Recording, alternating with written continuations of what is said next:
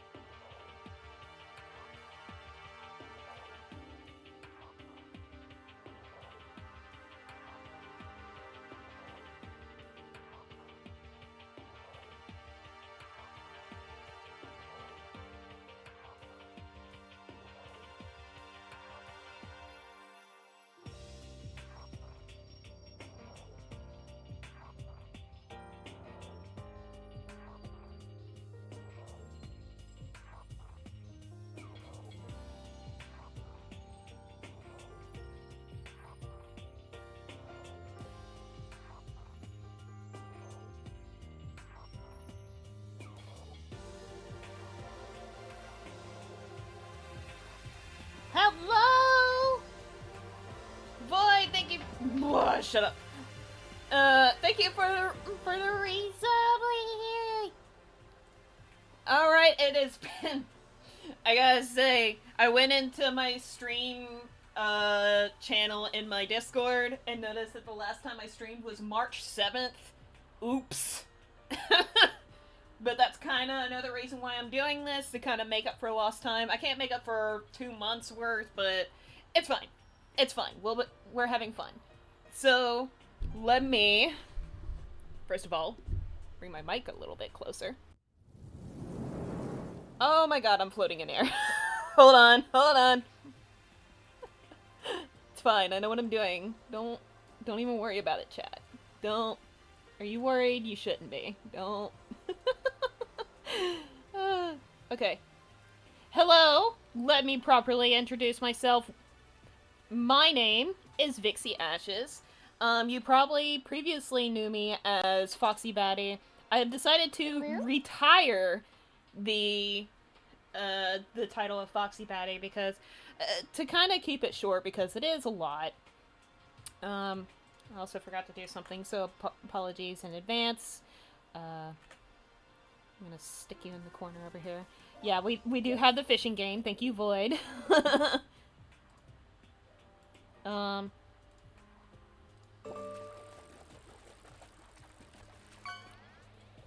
What'd you get?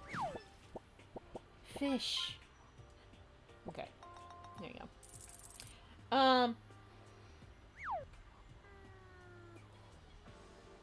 Actually, you know what? I didn't set up this screen. Oops. There we go. So, hello everyone, I'm Vixie Ashes. I've decided to retire as Foxy Batty. I've had that name for like 15 years, and after a lot of like soul searching and a lot of things that happened over the course of the year, if you know, you know. If you don't, it's fine. It is what it is. But I realized that I was trying to pretend that things were normal, even despite my circumstances. They're not. So, you know, it is what it is. But I decided, with the help of my friends, and big shout out to Virtual for the concept design, as well as the bringing to life of Vixie Ashes themselves. There's not a whole lot to tell about myself. I am gender fluid, so if you ask what my pronouns are, it's free range. He, she, they. It doesn't matter. I am an artist, and Father, I crave loads of cheddar cheese. No, Kiana, we're not. You don't need cheese. So, but I've been streaming since technically 2020. This is probably the most comfortable I have been in a very long time. I have been through a lot. I am finding out a lot about myself. And I'm never gonna stop, like, growing. I just noticed that my PNG tuber has a hole in it. Just don't look at it. It's fine. Or does it have a hole? I think it does.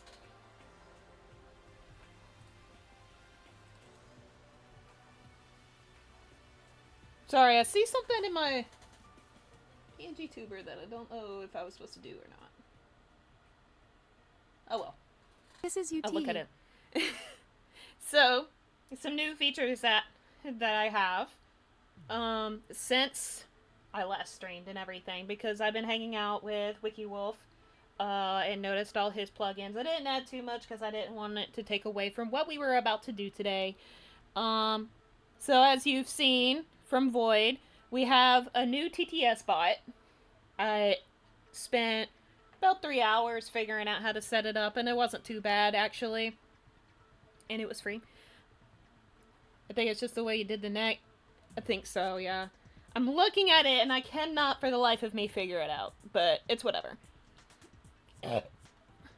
Because I thought it was see-through, but I think it's just a miscolor, maybe? Because I see the neck. I don't know what that is. I'll look at it later. I'll fix it. So we do have... Let me see. So we do have the fishing game. It's hair that should be in that space. I'm gonna pull up the PNG real quick. Where?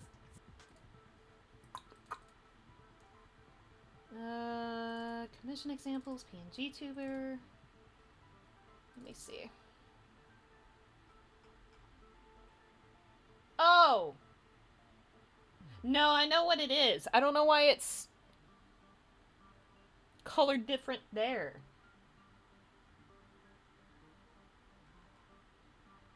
Because I know what it is. It's my wing. Or, not my wing. My hair. I don't know. I was looking at my wing.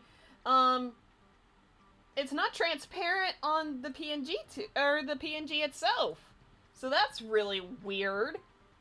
It's like, you see the, like, the black pieces of hair on my bangs? That's really weird. I don't know why it's doing that on here, but whatever. I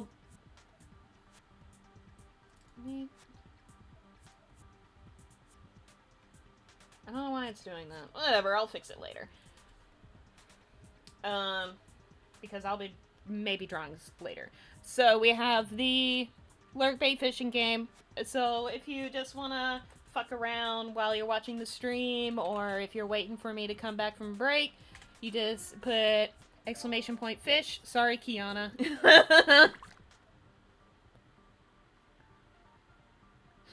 I'm gonna see what I get real quick.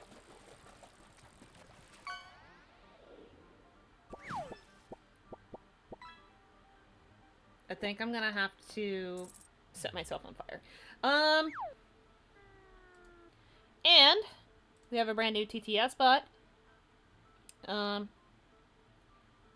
The art for Kiana is done by Virtual as well. I thought it'd be cute to just do it with this one, you know?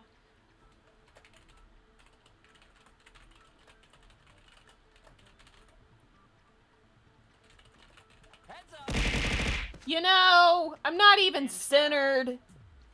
You just threw it at the air. Oh no, I've been turned into water. Help. Stop, let me introduce Kiana.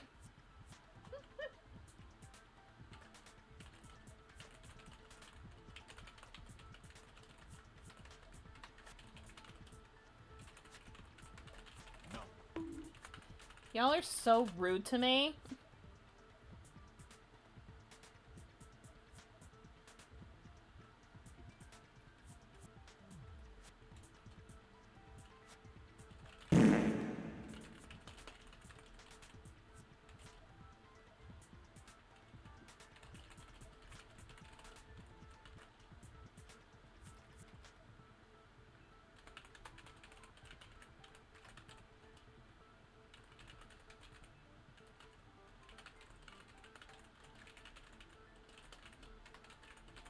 Okay. I had to think about message.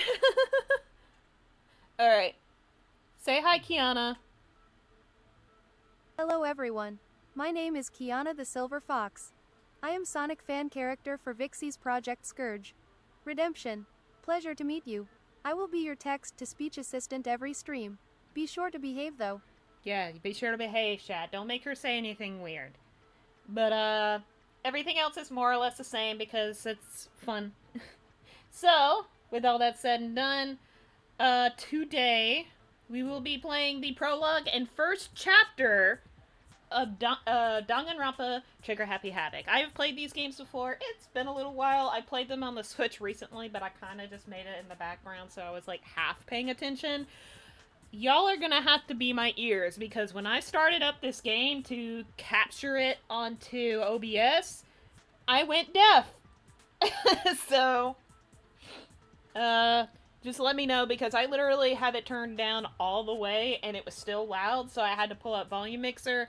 So, just be my ears for that. Without further ado, let's get started, right? We're gonna turn off Spotify. Alright. So for those that don't know what this game is, whoops, I closed volume mixer out of habit. This is essentially a murder mystery visual novel. Oh cool, I have an overlay. I'm also still deafened. Oops.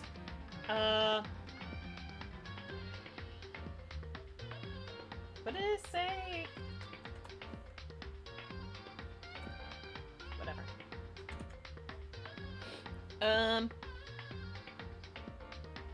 This is a murder mystery visual novel very similar to the Phoenix Wright games. This is made by Spike Chunsoft, who has made games such as the Pokemon Mystery Dungeon games. And that's all I can really think of. They mostly do like RPGs and visual novels and stuff. This was originally a PSP game in Japan only, and then we got it in America, also on the PSP, and the PS Vita, I believe. And then it was transferred to console and PC. I literally bought the whole pack for like, and by the whole pack I mean like, Trigger Happy Havoc, Danganronpa 2, V3, and Ultra Despair Girls. I will not be playing Ultra Despair Girls. If you know, you know, but there's a lot of topics that Danganronpa touches upon that can be triggering. So bear that in mind. However, with Ultra Despair Girls, there's a lot of uncomfy, extremely uncomfy topics. So we're not gonna do that. I don't care if Twitch approves it. If you want to know so bad about the story because it does connect to the entire story as a whole, just look up a playthrough because I'm not doing it. For the streamathon, we are going through Trigger Happy Havoc, Danganronpa 2, as well as Danganronpa V3. As far as what I'm going to be doing with this game is I'm going to challenge myself. I am going to put it on the highest difficulty for all three games, and for the free time events where you get to hang out with all the characters in the game, I'm going to have you guys decide. Essentially, the first person that says, name here, I'm going to go talk to them. So, it's a fun game, but we'd rather not get in trouble with Twitch, even though it's not on their ban list. Yeah. Alright. And I'm going to be playing with mouse and keyboard, because I played it with mouse and keyboard, and I have better experience with that. So, without further ado, new game, English, highest difficulty, which is mean. Alright.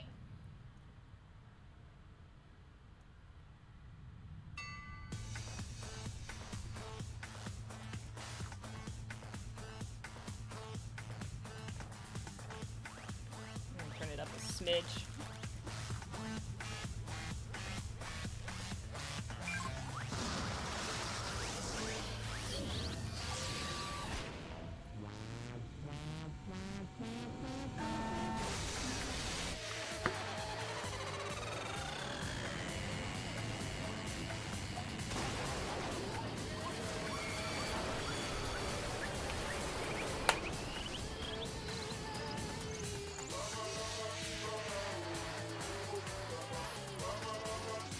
And yes, you will be hearing me hum the music a lot. The music slaps.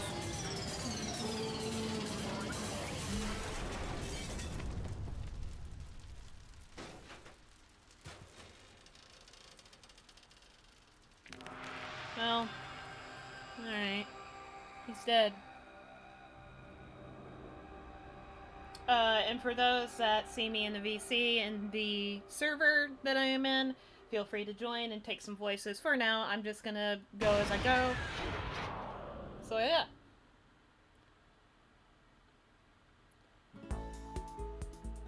The massive high school towers over all the other buildings in the bustling urban area. It's like the school stands at the center of the entire world. Hope's Peak Academy. It brings in top students from every field imaginable, a government-funded school of privilege. They say that if you come here and manage to graduate, you'll be set for life. With hundreds of years of tradition, it sends the cream of the crop into the workforce every year. It was built to raise hope in the nation's future, which makes Hope's Peak a pretty fitting name. There are 2 things you need to attend this school. 1, you have to already be attending high school. 2, you have to be the very best at what you do. No ordinary student could enroll here. The only way in is if you're scouted by the school itself. And standing there at the gate of the ultimate school filled with the ultimate students was me. Before we go any farther, I guess I should introduce myself. Whoops! I forgot what the log is. Hold on.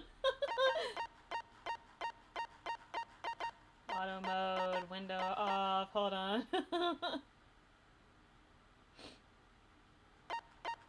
Anyway, this is Makoto Naegi.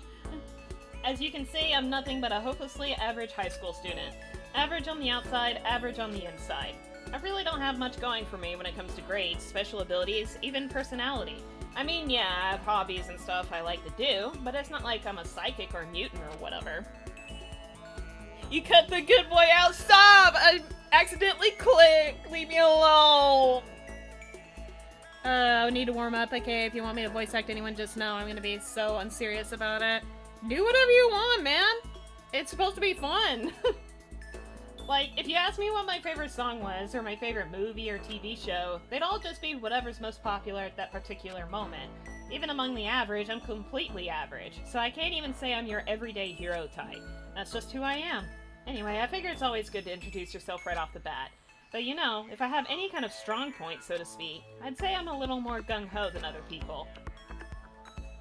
I mean, look at me. I'm completely ordinary, but still, here I am, standing in front of the anything but ordinary Hope's Peak Academy. I still can't believe I'm standing here. I wonder if someone like me can survive in a place like this. It's got this— I am Makoto Naegi, the ultimate normie. Hello! It's got this overwhelming presence, like it's trying to swallow me whole. But it's no wonder I would feel that way. What you have to understand is, well, let me just tell you about the preparation I did last night to get ready for today. Hope's Peak only invites those students who are the truly elite in their field. It's such a popular topic. There are threads online dedicated to talking about the school's attendees. So to prepare, I looked up some of those threads, and all I saw was talk about ultimate students who were way beyond your average high schooler. For example, one incoming student is the ultimate pop sensation. I guess she's a high school girl who's also the lead singer for a pop group famous all over the country.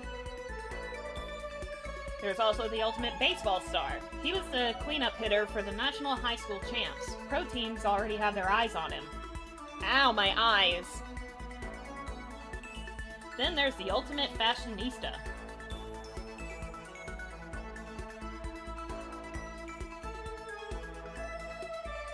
She's been on the cover of tons of fashion magazines. She's what every high school girl wants to be. Oh, and they mentioned the ultimate biker gang leader, too. The scary thing is, he's the de facto leader of every biker gang in Japan. Gangs everywhere love the guy. On top of that, there's the ultimate martial artist, the ultimate fanfic creator, yeah, I knew that was coming, the ultimate gambler, the ultimate swimming pro, the ultimate programmer, the ultimate clairvoyant, and then some. Reading that made me realize how totally powerless I was. It was the country's finest, top to bottom. I felt like a tame little house cat who'd wander into a pride of lions. But still, there was something I couldn't stop thinking about. You see, there were a few students who I couldn't find any info on, no matter how much I looked. With all those ultimate students, I'm the only one without any kind of worthwhile talent. And then, what about those other new students who didn't seem to pop up anywhere? Could they be just average students like me, without any talent or anything? That thought was kind of encouraging. I mean, I know I don't have much in the way of personality, but beyond I that, love the there's ultimate clairvoyant, Dan Aveden from Game Grumps. Aveden, that's so funny.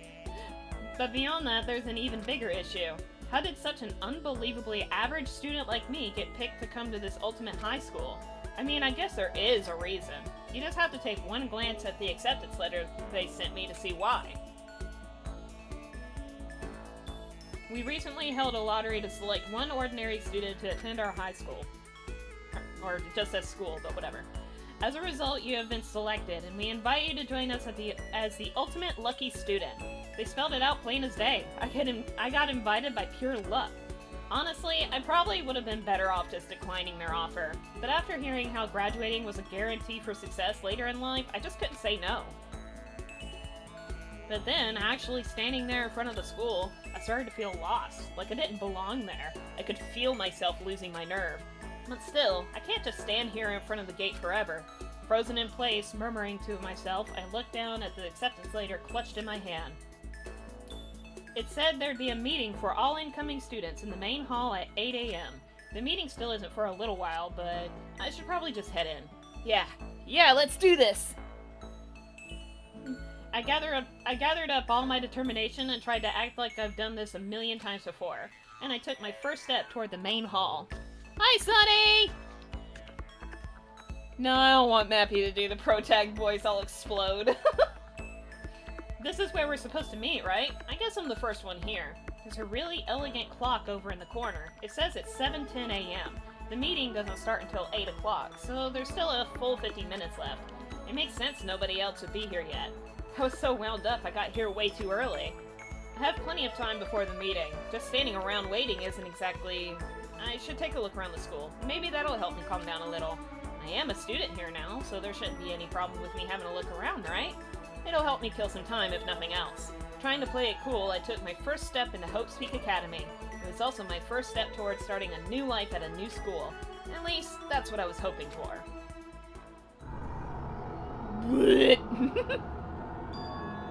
What the? But the instant I took the first step forward, my view became warped, twisted. It was like some kind of delusion, melting away, mixing together into something else. Spinning, mixing, melting away, then spinning again. In the next moment, everything went black. That was how it all began, and how life as I knew it came to an end. At that point, I should have realized the reason I was brought to Hope's Peak Academy wasn't because I had ultimate good luck. It was so I could experience ultimate despair.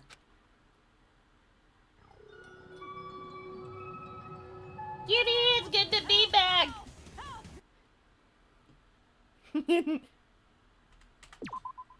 I'm excited to be back. Oh yeah, don't worry about this. We're gonna override it, actually. Fershel comes on. I need him to do a shadow voice with Byakuya LMAO. That was not at all how you pronounce that, Kiana.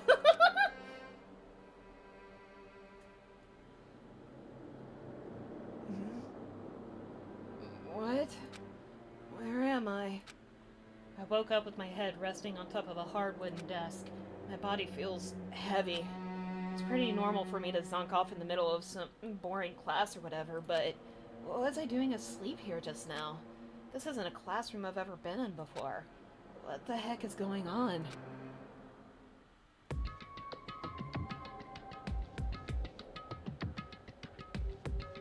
I'm not gonna read the tutorial, but it's just telling me how to play the game, which I don't remember how to play this on mouse and keyboard, but I just know that it was pretty easy to play, so...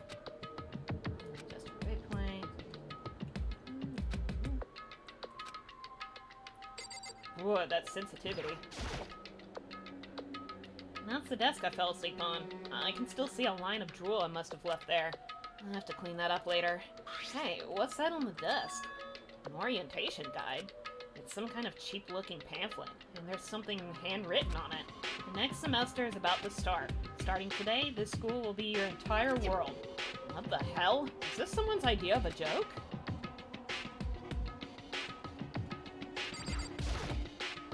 What the heck? In any normal classroom, that's where a window should be. But it looks like some kind of metal plate has been bolted over it. And if I were to knock on it... That was in my ear! Stop! Yep, definitely metal. Thick, too. Very solid. Wait, that's not what matters here. More importantly, where are there... Don't! We're not starting this! Wait, that's not what matters here. More importantly, why are there metal plates over the windows? Is that a surveillance camera? It's a dangerous world we live in. I guess they have these to keep weirdos from just wandering in. I don't know why I remembered Tab would show the waypoints there. Jeez, I can't believe it's already 8 o'clock. It was just after 7 when I first got here. Has it really been almost an hour since then? Okay, let's see. So what might have happened is, I got myself so wound up I passed out in the main hall. And then someone carried me here? Yeah, that's true. It must mean this is a classroom inside Hope's Peak. But then if that's true, it just raises more questions. This is all really strange. I mean, those metal plates covering the windows, it's like it's a prison or something. None of this makes any sense. I should probably head back to the main hall. It's already past the meeting time. There might be other students there now.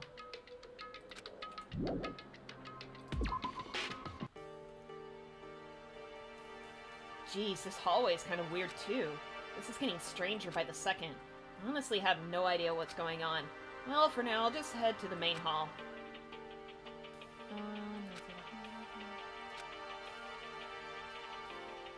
Tab, okay. I couldn't remember how to open the map. I'm gonna need that because I will get lost because I have 0 sense of direction.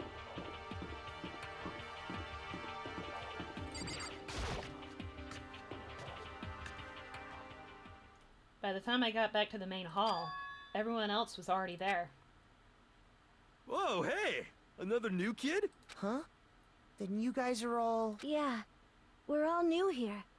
Today's supposed to be our first day of class. So, counting him, that makes 15. Seems like a good cutoff point, but I wonder if this is everyone. Standing before me were the ultimate students that had been handpicked by the school. I looked around at everyone who'd gathered here, taking in their faces one at a time. Maybe I was just imagining it, but I swear I could feel a kind of aura coming from each of them.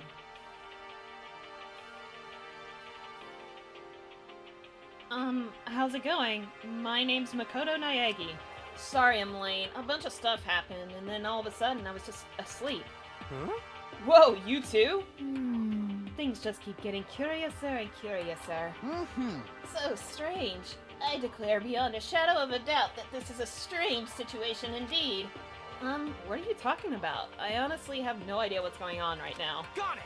Just a moment! There's something else we must address. Listen, Makoto, your tardiness is unacceptable. Surely you are aware the meeting was to start at 8 a.m. sharp. To be late on your first day is unspeakable. I must report you, and you must accept your due punishment. What?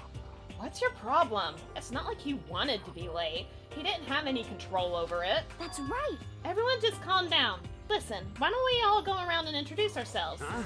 The hell? Now's no time for friggin' introductions. Maybe, but it may be good to at least find out who we all are before digging into the bigger problems here. I mean, how are we even supposed to talk to each other if we do not know each other's names? Yeah. That's a good point. Okay, so let's get introductions out of the way, then we can move on to whatever else. Sound good? I'm still totally lost, but I think it's best to just focus on getting to know each other for now. So I guess this is as good a chance as I'm gonna get. I already looked everyone up on that Hope's Peak Academy thread online, but I still don't really know what kind of people they actually are. Time to find out. I'll start by talking to those 5 over there.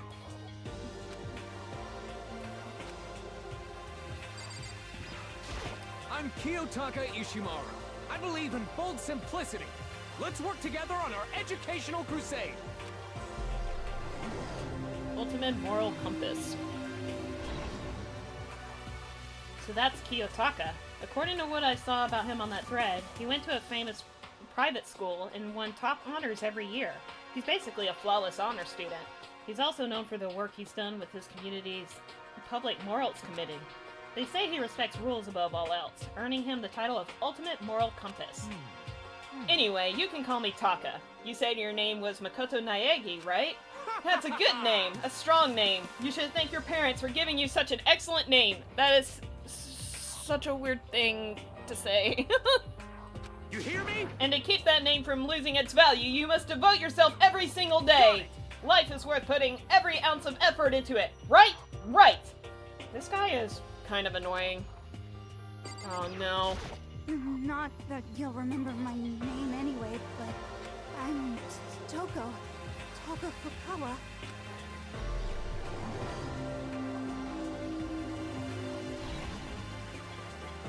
Yeah, she wrote a novel when she was 10 that got everyone talking and watched her literary career.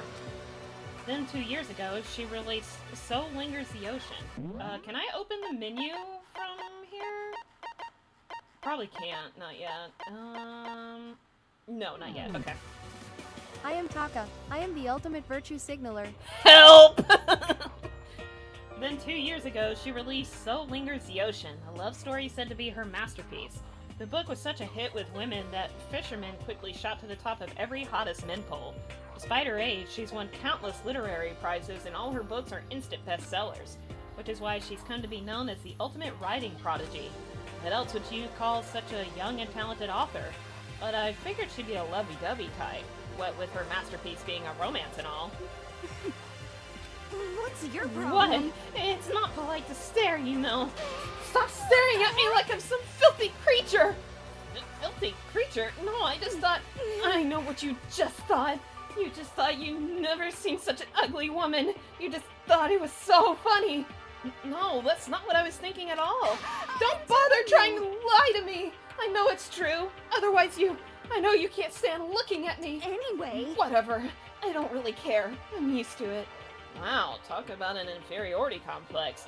I was way off about what a successful author would be like. Hi, Lit!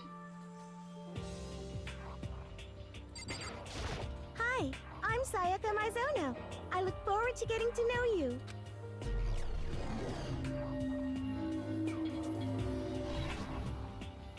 The way she moves is positively mesmerizing, and that pleasant scent I can't quite place. Sayaka Mizono. When I saw her name in that thread online, frankly, I was pretty surprised. She's in a pop group famous all across the country. In fact, she's their lead singer. As the ultimate pop sensation, she's in high demand to appear on TV and in magazines everywhere.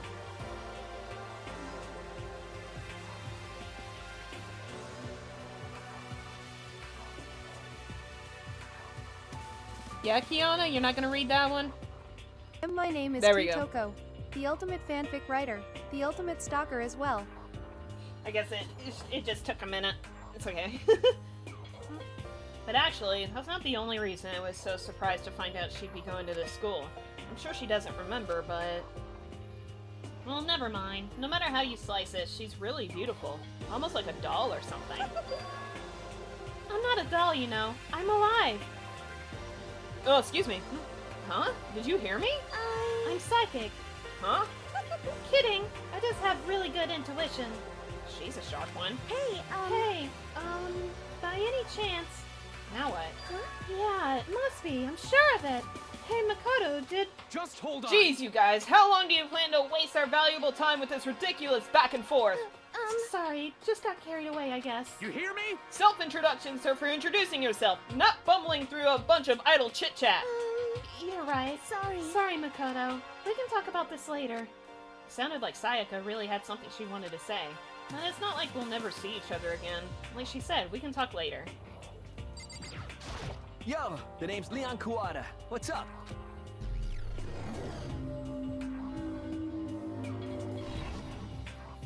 I recognize that name.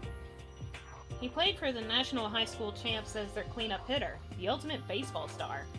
And that superb athletic specimen is... You? Seriously? Huh? What's wrong? Nothing. I'm just surprised. I figured with you being the ultimate baseball star and all. Break. What, were you expecting some kid with a shaved head? Shaved head?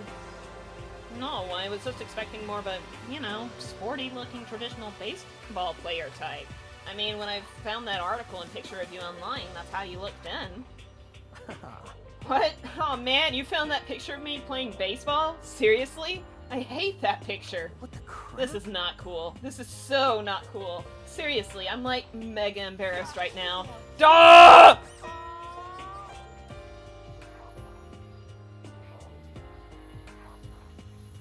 I didn't have a choice, okay? Shaving your head like that is part of national championship regulations. And now I refuse to cut my hair, and I'm not gonna dye it back to normal either. Hey, listen. Actually, can I be totally honest with you? You know... I don't like baseball. Like at all. I've never gone to a single practice. He's never practiced and he was still his team's star player? He's some kind of prodigy. Yeah! And as soon as I got accepted here, I quit baseball for good. I have my own dream for the future. A dream for the future? My only path in life is getting into music. You can feel that star quality aura I have, right? You know what I mean. I'm gonna be a singer, so all I need is a songwriter and someone on guitar and we're set. How cool is that? This new version of me that's chasing after my dream is like super cool to the max. Can't believe what I'm hearing. I never imagined I'd hear something like that from a baseball all-star. Who voices, Leon? Let me see. Oh my god, it's the same voice who did Shuichi. Oh, really? That's funny. Oh god. I am Hifumi Yamada.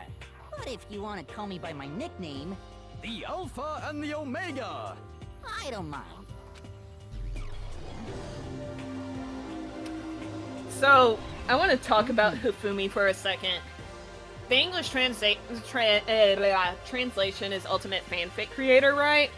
By the way, this is Lucian Dodge. He does like a fuck ton of voices. He's amazing at what he does.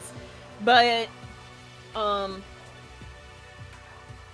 realized in the original translation, which is Japanese, of course, he is essentially the ultimate, doujinshi creator. Which explains a lot, and I'm just over here like, oh no!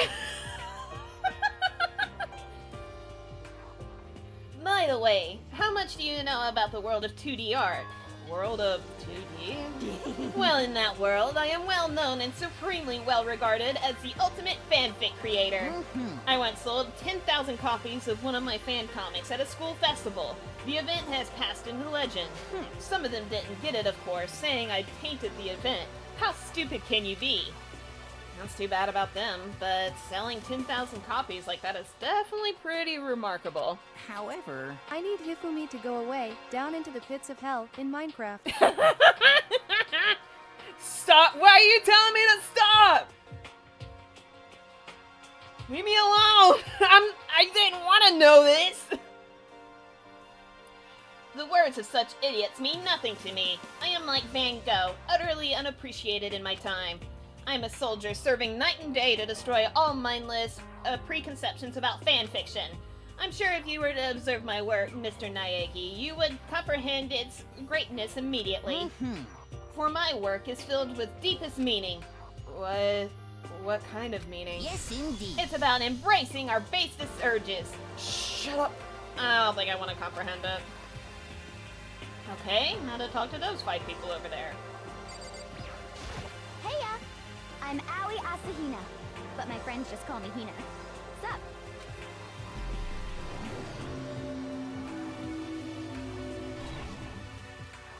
Aoi Asahina.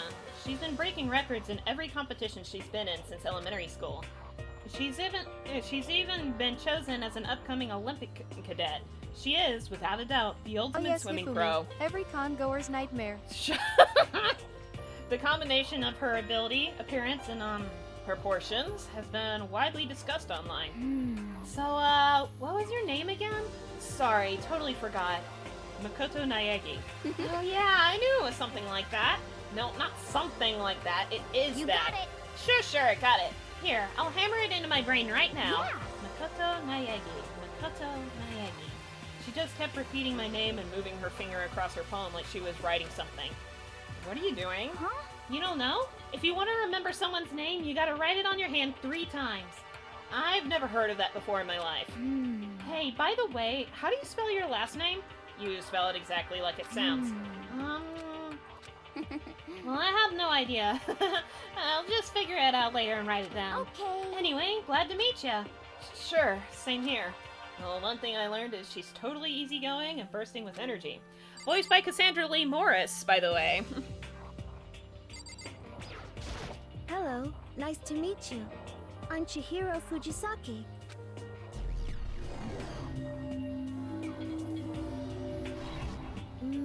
Sorry, I get kinda embarrassed whenever I introduce myself like this. Anyway, I hope we can get along. Same here. Nice to meet you. Huh? Huh? Maybe it's just my imagination, but have we met before? I don't think so. We just met for the first time, which is why I said nice to meet you. I am Nina, sorry. the ultimate singular brain cell. Oh yeah, good point. Sorry. You don't have to apologize for that. Yeah. Oh yeah. Chihiro Fujisaki is known for all the cutting-edge programs she's created. Oh, that's right. She's the ultimate programmer. She's also got that timid little bunny-type thing going on, which has endeared her to her legion of fans. Hey, so listen. I'm sorry. really sorry. Huh? What are you apologizing for now? Well, just 'cause you seem upset. Chat, is this just Wiki? Anyway. Well, just 'cause you seem upset. You must be mad at me, right? No, not at all. I was just lost in thought about something. Huh? Lost in thought? Yeah, it had nothing to do with me being upset or anything. Thank you. Oh, that's good. I was afraid maybe you didn't like me. I'm glad. I'm starting to understand why her fans are so into her.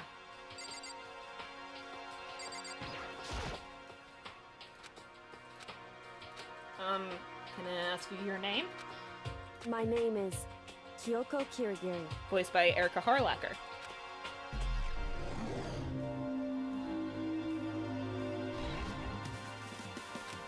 She is pretty tight-lipped, huh? Oh, but you know, her name didn't show up anywhere in that Hope Speak Academy thread. And I did see that there were students like me, ones who didn't have any real identity or presence. Could this girl be one of them? So what are you doing at this school? What? What's that supposed to mean? No, I just meant getting invited here means you're some kind of ultimate something, right? So what ultimate something are you? That doesn't matter. Why should I tell you? Huh? Well, I guess you don't have to tell me. No, I don't have to tell you, so I'm not going to. Nothing about her turned up online, so I was thinking maybe she got picked by chance like me, but her face is like an iron mask. If she doesn't want to tell me anything, no point in asking. Hi! I'm Junko Enoshima. Charmed, I'm sure. Kyoko, the ultimate waifu, J.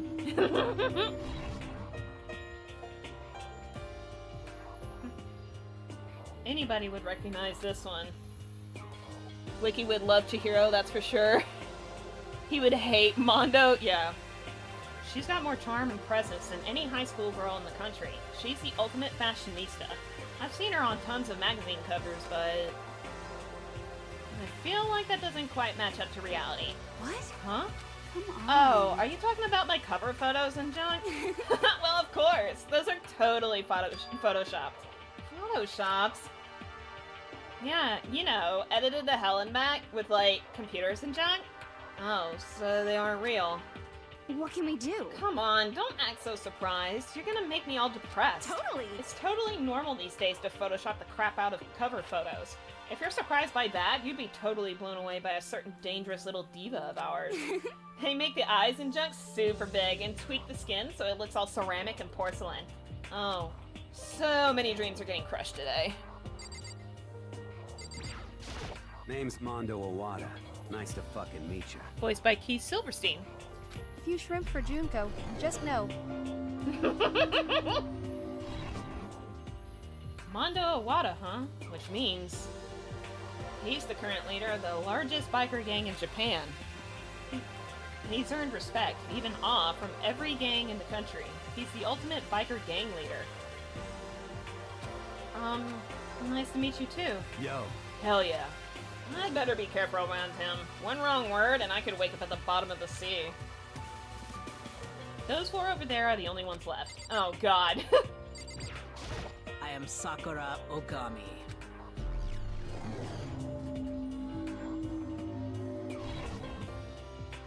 Oh jeez, I almost asked her if she was a guy. The day I say something like that out loud is the day I get turned into a human meatball.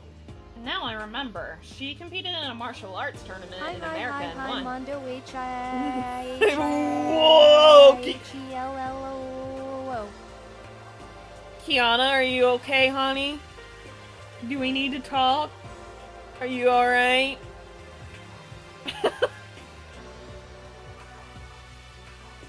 But now I remember, she competed in a martial arts tournament in America and won, despite being a girl. She's the ultimate martial artist. She's fought in over 400 matches and never lost a single one. That thread also said a bit more about her. Some call her Ogre. Some even think she's the closest known relative to the primates. The famed missing link I could not read for a second.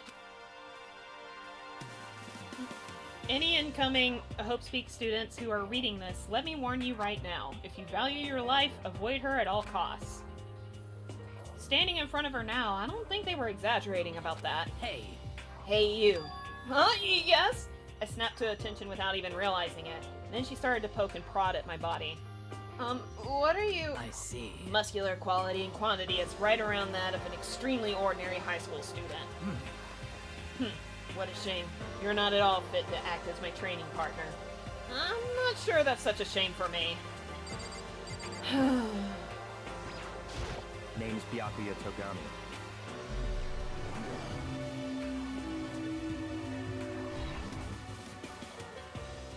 Hi, nice to meet you. That's the most half-assed introduction I've ever heard, but there isn't really anything I can do about it. Even among the ultimate students, this one is special. Byakuya Togami. He's the heir apparent of his family's massive financial conglomerate. He's already started managing business operations, and his own personal assets are, well, vast. His title of Ultimate Affluent Progeny is completely accurate. He's the definition of exceptional. No! Sonny, no! No, he sucks! He sucks, Sonny! That's everything I learned about him from that Hope Speak Academy thread online. Come on. We're done with introductions, right? How much longer are you gonna stand there? Go away. I'm sick of you insufferable, beautiful, pretty prick that I want to kick into the sun purple heart. I understand. Go away. I'm sick of looking at you. His aura says to me, you and I will never stand on the same level, like a king in training. I'm Yasuhiro Hagakure. Hero for short. Take it easy, yeah? I know I will. Hi, Dan. Yasuhiro Hagakure, known as Supernova in the psychic community, the trend-setting ultimate clairvoyant. Honestly, I don't really get all that fortune-telling stuff. It's pretty much beyond me. Still, I can't help wondering if there's any truth to it. Could it be... Okay, I give up. Huh? What happened? Serious? I saw it. I looked right at it. Seriously, I totally saw it. Saw what? A guardian angel with a crazy perm chasing after Bigfoot, running off with a skyfish in its mouth. What? And that guardian angel is your guardian angel. Nah, I'm just kidding. But hey, we should grab some brewskis sometime and get real deep into Lemuria and its civilization. Hero, no. What? We're not allowed to drink. We're in high school. You know? Oh, I'm actually 21. I've been held back a few times, see, and, well, it's a long story. A few times? Yeah, I bet that is a long story. I do not think we have been introduced. I am Celestia Ludenberg. I'm judging y'all for liking Byakuya. Yasuhiro, I love you so much, LMAO. I like Celeste's design. Me too. Celestia Huh? Ludenberg. It is my name, but if you don't mind, I would prefer for you to call me Celeste. You are Japanese, right? Huh? Of course. Why do you ask? If you don't mind, could you tell me your real name? I don't know what you are talking about. Celestia Ludenberg is my real name. But as I mentioned, I would much rather you call me Celeste. She's polite, but pretty forceful at the same time. I don't think she wants to say any more about it. I guess the rumors in that thread were right about her. The self-styled Celestia Ludenberg. She's the ultimate gambler who's never lost a bet. Other than her obvious love of gothic Lolita clothes, everything about her is wrapped in a veil of lies. They say she entered and won an underground gambling tournament, earning the title Queen of Liars. She totally cleaned out the other Bro players. even knew this though? Since you started the playthrough lol. I'm still judging you. That doesn't change. She totally cleaned out the other players, taking their life savings and laughing as she did it. I look forward to getting to know you better. That smile is beyond deceptive. I better watch myself around her. And with that, all the introductions are done. Even though they're all ultimate, they each have their own individual sort of, something. Okay, time to get down to business. This is no time to stand around making friends like a bunch of dull-eyed baboons. No, that's true. I think someone said something about a bigger problem or something? What was that about? Well, you see, Makoto, you said a bunch of stuff happened and then you were just asleep, right? Well, the same is true for all of us. What? Seriously? I mean, seriously? Just after each of us got to the main hall, we lost consciousness. And when we came to, we were somewhere here in the school. That's what happened to you, right? But that's just weird. That every one of us would get knocked out like that. Piece of shit! Okay. Exactly. That's why we're all freaking out. I call one Vixie to the stand. Now, Vixie, tell me, which is the hottest and why? Checking for research purposes. Oh, Armodius, hello! Hello! Okay. Full disclosure. Might be slight spoilers, I don't know. But, by this point, and I've done my research, they are all 18 and older by this point. So, no one give anybody grief.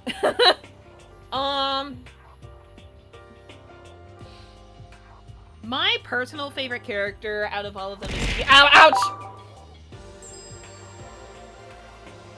That scared the shit out of me. Thank you for the follow.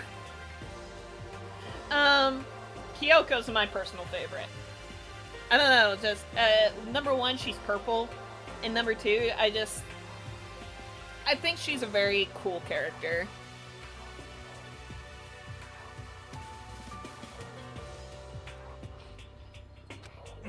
And that's not the only thing. You saw where all the windows in the classes and hallways were, right?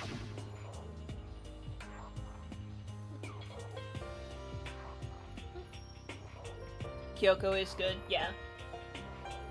But instead of normal glass windows, it was a bunch of big metal plates. What's that about? Are you for real? Mondo is like an angry chihuahua. I can't take him SRSLY no matter how angry he gets lol. Yeah. Plus, all my stuff's missing. Even my cell phone. Yeah, you're right. I haven't seen my PDA anywhere either. And then there's the main hall here. The front exit is completely blocked by some giant metal hatch. What does this mean? But there wasn't anything like that when I first got here. What the heck? What's it doing there? Maybe we got caught up in some kind of, like, you know, crime or something? Is it, like... Yeah, I have a fishing game if y'all want to idle with that. What, like a kidnapping? You think maybe someone grabbed us and hauled us off and we're not actually at school? Hey, Come on, don't think like that. Cheer up. I bet this is all just part of the school's orientation procedure. Okay, reading ability is starting to fly out the window. Happen to know if Wiki likes trance music, don't worry why. I think so. Just make sure he's not high whenever he's listening to it. He will trip. Oh, sorry to all those that have ads. Well, I'm taking a sippy. Oh yeah, also all y'all enjoy the emotes. I fluffed them up and everything, so yeah. And don't worry about disrupting the stream with the fishing game. It's there in the corner out of the way. Yes, I realize it covers the dialogue box, but I'm reading out loud anyway, so it's okay. Plus, if it starts bothering me or whatever, then I can just move it. I bet this is all just part of the school's orientation procedure. You know, Yeah, I'm sure that's it. So I'm just gonna take it easy for a little I bit. see. Oh, so you think they wanted to do something to surprise us? What the hell? Huh, well, that's all it is. It's nap time for me. You know what I mean. I was up way too late last night, so I could use a little shut-eye. I could feel everyone's tension evaporating. But then, it began.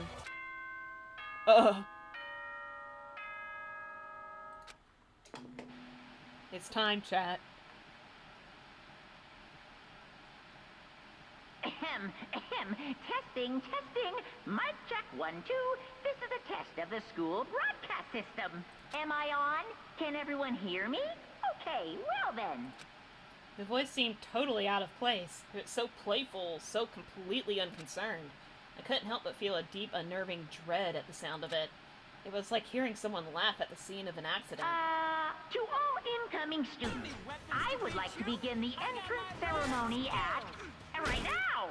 Please make your way to the gymnasium at your earliest convenience. That's all. I'll be waiting. What the hell was that just now? Goodbye. Well then, if you'll excuse me. Hey!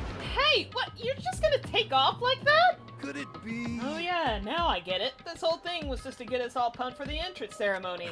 Man, thank God it was all a joke. I'd be totally freaked if this was real. You know? Alright, guess I'll head out too. Wonder what they got planned for us next. Damn, I was totally looking forward to that nap too. Why'd they have to go and kill the mood? Huh? Oh, wait for me! I want to go with you! That is that then. I will see you all there. Anyway... Not that anyone cares, but I'm gonna go too. Everyone took off for the gym, but I was frozen where I stood. That uneasy feeling I'd had before. I couldn't get it out of my mind, and it looked like I wasn't the only one. This doesn't seem right. This is bad. Yeah, that announcement was totally weird. However... Maybe, but just staying put doesn't mean we'll be safe. Besides, aren't you guys just a little bit curious to find out what's going on around here? I see. If we do not move forward, we learn nothing. The only choice is to push ahead. I guess she's right, but still, I'm really nervous. We don't have a choice. We have to go. They said to go to the gym, right? Where are we at? 1 hour? Okay. No break time yet. Can I guess I can't open the menu yet. Oh well. Because I was gonna adjust the audio to where the voices were louder, but whatever. I guess I won't be able to do that until I get the thing. Where am I? Okay. I thought somebody was coming in. You would think I would remember where everything is. I don't. That's the joke.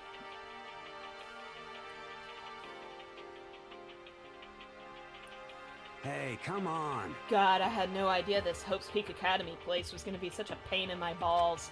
It really ain't that much different from the time I spent in juvie. Hell, this place is even worse. And why isn't there anyone here?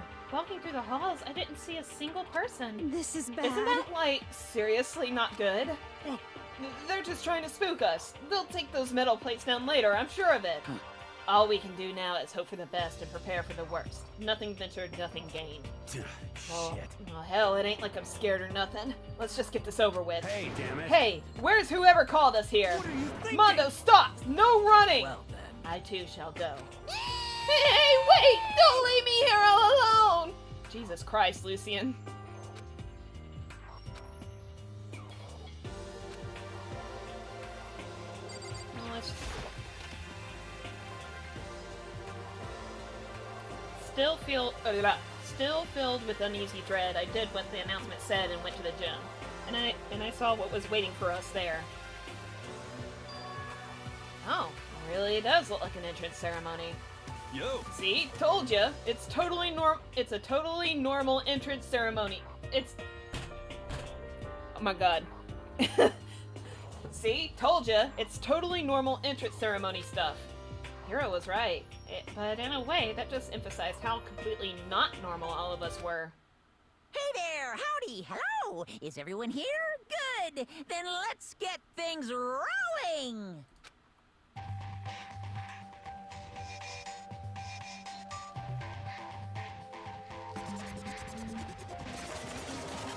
He! It's he! Huh? teddy bear? I'm not a teddy bear. I am Monokuma! I am this school's headmaster. It was the strangest thing I'd ever seen. Right before my eyes, what I was seeing was utterly incomprehensible. Nice to meet you all. Such a bright voice and carefree attitude was completely out of place. And all that anxiety I've been carrying with me suddenly transformed into outright fear. Say Ah! That teddy bear can talk! Calm down. I'm sure there's just a speaker inside it. Hey. I told you already, I'm not a teddy bear. I'm Monokuma, and I'm your headmaster. Ah! It moved!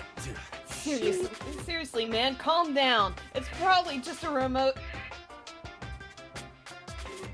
I don't know what happened. Oh, she was trying to do poo-hoo. Okay. Uh-oh, did y'all break her? No. Don't break my bot, bro. Monokuma There we best go. character, no cap PUHUHUHUHUHU. Okay, there we go. She caught up, it's fine. Seriously, man, calm down. It's probably just a remote control toy or something. How dare you compare me to a child's plaything? You've cut me deep, deeper than the Mariana Trench. My remote control system is so complex, even the folks at NASA can't recreate or even comprehend it. But don't make me say stuff that might destroy NASA's dreams. I just couldn't bear that. Well, Bear that? Really? You are unfortunate. Now then, moving on. We really must hurry and get started. Come on. Giving up already? No other stupid bear puns? Now then. Quiet down now, quiet down! Okay, so... He has abandoned the gag. Good morning. Everyone stand at attention and bow! And good morning! You hear me? Good morning! What's You your don't have problem? to say it back. Now then. Now then, let us commence with the most noteworthy and memorable entrance ceremony. First, let's talk a bit about what your school life here will be like. Now, make no mistake, you few students so full of potential represent the hope of the world. And to protect such splendid hope, you will all live a communal life together solely within the confines of this school. Everyone will live in harmony together and adhere to the rules and regulations of the school. Huh? Now then, regarding the end date for this communal life, there isn't one. In other words, you'll all be here until the day you die. Such is the school life you've been assigned. What did he just say? Until the day we die? Yep. Oh, but fear not. We have quite an abundant budget, so you won't lack for all the common conveniences. hold on a That's the second. least of our worries right now. Yeah, what the hell? You're saying I have to live here forever? You're screwing with us, right?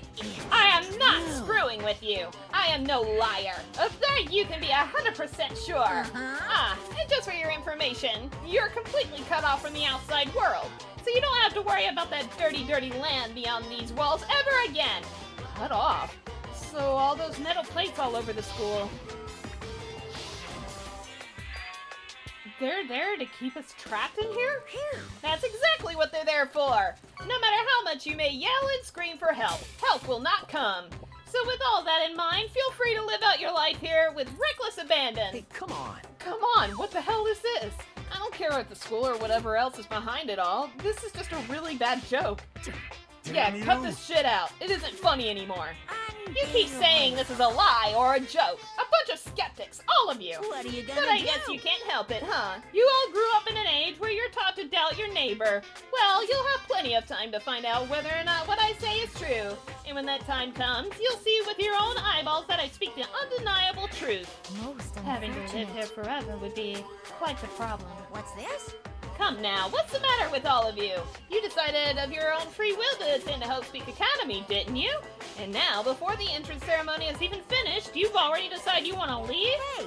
Oh, but you know, I guess I did forget to mention one thing. There is one way for you to leave the school. Really? Actually. As headmaster, I've crafted a special clause for those of you who would like to leave. I call it the graduation clause. Now then. Now, let me tell you about this fun little rule. As I mentioned, in order to maintain an environment of harmony here, we rely on a communal lifestyle.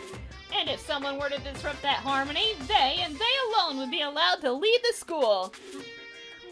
That, my students, is the graduation clause. What do you mean by disrupt the harmony? Well, you know, if one person were to murder another... Murder? Stabbing, strangling, bludgeoning, crushing, hacking, drowning, igniting, how you do it doesn't matter. You must kill someone if you want to leave. It's as simple as that. The rest is up to you, giving your all to achieve the best outcome in the worst way possible. A chill shot down my spine. You must kill someone if you want to leave. As soon as I heard those words, my blood went cold. I bet that got your brain juices flowing. Beats the heck out of a human catching a salmon, huh? Like I said before, you guys are the hope of the world. But you know, taking that hope and seeing it get murdered creates a darkened shadow of despair. And I just find that so darn exciting! What the hell? What the hell are you talking about? To kill each other is... it's... To kill each other is to kill each other. I'm sure there's a dictionary here somewhere if you need it. What are you saying? We know what it means. That's not the problem. Why do we have to kill each other? Say what? Yeah, stop blabbering off with all this nonsense. Just let us go home already. Blabbering? Blabbering? What do you mean blabbering? Stop blabbering on about blabbering on! You guys just don't get it, do you? Let us go! Let us go! You keep on saying the same thing over and over and over and over! Listen, from this moment on, this school is your home, your life, your world. Got it? And you can kill as much as you want to kill! So go ahead, go on a killing spree! Alright, come on. How long are you gonna keep this up? Huh? You know? You got us, okay? You scared the hell out of us. So you can go ahead and reveal the trick now. Reveal the trick? I'm right, Yeah, right? because, I mean, you know, this is all some kind of trick and all, right? So, like... Dude, shut the hell up and get out of my way. Shoving Hiro aside, Mondo placed himself in front of Monokuma, his voice rumbling like thunder. You're fucking Listen dead. up, asshole. This shit's gone way too far. What the hell kind of joke is this? What's the matter? Joke? What? You mean like your hair? You son of a... Mondo roared out, and then there was a sudden boom. It was the sound of the floorboards as he kicked off and launched himself into the air. He flew at Monokuma, fast and straight as a bullet. He'd locked onto his target. Gotcha, you little piece of shit! I don't know if you're a toy or a stuffed animal or whatever the hell. Either way, I'm gonna rip you to fucking shreds! What? Violence against the headmaster is in violation of school regulations! Shut the fuck up! Let me out of here, I swear to Christ! Hey, damn it. What, no smartass comeback this time? Piece of shit! Stop that goddamn beeping and say something! Watch out! Watch out! Get rid of it! Huh? Hurry up and throw it! I don't know if her ferocity stunned him into silence or what, but without a word, he did what he was told. He threw Monokuma. And as soon as he did...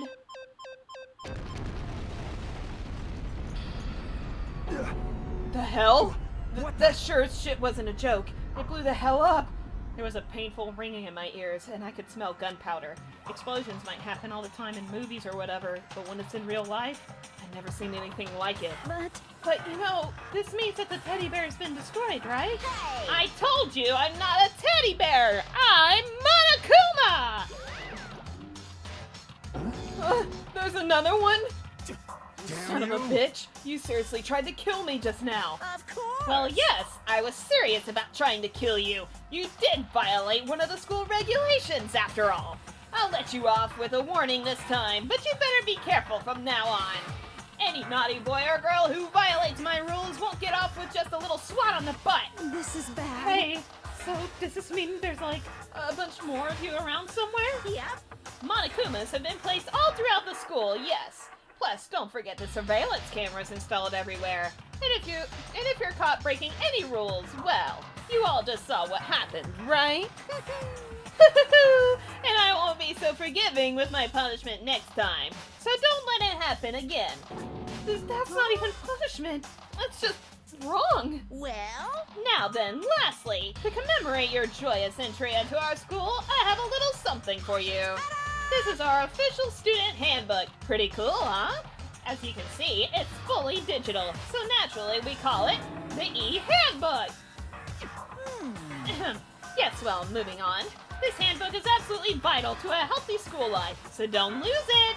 When you start it up, it will display your name. Always make sure you have the right one. Now, this is not your everyday notebook. It has so many more uses than that. Also, it's completely waterproof. Splash it, wash it, drown it, it'll keep on ticking. And thanks to its space-age design, it can withstand an impact force of up to 10 tons. Very resistant. It contains all of our school regulations, so make sure you review them thoroughly. You guys... You'll hear me say this a lot, but any violation of school regulations will not be tolerated. Shing! Rules restrict, yes, but they also protect. Society, for example, would be utter chaos without laws. Yes, indeed! The same thing applies here, which is why it's crucial we have strict punishments in place for violators. Okay, well, that brings our entrance ceremony to a close. Yeah, it did. Bye-bye! Please enjoy your abundantly dreary school life, and see ya! And with that, he was gone, leaving us all in a state of shock. So, guys, how would you define what we just experienced? How? Why? I don't understand any of this. We have to live here forever? Or killed? What just happened? Calm down. Everyone, we need to just calm down. First, let's just take a second to summarize everything we just heard. Based on what Monokuma said, we essentially have two choices. Choice number one is that we each stay here, living a communal life together until the day we die. And the other choice is, if we want to get out of here alive, we have to kill someone, right? But killing someone, that's... We were affected out of nowhere and stuff in this place makes it look like a Years school. old. Send help. Yeah. And now we're supposed to start killing each other? This is... Jesus Christ, Lucian. This is just... What is this? Ridiculous. Why is what it is. All these ridiculous things we've heard. This all has to be fake. Right now, it doesn't really matter if it's real or fake. What matters is there anyone here who's seriously considering all this? To that, nobody had a response. Keeping quiet myself, I looked around at the others. They all stared at one another, trying to gauge each other's thoughts. I could almost taste the hostility. That's when it hit me. I realized the true terror hidden within the rules Monokuma had laid out. You must kill someone if you want to leave. Those words had planted vicious thoughts deep within each of us. Each of us became suspicious of everyone else. We were forced to wonder, is somebody going to betray us? And that was how my new school life began. This school, which had come out of nowhere to raise my hopes so high, it's not a school of hope. It's a school of despair.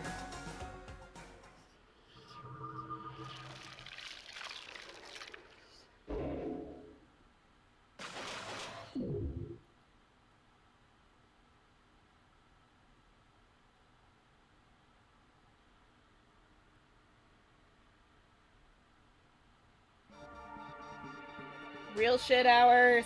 Let's go. Drink my Wawa in the meantime. Hey chat, take a sip of water every time you hear the word despair. Don't actually drown though. Yeah, Kiana, don't. Be sure to tell the chat not to do that.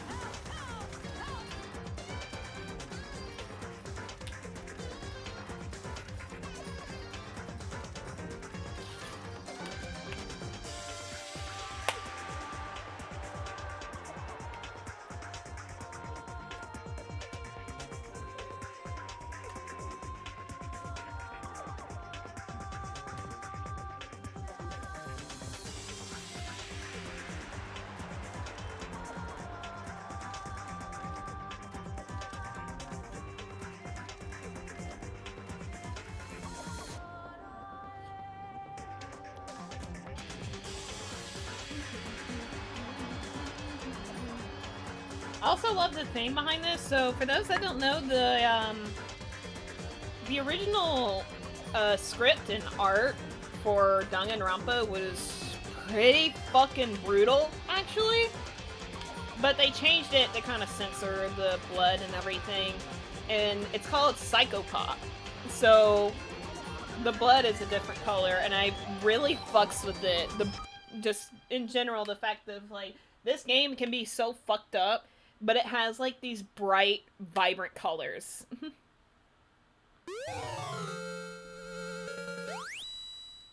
I don't want this. Save data. Where are we at? Still not at 2 hours, so we're still good. You must kill someone if you want to leave. My mind froze and my breath caught in my throat as I thought about that.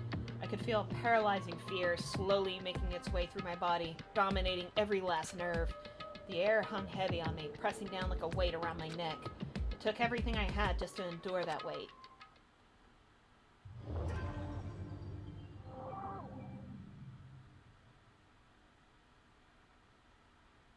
Yeah, you know, actually, same. But for as heavy as the air felt, all it took to pierce it was her sharp words. And? So, what are you going to do now? Hey. Just stand around glaring at each other? Her pointed comment was directed at everyone in the room. It helped pull us all back to reality. Right. She's right. Listen to me! Sometimes even if you're nervous or afraid, you just have to step forward. To forget such a simple fact, I can't forgive myself. I'm so ashamed. You hear me? Please, someone hit me. I can't forgive myself. Somebody hit me. Punish me. Huh? Jesus, if you have time to yell about it, typo, you have time to do something about it. However... Perhaps, but what is the mission exactly? Stupid! Idiot! To look for a way out, duh! What the... And we totally need to find whoever was controlling that stupid bear and beat the hell out of him! But before we do all that, maybe we should take a look at the handbook. It's probably best to check out those school regulations Monokuma mentioned before doing anything else. This is fine. True. If we stumble around with no clue what the rules are, something like that might happen again. Shit. Alright. Fine. So But then... let's hurry up and check out the stupid rules already.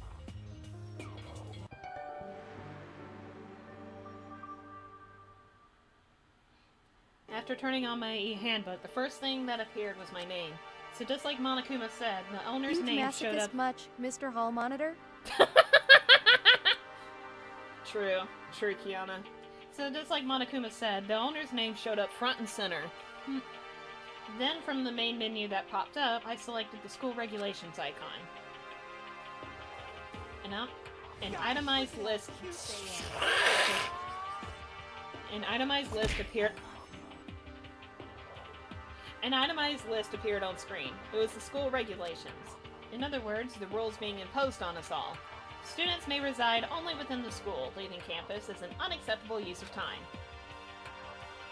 Nighttime is from 10 p.m. to 7 a.m. Hold on, I gotta burp. You say sorry, but I don't believe you.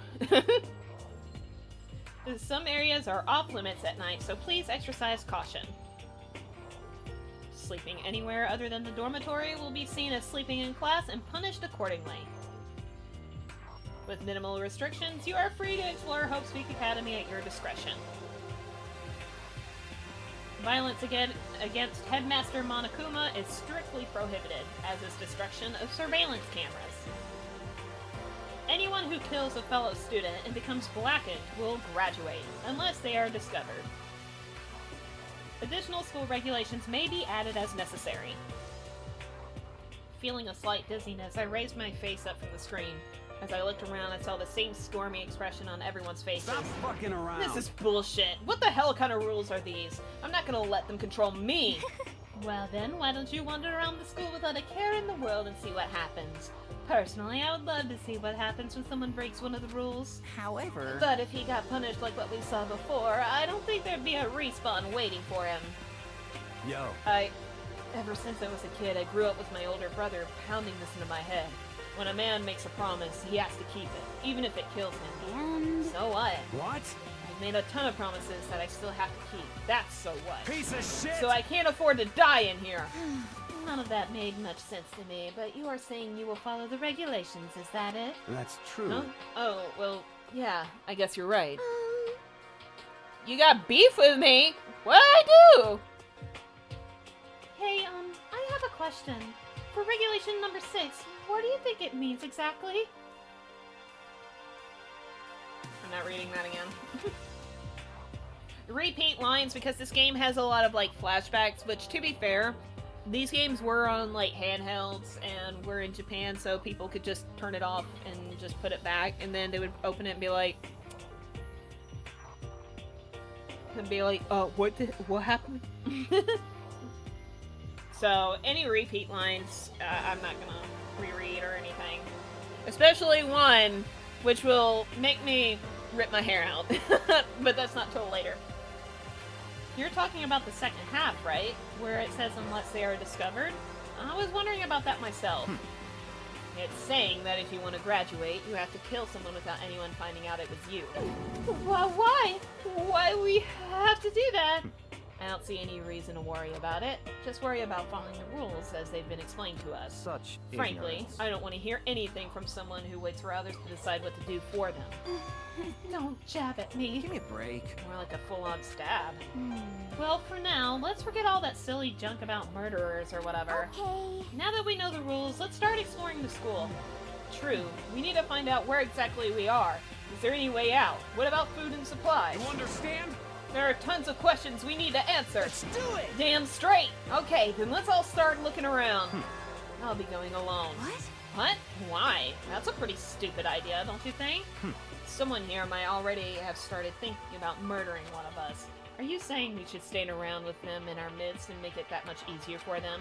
Hold on a Wait, second. hold on a second. That would never... What? Don't bother saying it couldn't happen. You can't deny the possibility. That's why you all seized up with fear when that graduation rule was made clear to you. Am I wrong? But... So, I'm simply acting in accordance with what I think is best for me. Just hold Hold on. Like hell, I'm gonna let you run off and do whatever you want. What? Out of my way, Plankton. What? What the fuck's that supposed to mean? Such One ignorance. tiny bit of plankton drifting across the sea. So minuscule, so insignificant, they couldn't possibly have any kind of influence on the boundless ocean. You're fucking dead. I'm gonna kick your ass! Stop it! We shouldn't fight! The fuck you just say? You some kind of goody-goody little bitch? You wanna throw Who do you down? think you are talking to me like that? You think you're my fucking dad or something? No, I wasn't! You Fuck son of a- you! Kiss, kiss, kiss, kiss, kiss. Okay. He punched me, and I flew back in a heap. It was like something straight out of a comic book. I didn't even see the punch coming. It was just suddenly right there in my face. One second I was standing there, the next I was soaring through the air. Now that I think about it, maybe I'd kind of forgotten the kind of people I'd be trapped here with. My common sense had just stopped functioning. Being around all these ultimates had blown my fuses. So I guess I shouldn't be surprised it led to something as absurd as this. But I just lost track of that sense of reality. That was my last thought as my consciousness started to fade. Before it finally cut out completely. And when I finally opened my eyes again, what I saw was...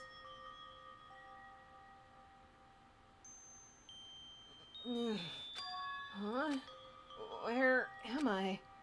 As if it had become part of my daily routine, I woke up in yet Today, another we room all I've gather never in seen the name before. of Makoto Naegi. Rest in pieces, Makoto. You'll be remembered in our hearts. Real shit. Let me see it. Okay, I'll look at it. During breaks, honey. As if it had become part of my daily routine, I woke up in yet another room I'd never seen before. Okay, so where am I now? F1? That's such a weird button.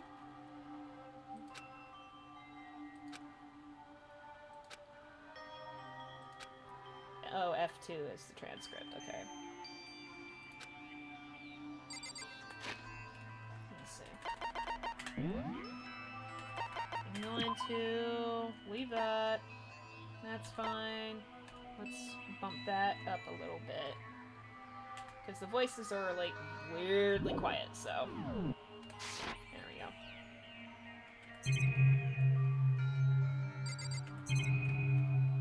Okay, there's a lot.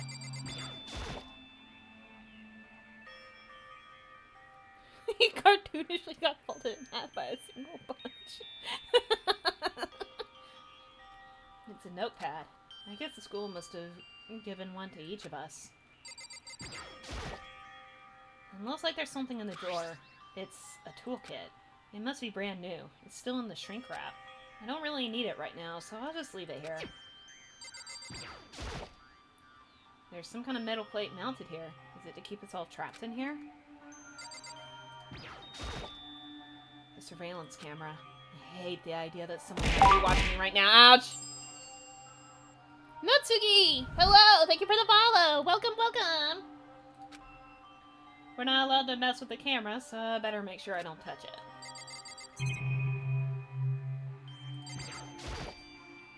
It's some kind of lint roller. I guess we're supposed to clean up after ourselves? There doesn't seem to be anything particularly strange about the bed.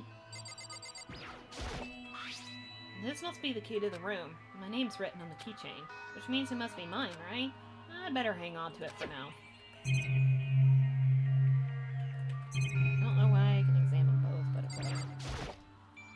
Just an everyday trash can. I don't see any kind of trapdoor or hidden compartments or anything. Nice!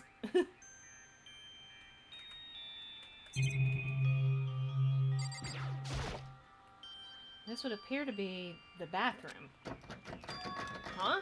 It's not opening. I guess it's locked. Some kind of monitor. Ugh. There's a piece of paper hanging up on the wall, which says, "Announcement from Headmaster Monokuma. Each room's lock has been designed to completely protect against tampering or lockpicking. Remaking an individual room key is quite troublesome, so please make sure not to lose yours. Your room comes furnished with a shower, but please note that the water is turned off at nighttime. Also, the bathrooms in the girls' rooms include a lock of their own. Finally, we've prepared a small gift for each of you." Hold on. Excuse me. Totally hasn't been slapping Vex's link everywhere he could. You're so nice. No, Vix, if you want to hear the 2 songs before Wiki, I can send them to you. Didn't want to randomly... Oh yeah, no, that's fine. Y'all can DM me. I'm just not gonna look at it until break time. Because I will get distracted because I have screeching ADHD. I will send you to Jesus. Yeah. Finally, we've prepared a small gift for each of you. For the girls, a sewing kit, and for the boys, a toolkit. The sewing kit includes a map of the body's vital organs. 1 stab will do the job, girls. For the boys, we believe a strong blow to the head with any of the tools should be ample. Don't think, just feel, and let's all enjoy ourselves. I crumpled up the sheet of paper and threw it in the trash. Looks like this door leads outside. It's locked. So some of the rooms have locks, huh? I think I'm starting to understand. This room must be...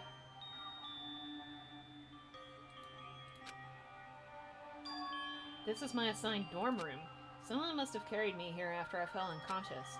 So that answers that question. The next question is, what's everyone else up to right now? There's only one way to find out, and that's to get out of here.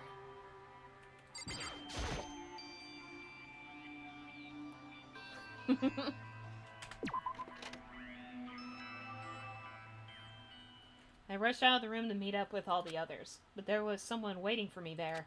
It was like something out of an old school, it was like something out of an old TV show.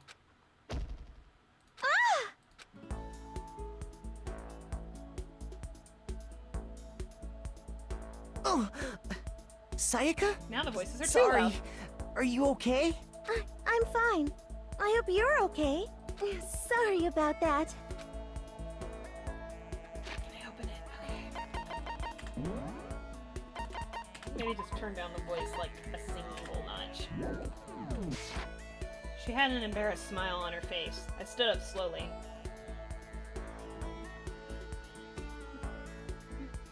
Are you okay, Sayaka? Are you hurt? You make it sound worse than it is. I'm completely fine. I know how I look, I am but Sayaka, I've actually... the ultimate GWORLY pop. Snores. Okay, Kiana, I understand. I know how I look, but I've actually built some pretty good muscle jumping up and down on stage.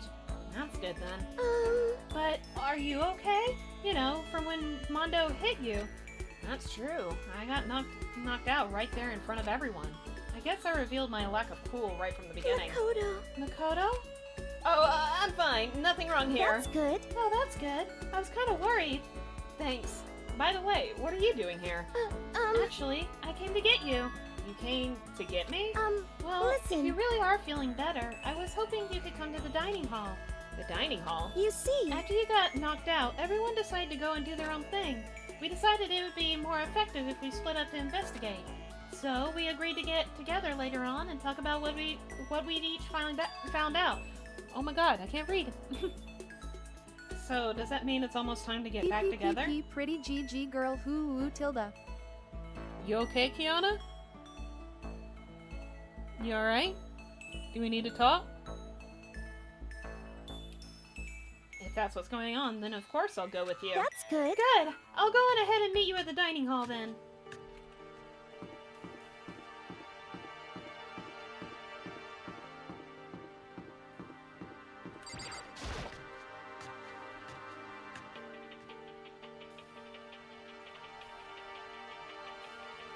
This must be the dormitory dining hall. It looks pretty clean, so that's good. I guess it's not really important right now, with us being prisoners here and all. Yeah, that's true. Nobody was there waiting for us. You don't really have much choice. I guess we should just wait here for now. Okay, let's just wait here. Huh? You heard that? Like I said, I'm psychic. Come on, I'm just kidding. Seriously, I just have amazing intuition. Is it really just intuition? Reactions. Oh, okay.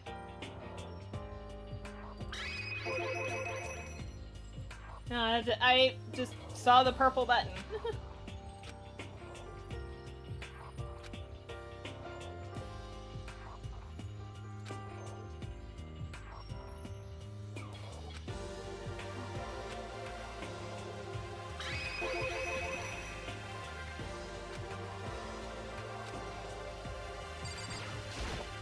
Hey, by the way, Makoto.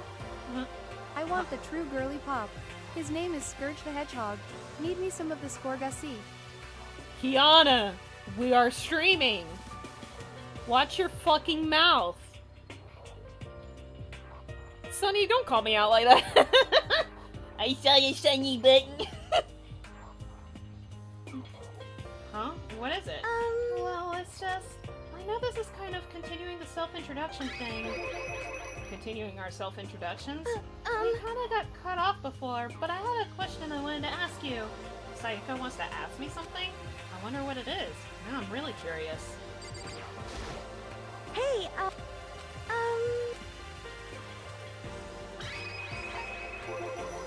But I wanted to ask you something. What did you want to ask me? Makoto, did you happen to go to Blackroot Junior High? Were you maybe in class 2? Yeah, actually I was. I knew it! I went there too! I was in class 4 though. Do you remember me? Do I remember? Even back in middle school, she was a celebrity with all kinds of ultimates surrounding That's her. right. Scourge is my itch. We know, Kiana.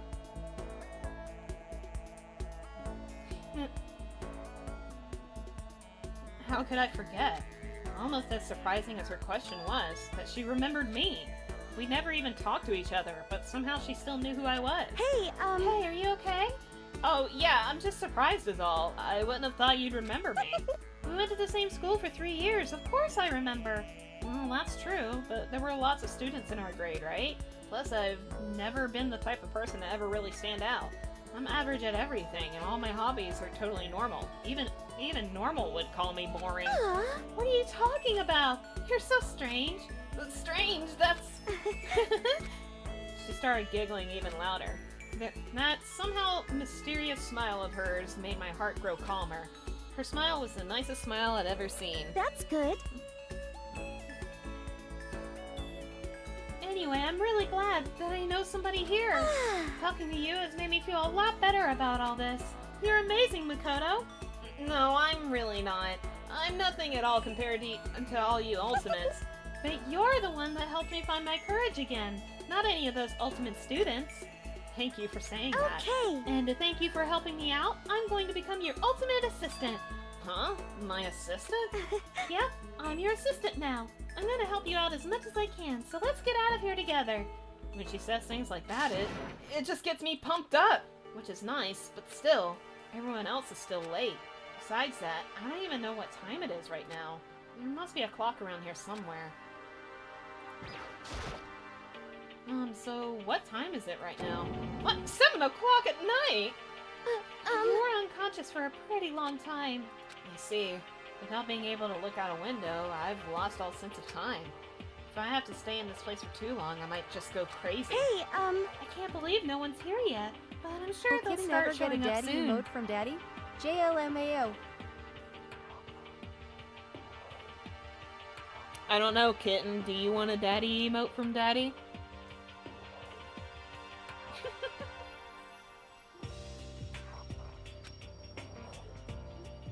Almost like he timed it, Taka threw open the dining hall doors right as Sayaka said that. Hey! Ah, Makoto, Sayaka! So you two got here first, huh? How Too bad. I was sure I'd beat everyone here. I guess that just means I don't have enough fighting spirit yet.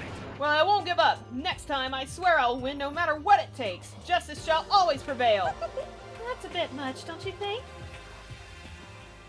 And soon after that, everyone else came strolling in one after another. After a few minutes, everyone had gathered in the dining hall. Okay, it looks like everyone's here. Time to start the meeting! Let's all go around and share what we found out during our respective investigations. The sooner we find out what's going on, the sooner we get out of here. Hold on a sec. Wait, hold on a sec. What are you talking? What's wrong? What about, what's her name? You know, the silver-haired girl. Oh yeah, Kyoko. What about her? Aww. She's not here. What?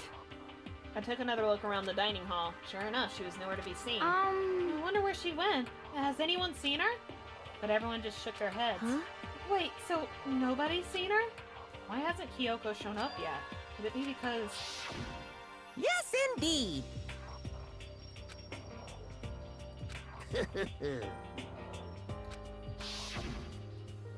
Is it possible? Was she really...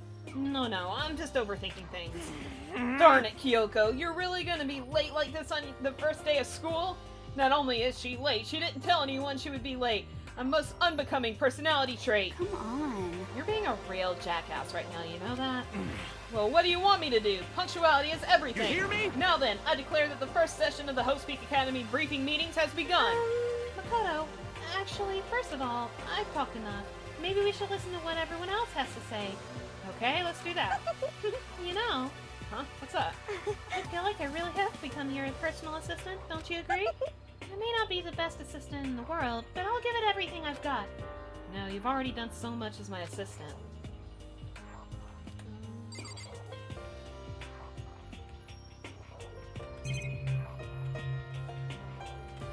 Oh, I can only talk to her. Okay.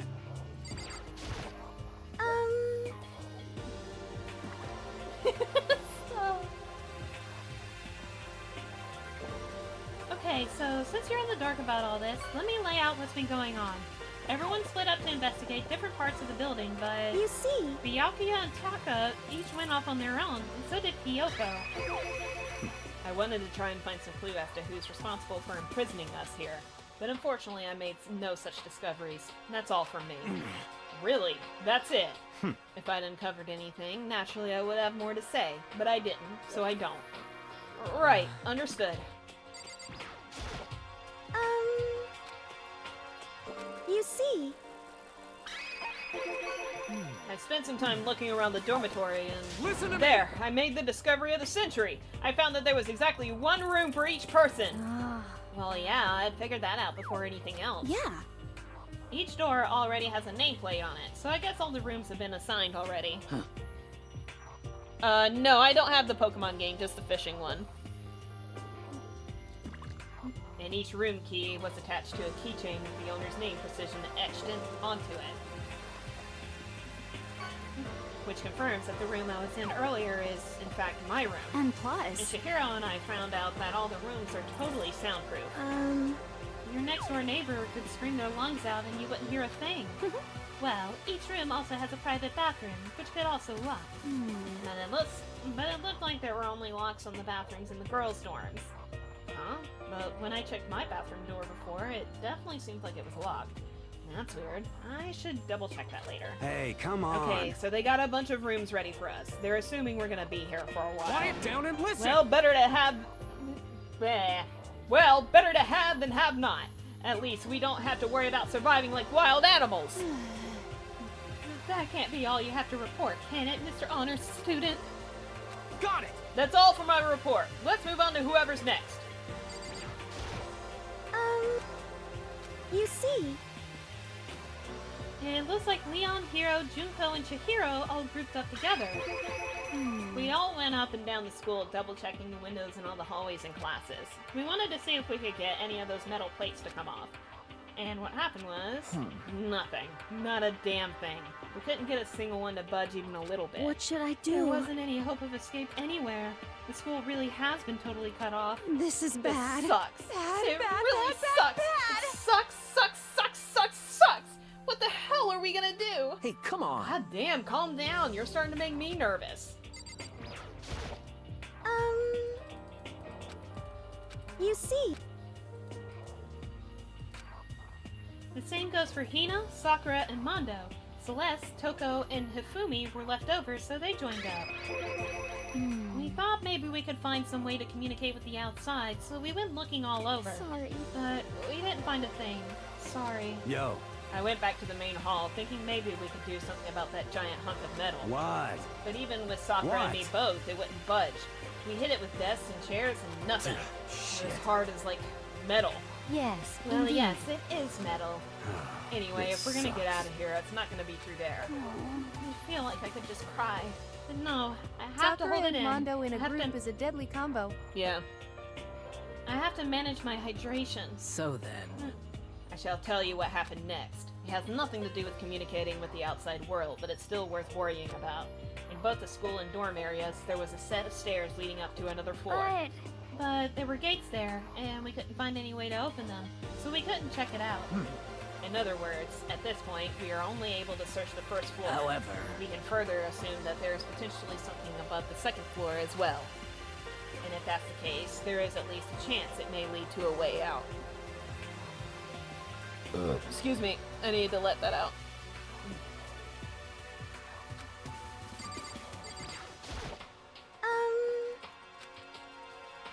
You see...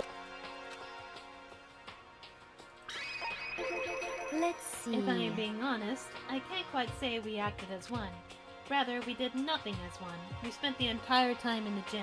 Most Honestly, unfortunate. they're not exactly the types to go running around at school like a gaggle of junior detectives. What the hell's wrong What the with hell you? were you thinking, just sitting around the gym the whole time? Well, it's not like any of you invited me along. Nobody said, hey, come with us. I blame you for leaving me out. It's your fault. What the... If you wanted to go with someone, you should have just said something. So forget it. Like I'd want to go anywhere with a dirty slut like you. Slut? Your mind is thin as your body. You make me sick to my stomach. Are you for real? I don't even know how to react. How can you say something so awful to someone you just met? Hey, come on. Alright guys, everybody just calm down, okay? All this stress is bad for your skin, you know? Yeah, it sounds like you two are so close now you're fighting like sisters. I don't think that's what's going on, Sayaka. Hey, So that's what they had to say, huh? I guess I'm the only one left. I went and had a look around the dining hall. I found a fridge in the back of the kitchen and it was overflowing with all kinds of stuff. That's good. I guess we don't have to worry about food at least. Sure, for now. But even with all that, there are 15 of us. How long can the food last? You can just eat sesame seeds or something. Huh? What am I, a parakeet? I don't think we have to worry about it. All the food gets restocked automatically each day. At least that's what Monokuma said. You saw him? Okay. Yeah, he came out of nowhere while I was checking the fridge, told me that, then disappeared again. He was so fast, I can't believe someone could have been moving him around with a remote control. That's... Or weaponized toys that can just appear from nowhere. I can't tell if we're supposed to be afraid or not. But was everything okay? He didn't try to, like, eat you or anything? Eat her? What do you mean by that? I mean, when you say eat, what kind of eating are we talking about? Stop! Come on, on, man! Hey, you bastard! What the hell, fatty? You're acting like some kind of sleazy drunk dude. Actually... Not like they're... not like there's a good kind of drunk dude. Hey! Hey, stop screwing around, all of you! Are you still asleep or something? We're prisoners here. We could all just die any second. Shit. She's right. We can't be making stupid... I need you to stop, or I will throw you into the dumpster myself. Please do, Kiana. We can't be making stupid jokes right now. We gotta do something or... The voice cut through the noise, interrupting Mondo. You're all spending an awful lot of time yelling and carrying on. I had to remember who it was. Hmm? Do you really think you can afford to do so? Have none of you accepted the reality of the situation? Yo! Kyoko, where the heck have you been? We already started the meeting without you! She didn't say a word. Instead, she just dropped a piece of paper on the table. Huh? What's this? It appears to be a map of Hope's Peak Academy. What was just crawling on me just now? Stop. Got the heebie-jeebies, bro. It appears to be a map of Hope's Peak Academy. A map? What the? Where did you find this? Well... It doesn't matter where I found it. What the heck? It does matter! You're really freaking us out right now! But more Never important... mind that. What's it mean? It would seem... Just look at it. The building we're in right now is laid out in precisely the same way as Hope's Peak Academy. So what you're saying is, this really is Hope's Peak Academy? It's true. Well, in terms of its construction, yes. But it looks like it's had a number of strange renovations done to it. Renovations? However... I don't know all the details yet. All I found was details about the first floor. But then, this really is Hope's Peak. We didn't get kidnapped and taken to some other place. Huh? It's so stupid it's not even possible. This is where the country's future elite are supposed to come and learn? But if this really is Hope's Peak, where are all the other students? Hey, come on guys, let's just stop talking about all this, you know, negative stuff. But aren't you worried? Things don't look good. Yo! Worried? What's there to be worried about? I mean, this was all planned out, right? The people in charge of Hope's Peak put this all together, right? Man, if I got stressed every time something like this happened, I'd have ectoplasm shooting out of my mouth. What? You know?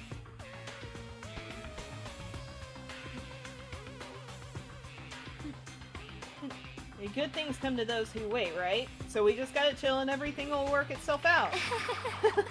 What's your problem? Why are you laughing? What's so funny?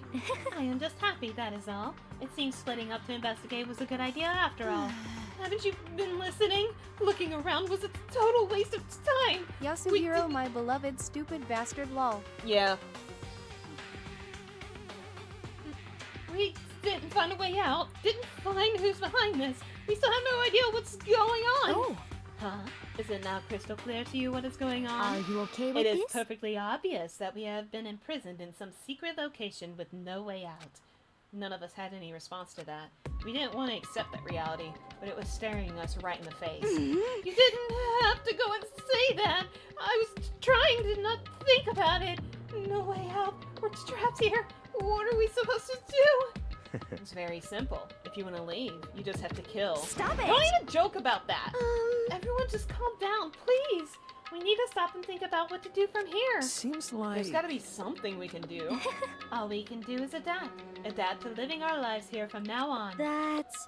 Live here?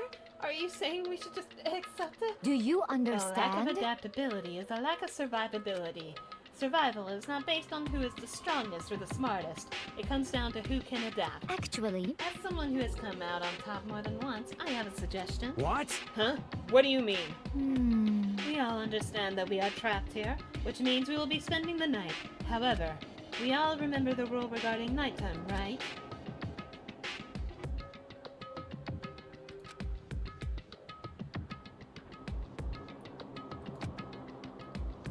Let's see... So regarding this nighttime, I think we need to add... a rule of our own. What do you mean? Going out at nighttime should be prohibited altogether. The school regulations do not actually tell us not to go out at night. I would like to make it official. Why? Are you okay the way with things this? are now, every time night comes, we will all start to get worried and anxious. We will all be afraid someone might try and come kill us. What? If we have to worry about that night after night for who knows how long, it will wear us down in no time. I see. So you're suggesting we limit our activity at night as a kind of preventative measure. Indeed. However, unlike the other rules, nobody can be forced to comply. We all have to agree to follow it. What can we do? I see what you mean, but I think I can agree to that. It's like the little goth Lolita said. Without something like that, we're just gonna self-destruct. Listen to me! On behalf of all the men here, I agree to comply. Hey, you can't just decide to speak for us. This is fine. So everyone is in agreement? Good. Then if you will excuse me. Huh? Huh? Wait, where are you going? Let's see. It is almost nighttime. I want to take a shower before it arrives. I hope you are well. So, goodbye. Moving with pure elegance, Celeste left the dining hall. Her behavior seemed so natural. I couldn't imagine anyone even trying to stop her. So I guess it's pretty obvious where we go from here. We'll be spending the night, it looks like. Adaptability. So, Mr. Chairman, what next? One person already left.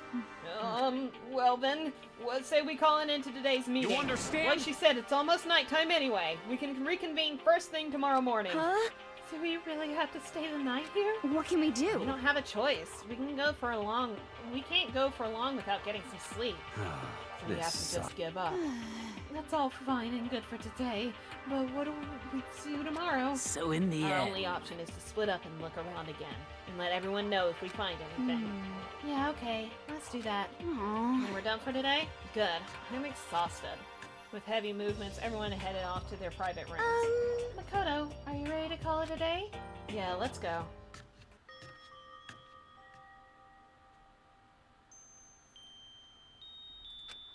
Is this really where I'll be staying for the foreseeable future? For 2 seconds, I thought you hit yourself. What? I love that you remember how you voiced Celeste. Oh, doing Celeste's voice is, like, really fun, actually.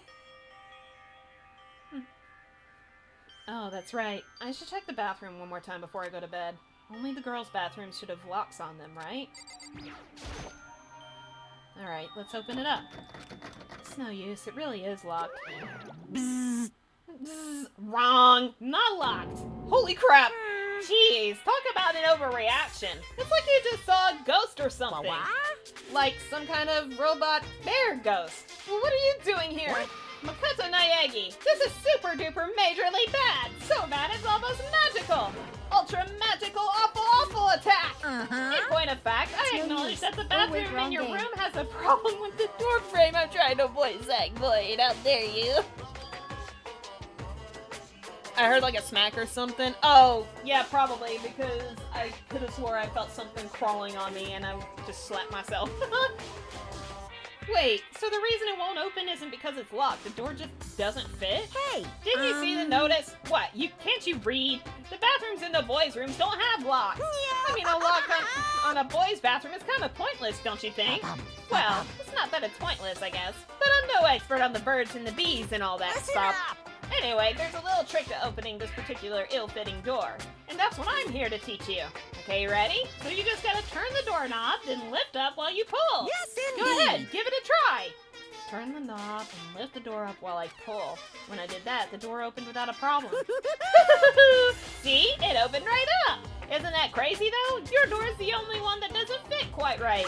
You're supposed to be the ultimate lucky student, right? But looks like you're not lucky at all. Bye! Anyway, I suddenly don't feel like being here anymore. Bye! Hey, wait! Damn it!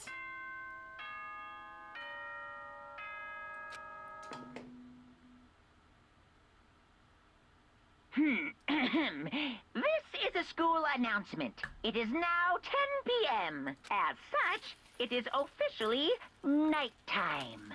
Soon the doors to the dining hall will be locked, and entry at that point is strictly prohibited. Okay then.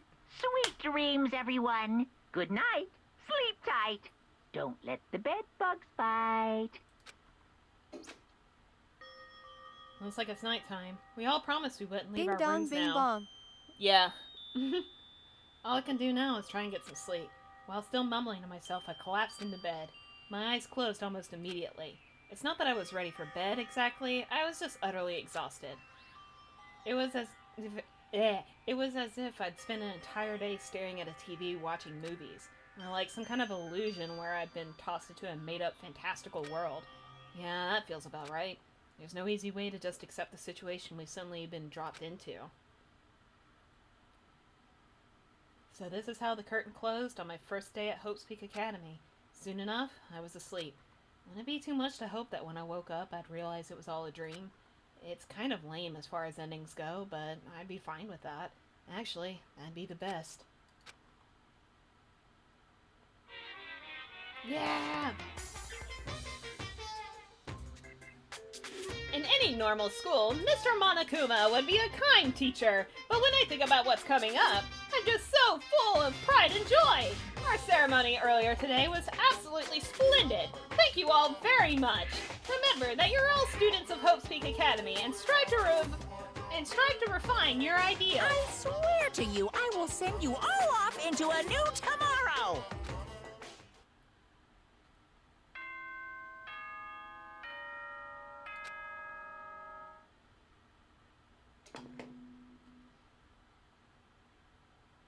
Good morning, everyone! It is now 7 a.m. and nighttime is officially over. Time to rise and shine. Get ready to greet another beautiful day. Apparently it's morning, but thanks to the total lack of windows, there's no way to know for sure. Anyway, what should I do now? Maybe I should go find Sayaka, and we can figure out where to go from here together. She did say she's my assistant now. Okay, it's decided. I'm gonna head to her room. With a newfound determination, I left my room. Oh. Hey! Good morning, Makoto! Good morning. Yes, morning greetings are quite a delight. Such an energizing way to start the day. You understand? Now then, let's make sure we both do our very best throughout the day. Sure. I wonder if he's always like this.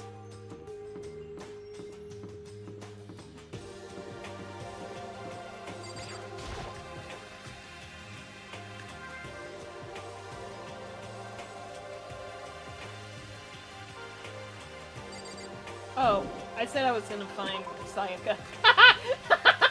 Can you tell the habit was coming? Anyway. There's a doorbell next to the door. I guess I should use that. Hello? Good morning, Sayaka. Hi, Makoto. Oh, Makoto! Perfect timing. Huh? Listen. I have a favor to ask. A favor? I was just getting ready to head out. If it's okay, would you like to come with me? Maybe we could talk. Yeah, sure. Where are you headed? I've been thinking that there might be something around here I could use for self-defense. Self-defense? Well, I mean, whoever's keeping us here could show up and attack us at any time. You never know. Whoever trapped us here, whoever presented us with rules for murdering each other, whoever put us here, whoever put us in this insane position. She's right. You never know when they might attack. So I just want to be able to protect myself no matter what happens. A weapon to protect herself. Well, now that I think about it, that display case in the gym entryway had a bunch of stuff. Maybe... Oh, the gym? Okay, let's go. Again? Like I said, I'm psychic. Come on, I'm just kidding. Seriously, I just have amazing intuition. Am I really so easy to predict? Anyway, we should head to the gym.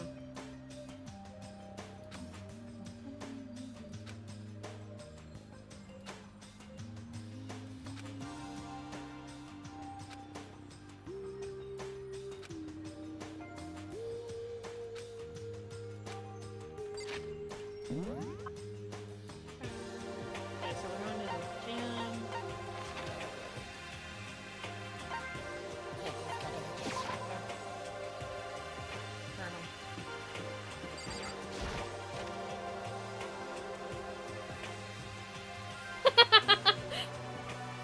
Void. Psychic more like Psycho Batum TSS asterisk drum.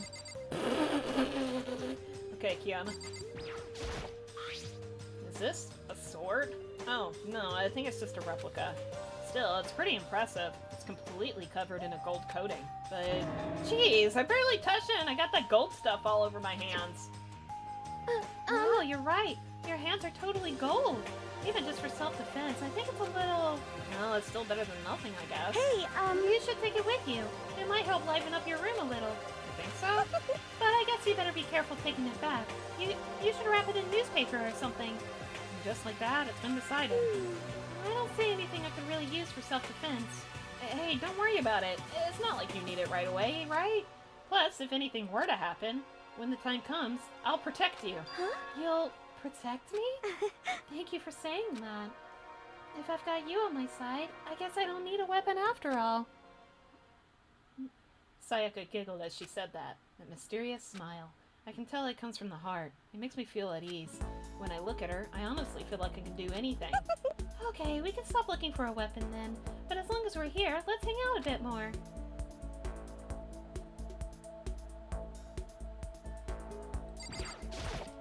I know I said I wanted to talk to you, but now that we're here, I don't really know what to talk about. Sorry. And I was the one who invited you to come with me, too. Sorry. It's okay. I mean, if there's nothing to talk about, then we can just not talk, right? Huh? You don't have to force yourself to talk. We can just, I don't know, stare off into space or whatever. Stare off into space? Oh, but you're probably super bored just standing around doing nothing. No, it's not that it's boring, it's just... I've never really done it before. I don't have a lot of time to just do nothing. I guess that makes sense. You're not a normal high school student like me. You've got tons of stuff to do every day. Listen. This is kind of out of nowhere, but... Makoto, do you have a dream? Well, what about you, Sayaka? What's your dream? I'd love to hear. My dream is... I've always wanted to be a star, as long as I can remember. I grew up without a mother, Makoto you know. really said, let's disassociate together. Real? And my dad worked really late every night. I was always home alone. I was just a kid, you know, so I was really lonely. But that all changed when I saw a pop star on TV for the first time.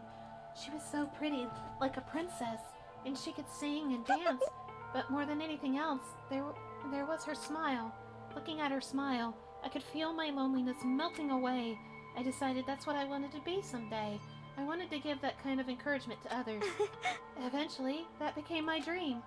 It's so amazing, though. You were able to actually fulfill your lifelong dream. Honestly, it's really incredible.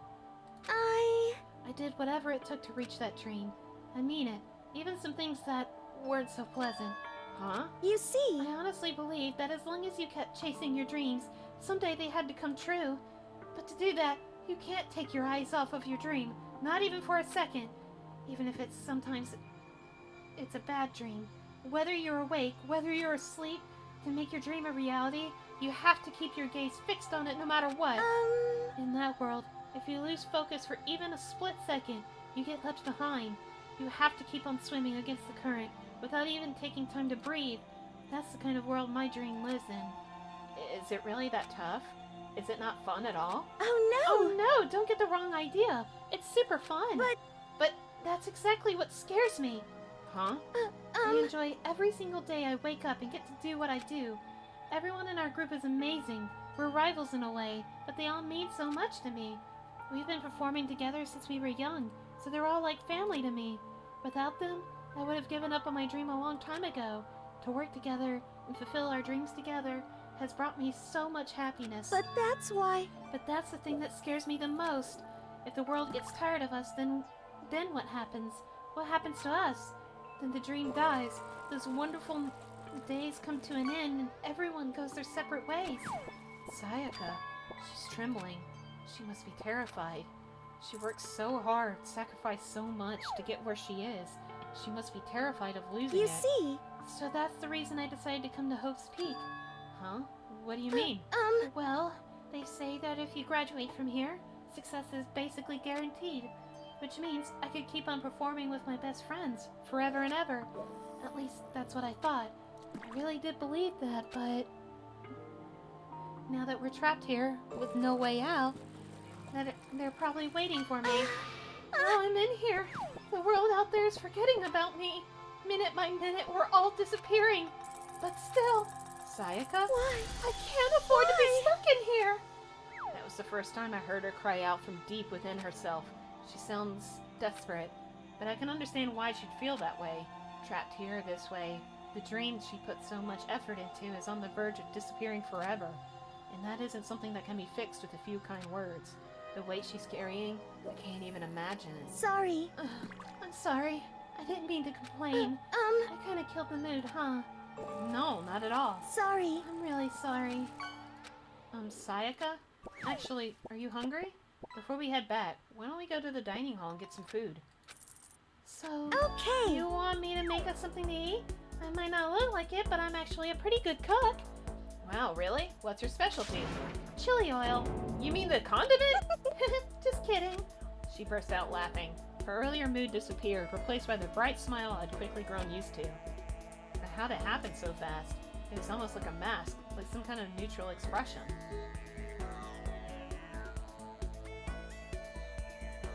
Anyway, we headed to the dining hall to get something to eat, before returning to our rooms.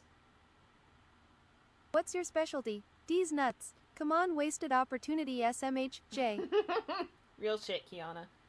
The only thing in my room is a fake sword covered in gold. All it does is make me feel that much more uncomfortable. Anyway, there's still plenty of time left in the day. I really don't feel like just sitting here. Maybe I'll take a look around. Free time! You'll be getting free time at certain points.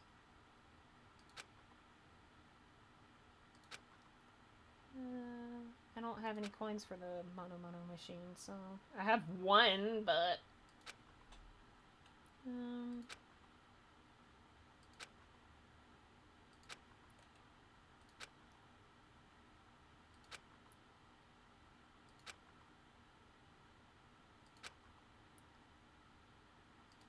Okay, under the suggestion, I'll do the first one under Sayaka.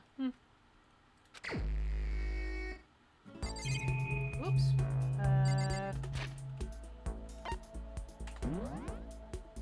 Oops.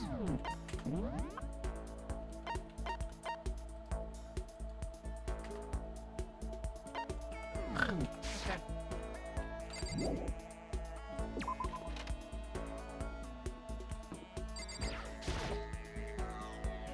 I guess I should press the doorbell.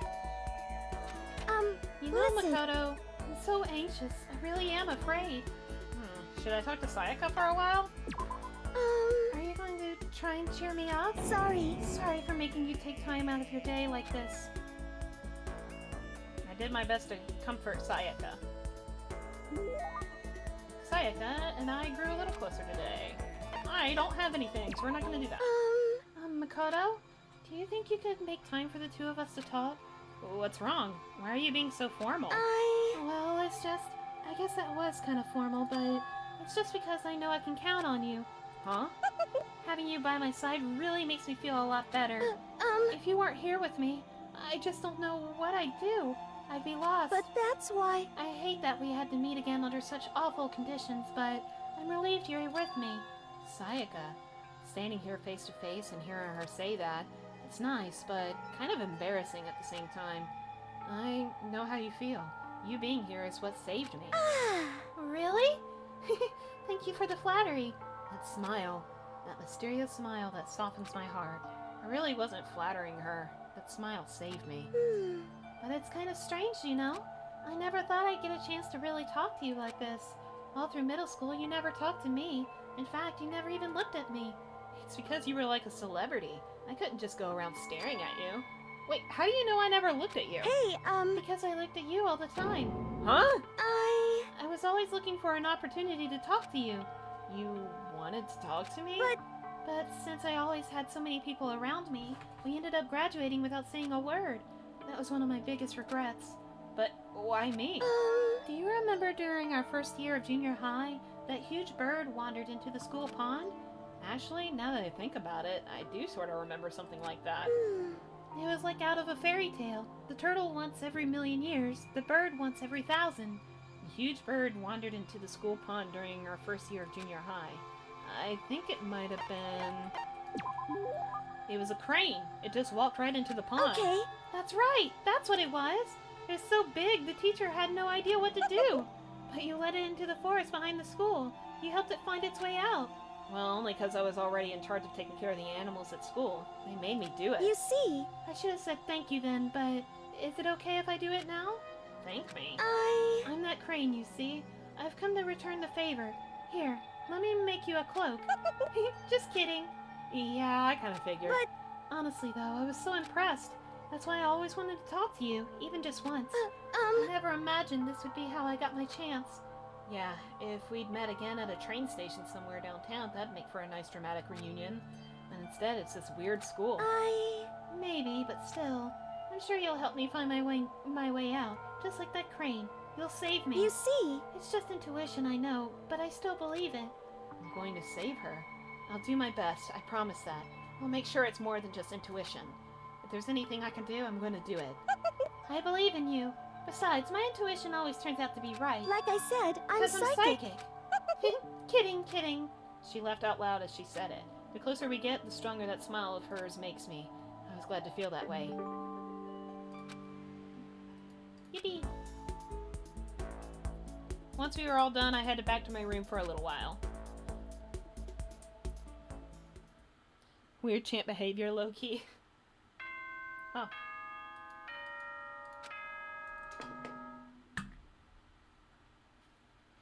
This is a school announcement. It is now 10 p.m. As such, it is officially nighttime. Soon the doors to the dining hall will be locked, and entry at that point is strictly prohibited. Okay then. Sweet dreams, everyone. Good night. Sleep tight. Don't let the bed bugs bite. Today's already come to an end, but I swear, tomorrow I'm going to find some kind of clue. I swear. As my eyelids began to slide closed, the conversation I'd had with Sayaka that morning began to replay. In a way, it's almost frustrating. Even if I understand where her desperation is coming from, I can't share in it. The pressure she's under is way different from anything a normal high schooler like me goes through. She didn't just stumble into this school the way I did, so I can't say I feel things the way she does. Compared to her, no, compared to everyone else here, there's no doubt I just don't match up. I guess that might explain my own frustration.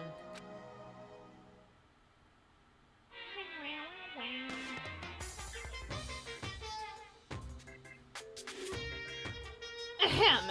So, I'm sure that you've noticed the killing game has begun, but there's still room for a little laughter. It seems our newest students, already so filled with despair, still have some hope of escape. So when will it begin? When will their hope begin to die? Is it time yet? Is it time? Heart-pounding excitement!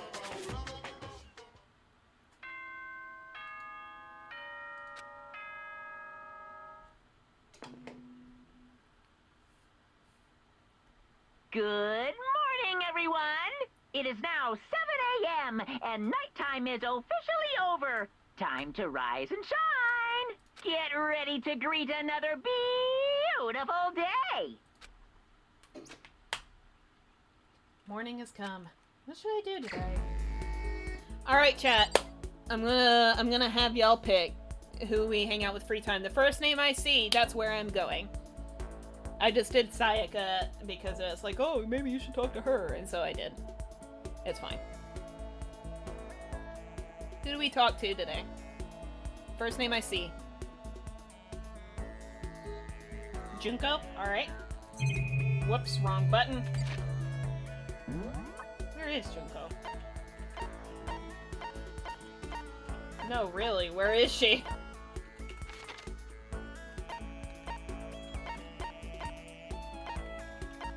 Where is she? There she is. Let's go here.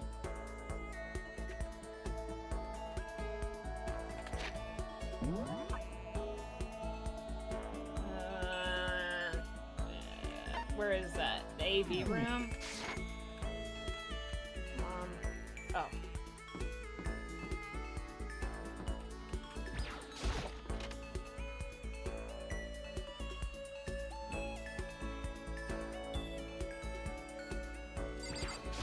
Are you for real? Ugh, we have too much freaking spare time. How can anyone live like this? It's impossible. No way, can't do it, totally impossible. should I hang out with Junko for a while? I don't mind hanging out, but you better keep me entertained. I spent some time with Junko, but I'm not sure if she was satisfied. Junko and I grew a little closer today. I still don't have anything. Listen, I just want to make this clear right up front. Don't get the wrong idea about any of this, okay? Huh? What do you mean? Yeah. I mean, I hope you're not expecting anything from me. Yeah. Gotta keep my virtues safe, you know? Huh? Wait, you mean... No, I'm not expecting anything like that. Come on. I figured. You're not that kind of guy, right? Looking at you, I get a total omega male vibe. Yeah. But still, they say even the tamest guy can turn into a wild animal, so I figured I'd say it anyway. A wild animal? Don't ask me why, but I seem to attract guys like that. It's probably because she's so, fleshy. What the? They call me up super late at night all like, hey, let's hang. Like I don't know what that means. Let's hang. It sounds so simple. But why super late at night? And why does Junko seem so annoyed at it? Oh, you just meant hanging out. Huh? Did you just come to a decision or something? No, forget it. Anyway, so we all get together, but the whole group's full of dumbasses. Keeping creepos like that away is like a full-time job, you know? Yeah, it must be tough. I mean, you're a model and all, so you must be really popular. Wow, Makoto, you actually get it. You do get it, right? You totally get me. I do? Totally. Listen, maybe I can introduce you to some of my friends sometime. So what's your type? You're super passive, right? So you need an aggressive girl. For real? Yeah, I think that'd be good for you. Someone who will go after you and not give up. Why calling a whole ass dude omega male? Someone's been reading Omegaverse too much LMFAO. Stop! No, I don't really. Yeah. I'll find a perfect girl for you as soon as we get out of here. I hope you're as excited as I am. Junko seemed really excited as she walked away. I don't really get it, but I guess she likes hanging out with me? Yippee. I see the next name is Toko, so we'll talk to her because I think we have one more free time. I think. Once we were all done, I headed back to my room for a little while.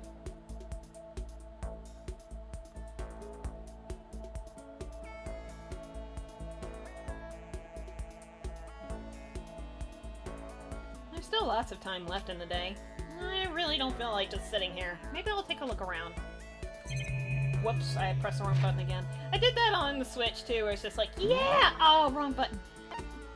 Alright, where's Toko? Toko! Toko! There she is. So just leave the room and find her room.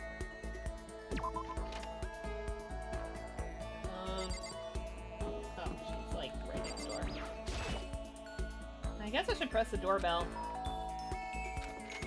Leave me alone. You don't have to pay attention to me. Should I hang out with Toko for a while? Do whatever you want. I spent some time with Toko. Don't look at me like that. She's just standing there. Does she want something? But she's not saying anything. Maybe I should try to start a conversation. Toko? What? You want to talk to me? Well, I can't stop you, so talk already. Okay, sure, but what should I say? So, what do you like to do in your spare time? Why do you want to know? Well, I mean, you know, we're trapped here together, right? If we're gonna be friends, it'd be nice to get to know each other. Huh? What'd you just say? After that part about being trapped, we're gonna be what? Friends?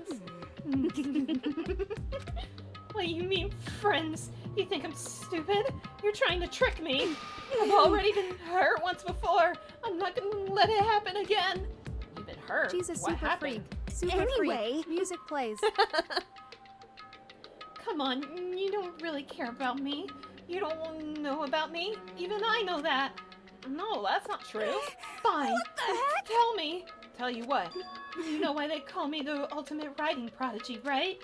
Yeah, sure. You've won all kinds of literature prizes and stuff. Then tell me what I'm good at. Tell me what my genre specialty is. If you really want to convince me that you give a crap, you should at least know that. The genre that the ultimate writing prodigy specializes in. It's romance, of course. Oh, you actually knew? Your biggest success was Solinger's The Ocean, right? Everyone says it's your masterpiece. The book was such a hit that fishermen shot to the top of the hottest men polls, right? How did you know all that? There's no way you care about me. I'm telling you, I do. I mean, we're friends, aren't we? I'm blind! Your straightforward nature blinded me! Toko ran off, screaming like a banshee. I'm not really sure. Does she hate me now?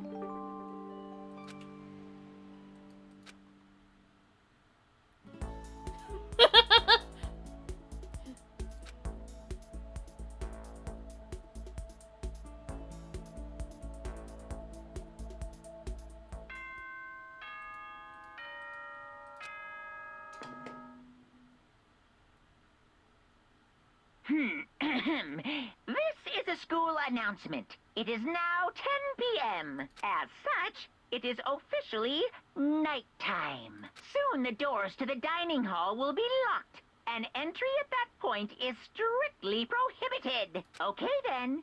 Sweet dreams, everyone. Good night. Sleep tight. Don't let the bed bugs bite. The third day here has already come to an end. When will I... No, we. When are we gonna get out of here?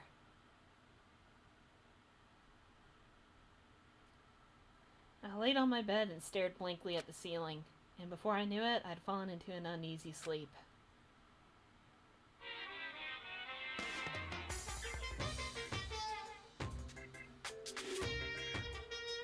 I need an immediate, fast-acting pick-me-up! If it doesn't act now, it's the same as giving in to regret. What do you think guides the world? Speed, of course. That's why Formula One drivers are so popular. Any idiot can accomplish something if they take it slow. Even a human piece of excrement, could create a masterpiece if they spent their entire life on it. Someone who does things in a timely fashion is both wise and admirable. Straight is better than a curve or an angle. Freestyle is better than the backstroke or breaststroke. Drive-through is better than sit-down. A Sunday comic artist is smarter than a graphic novelist. What I'm saying is, speed is the gold standard of the standard world. Which is why I said I need that pick-me-up. Meanwhile, 0.000002 seconds later.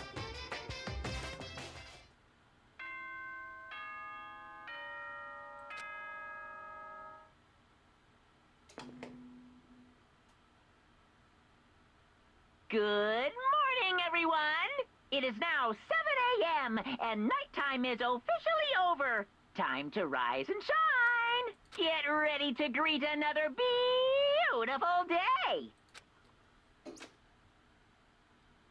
Yeah, I want the Monokuma onesie, even though I would explode.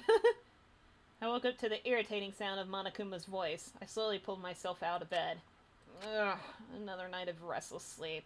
Day after day, I can feel the fatigue piling up. As soon as the thought had crossed my mind, the sound of the doorbell forced its way into my room. Hey! A fantastic morning, isn't it? Taka? Now then, if you'll pardon the interruption. Without waiting for a reply, Taka barged into my room. What's up, Taka? No matter how intensely the stormy seas may batter me, I will not fall as long as my feet are firmly planted. You agree, right? I'm not sure I understand. Without a doubt. And if you can't do it alone, just find someone to support you, and you can support them back. You hear me? That's how you can overcome any storm. I was thinking about it last night, and I decided we all need to really come together. And that was when I realized, every morning from now on, after the morning announcement, everyone should have breakfast together. Quiet down and listen. now is the beginning of that fateful day. Please head to the dining hall at your earliest convenience. Got it! That's all for now. I have to go let everyone else know the good news. Taka didn't even wait for a reply. He turned and left before I could say a thing. Well, I guess I better head to the dining hall.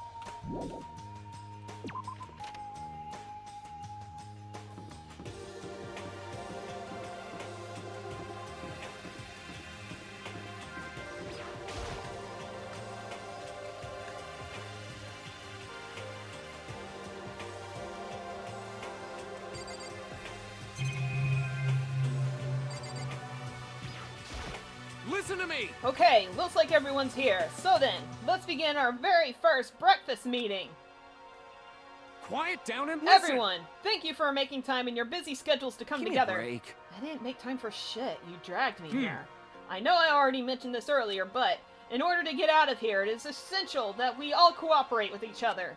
And the first step is this breakfast meeting to allow us to become friends and build trust. So from now on, let's all meet here in the dining hall every morning after the morning announcement. Now then, let's eat! You want me to eat breakfast with other people? Yeah, I've never done that before. I'm not sure. I mean, seriously? Yeah, it's been a while for me too. But more important... Well, anyway, did anyone happen to come up with any clues? Silence echoed throughout the dining hall. Seriously? Seriously? Nothing at all? Hey! Anything. It can be about how to get out or who's doing this. Nobody has anything. Are you okay You with are this? going to die. Huh? Do you If understand? you can't stop yourself from showing weakness in front of others, you will die. Stop it! What the hell? Don't even freaking joke about that. I am not joking. Adaptability is survivability. Did I not say so? So you'd better hurry up and adapt to your new life here. What the hell is Have this? you gone completely insane? Adapt to my new lifestyle here? Do you have any idea what you're saying? What? Yeah, sounds like the girl wants What? to live here. And hell, more power to her. But shit. Piece of shit! No way in hell am I living here. I'm getting out of here. I don't give a shit. Sure, feel free. Okay, so nobody has any clues. What the heck? One thing I can tell you is who's behind all this. Someone who's totally weird and messed up. Why else would we be trapped in here in the first place? Hey, listen. Well, sure, it could be something like that. But for right now, actual clues are... What's up? If you think in terms of people who are really abnormal or bizarre, do you think maybe the person responsible for all this could be a certain murderous fiend? A murderous fiend? Chihiro, do you have some idea who might be behind all this? Well, maybe. I mean, I can't really be certain, but... Got it! Certainty is not a concern right now. I'll allow whatever remarks you may have. You know? Okay, well, have you guys heard of Genocide Jack? You mean that serial killer that's been in the news and all over the internet? The monstrous villain who's murdered scores of victims in brutally bizarre fashion. The word bloodlust was left at each murder scene written in the victim's own blood. Whoever it is, he's like a ghost. He strikes without warning and disappears without a trace. And on the internet, they started calling him Genocide Jack. That about covers it, I think.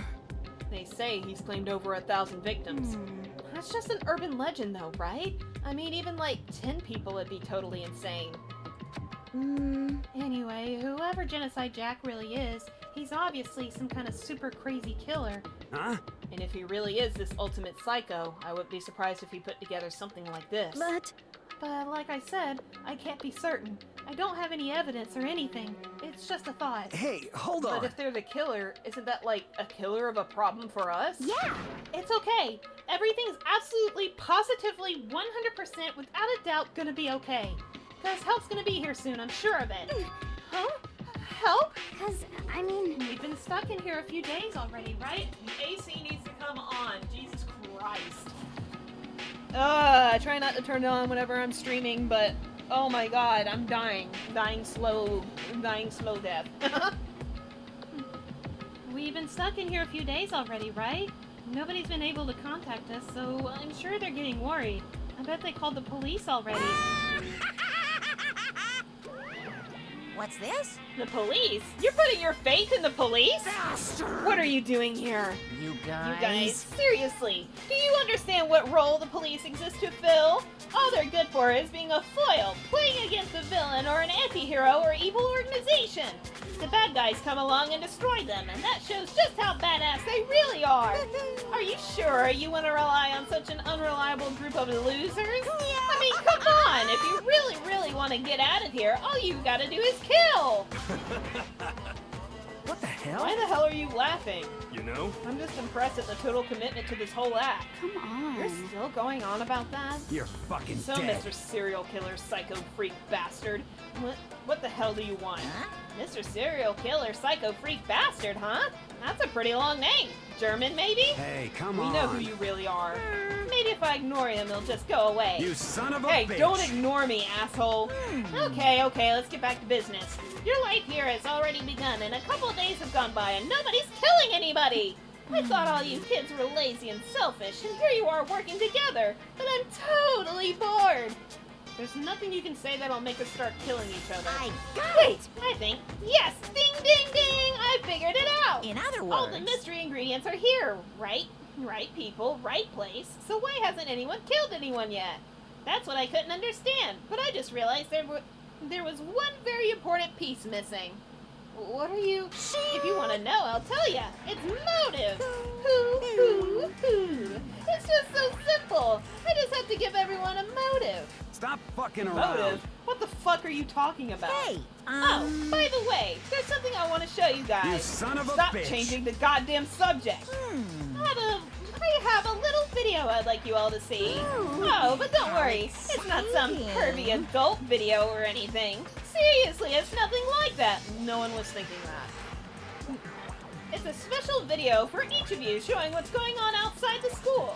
Outside the school? What are you talking about? Hello. Ooh, Master's so impatient today. Why don't you just watch it and find out?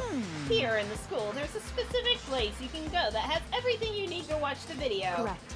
Good. Then we can go and watch the video right now. But before we do that, I'd like to know, what are you? Why would you do something like this? What do you want from us? What do I want from you? Well, if you must know... Despair. That's all. Well now. If you want to know more than that, you'll have to figure it out for yourselves. Do whatever you need to uncover the mystery hidden within the school. I won't try and stop you. Just to be honest, it's entertaining as heck watching you guys search so desperately for answers. So I guess I want amusement from you too. He's gone. And once again, he left before we could find out anything useful. Is that right? Really, I think we learned something very useful. He has no intention of standing in the way of our pursuit of the truth. Interesting. However... Perhaps. But what about the video he mentioned? I'm very curious to see what's on it. That's true. Same here. Okay, so... Mondo started glancing around the dining hall. But when his gaze landed on me, he stopped. Hell yeah. Hey, Makoto, check this out for us, would ya? Huh? Me? Yo. Because you're closest to the door. That's the rule, right? Rule? Jesus Christ. Hey. Piece of Hey! shit! Stop You fucking see how around. passionately I'm begging you? What's the big deal? Just check it out real quick. Okay, I guess I'll get going then. Hell yeah. Awesome. Thanks. I owe you one. Hey, If Makoto's going, I'm going with him. It's not safe to walk around this place alone. Yo. Yeah, sure thing. And we're counting on the both of you. If anything happens, just yell and I'll come running. Can't decide if Mondo is totally dependable or completely terrible. Yeah, I'd have to say he's kind of both. He's not exactly a bad person, but I definitely can't say he's a good person either. So then, where's the specific place Monokuma mentioned? It must be somewhere you can watch DVDs, but... If it's a place set up to watch DVDs, then...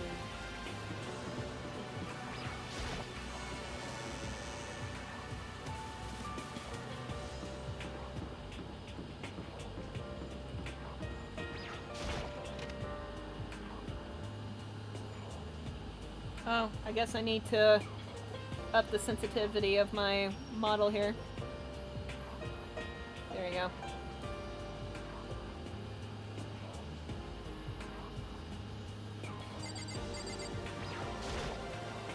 Huh? There's something inside this cardboard box. It's a bunch of DVDs, and each one has a label on it with someone's name. This must be the video for each of us he mentioned. Hold on a second. I better go tell everyone. She just ran off. I didn't follow after her. I just stood right there where I was. The DVDs in front of me had robbed me of all awareness. I was rooted in place. And I think I see something. Next to the monitor is a high-end DVD player. It'll probably play those DVDs no problem. Maybe I'll just watch mine real quick before everyone else gets here. I sorted through the DVDs I'd found in the box and found the one with my name on it. Then I slid it into the expensive-looking player. I sat down and stared intently at the darkened screen, and then...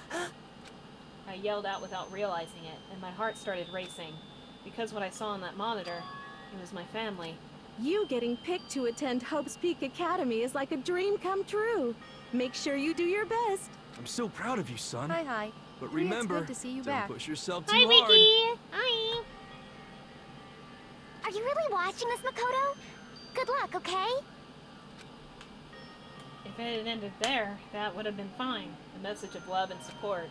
After leaving my family behind to attend Hope's Peak, it would have given me hope, given me strength. If this was a normal school, I would have been happy, if a little embarrassed. With my family's support to rely on, I would have been motivated to do even better. But here, now, it was totally different. I wasn't living in an ordinary school life, so I had a pretty strong feeling that the video wasn't going to end there. I hated having that feeling, but it turned out I was absolutely right.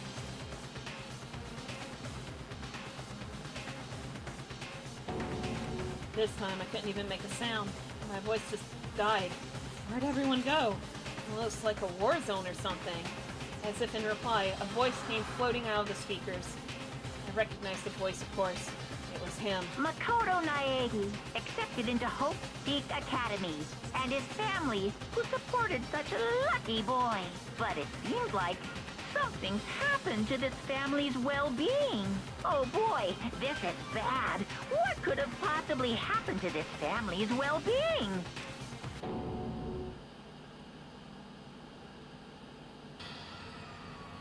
What is this?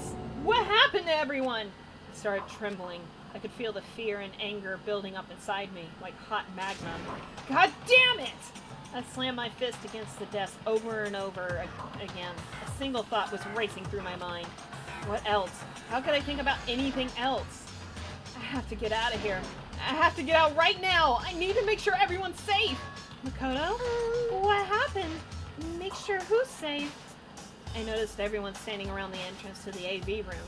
They stared at me, faces full of confusion. What's going on? Without a word, I pointed to the cardboard box. Is it? Is that what Monokuma was talking about? What does this mean? What's on them? They all gathered around the box, and each of them grabbed the DVD with their name on it. One by one, they each rushed to a monitor. It didn't take long for them to react. What the fuck? This can't be real, right? It has to be fake, right? Hey, hold Yeah, on. no way it's real. No way. I can't take it anymore. I can't take this anymore. Let me out of here.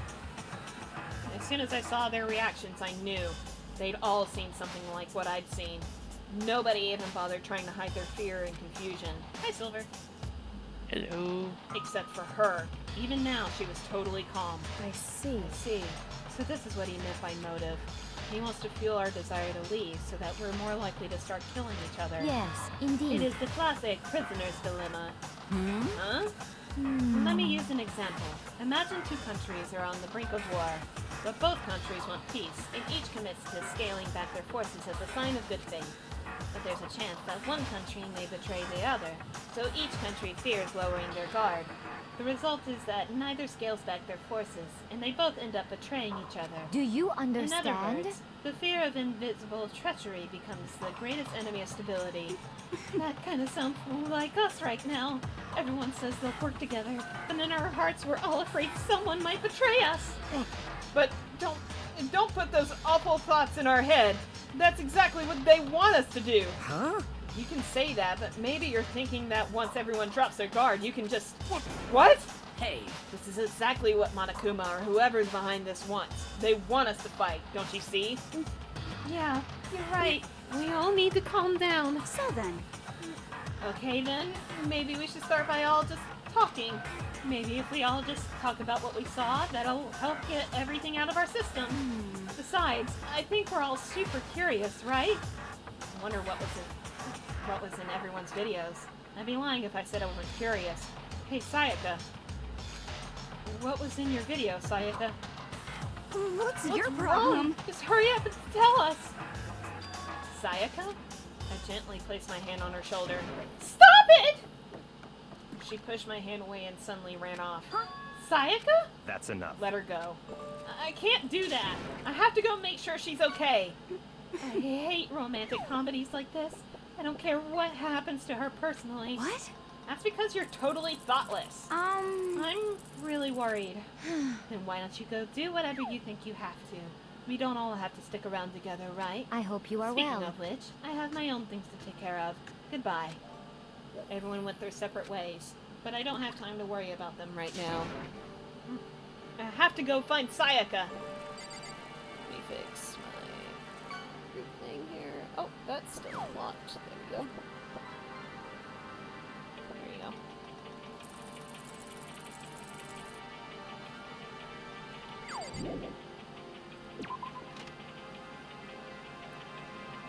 Where could she have gone? She can't have gone far. I should check around the school.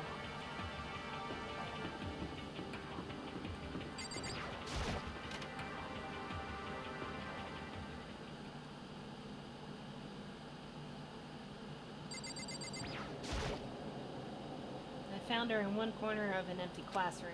She was sitting in a chair, hands on her knees, staring absently at the floor. She looked like maybe she was upset or angry or... No, she didn't have any expression at all. There was nothing on her face that you could call emotion. It was as if her original mask had been stripped away. Sayaka? Are you okay? Yeah, I'm fine. Actually, no. How could I possibly be fine? What did we do to end up like this? Why are they doing such terrible things to us? Why? I want out. Why? Let me out of here right now! Sayaka, calm down! As she thrashed around, I grabbed her by the shoulders. Huh? I understand. I know how you feel right now when I think what might have happened to my family. But now more than ever, we have to stay calm. This is exactly what they want. They want us to lose our composure and stop thinking rationally. Think about it. Those videos have to be fake. Because if those things really had happened, people out there would be in an uproar. Our families, the police, everyone, right? So let's just calm down, okay? Otherwise, we've already lost. I knew I was trying to convince myself just as much as her. I kept repeating those words to myself to clear away the images that had been burned into my brain. Be calm, okay? Just be calm. As long as we work together, I'm sure we can find some way out of here. And help might even come before that. But what if there isn't a way out? What if help never comes? If that happens, then I'll get you out of here myself, no matter what it takes. When I said that, I paused. I had no idea what had come over me. Sayaka? Please, help me. Her voice was small and shaky. Why? Why is this happening to me? To kill or be killed? I just can't take this anymore. Sayaka.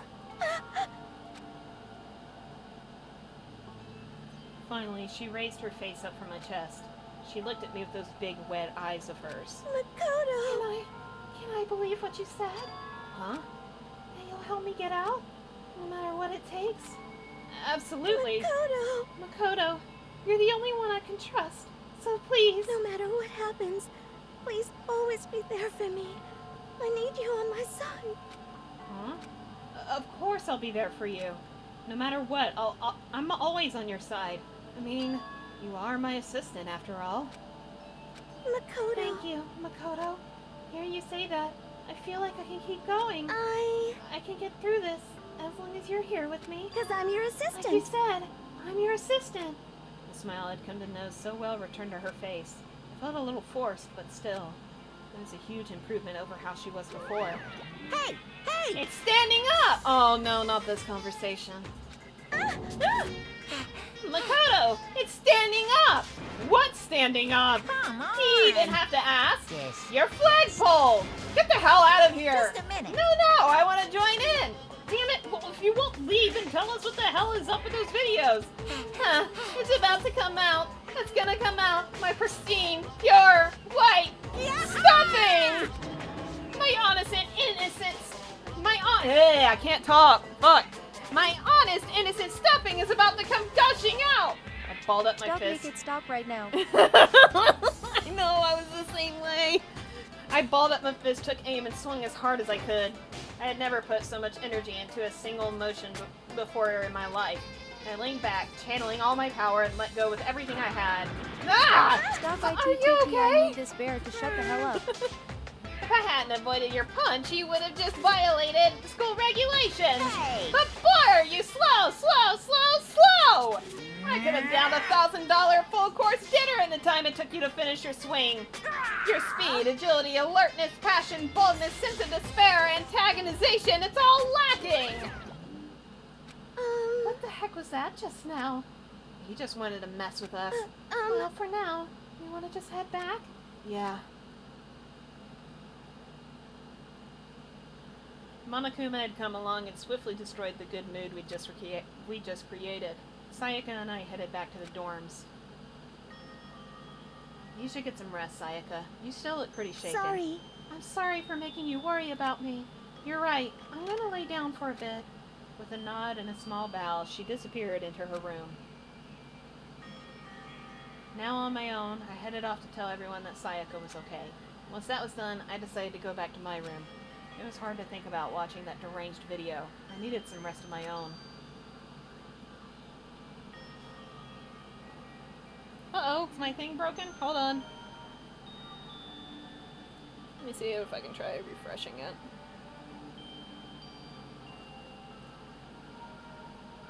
There we go. Okay. I'm sorry, can I... Jeez. Seriously, what's going on here? There's just so many problems. Can't even decide what the biggest problem is. That we're trapped in here? That what I saw in that video might be real? Monokuma? What the mastermind has in store for us? Or are we our biggest problem? I want to get out of here, but I could never kill someone. Do the others all feel the same? Yeah, that's definitely the biggest problem right now.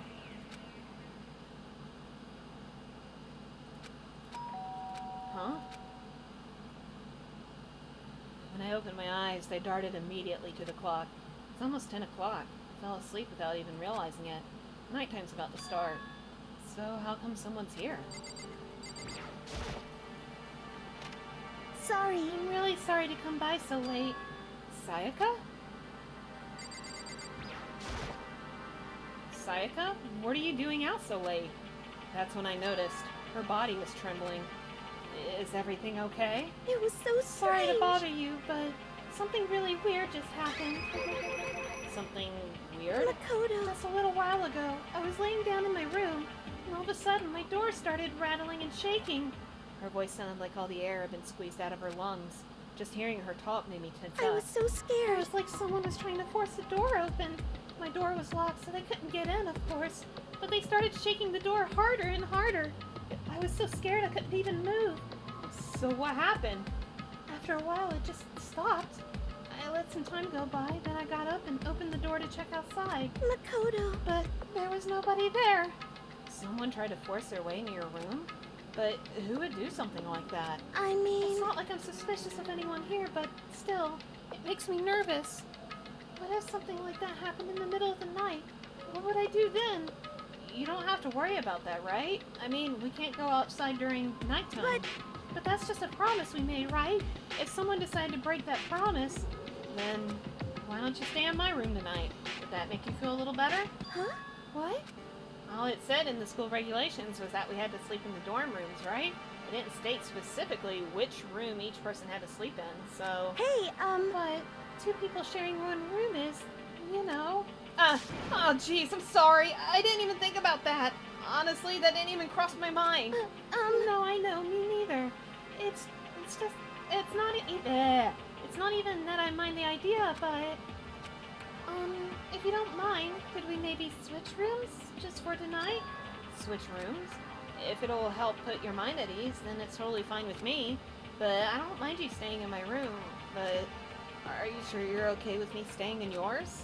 That doesn't, like, concern you? It's fine. I trust you. In that case, then...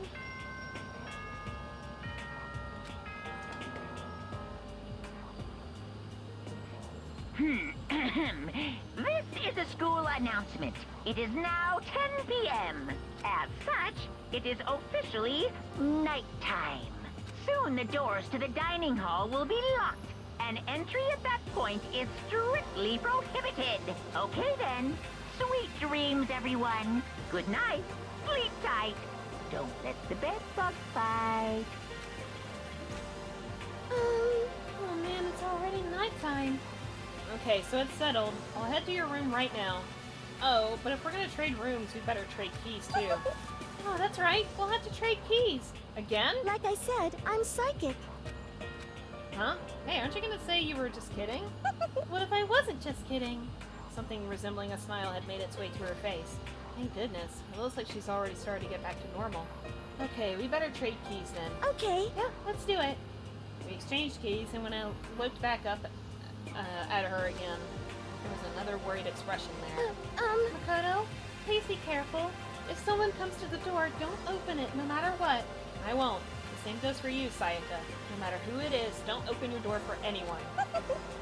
Even if I'm sure it's you, I absolutely won't open it.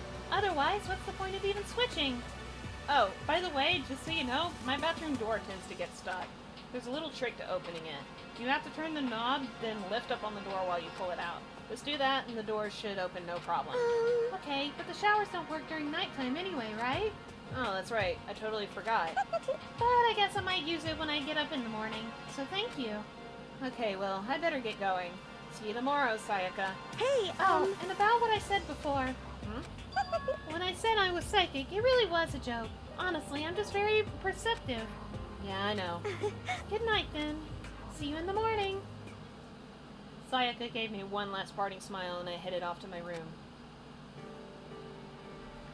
I looked around as soon as I got out into the hall. Everyone else's doors were closed. There was no sign of life. Good, there's nobody here. Making sure nobody was around to spot me, I rushed into Sayaka's room.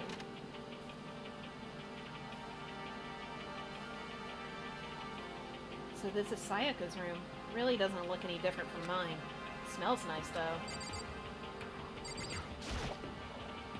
The bed itself looks exactly the same, but knowing Sayaka slept on it makes me look forward to trying it out for myself. That's fucking weird, Makoto.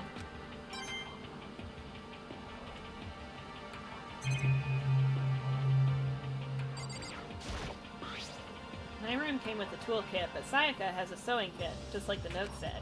And next to it is the map of the body's vital organs.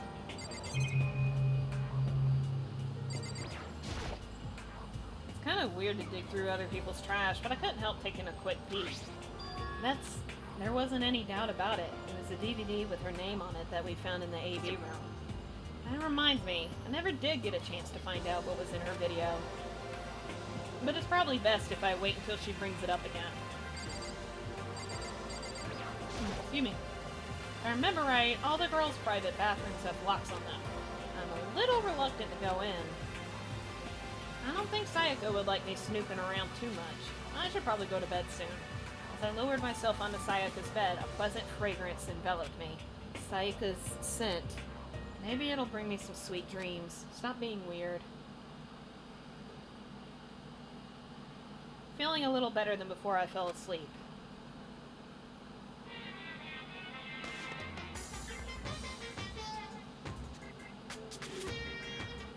Imagine you're all in a big spaceship in the middle of an intergalactic adventure. You've heard of Noah's Ark, right? We're sort of like that. We've set sail and left Earth behind. Here, you don't have to worry about crazy neighbors, corrupt cops, drunk drivers, or pyromaniacs. You don't have to worry about the ozone layer or asthma-inducing air pollution. And of course, you don't have to stress about studying for finals or practicing for the big game. But, even our divine world of freedom has a few rules. After all, freedom can't only exist because of rules. If you're really dead set on returning to that tiny piece of dog poop you call Earth, please do your best to follow the rules. I hope I've made myself perfectly clear. So then, let's everyone do our best to follow these new guidelines and live happily ever after together!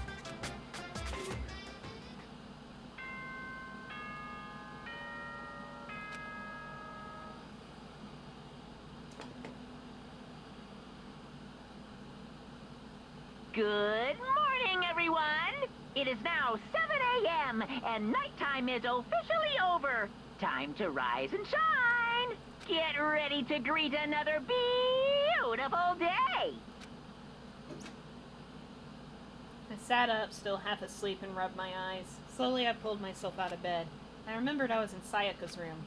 I just remembered I promised to eat breakfast with everyone else. I better get going. I left Sayaka's room and made my way toward the dining hall.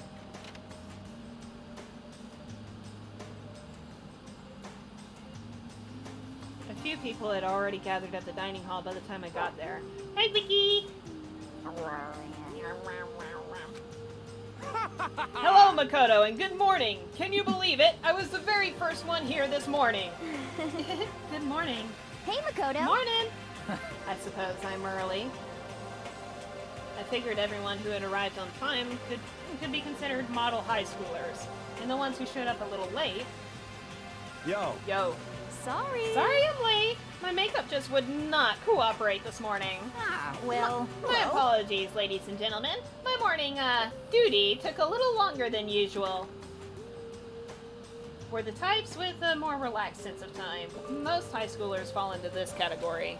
And finally, the ones who kept everyone waiting forever. Indeed. I suppose I'm late. Good morning, everyone. My bad. My bad, guys. Slept right through my alarm. What's your problem? Is it so awful to be late? Yo! I didn't oversleep, just so you know. Nope, got lost. I blame the Bermuda Triangle. What? Don't care about time or other people in general. They're the kind that move at their own pace. But regardless, everyone had arrived. At least that's how it was supposed to go. Wait, aren't we still missing some people? Yeah, Sayaka and Byakuya aren't here yet. I don't know about Byakuya, but I would definitely put Sayaka in the model high schooler category. So for her to be so late... What? What's going on? Did something happen? Yo. Hey man, have you seen Sayaka? Why would I have? I just came straight from my room to here. Did she forget about our breakfast promise? However, I got the sense she always has her stuff together. Listening to everyone talk like that, a small dark speck of unease rose up inside of me.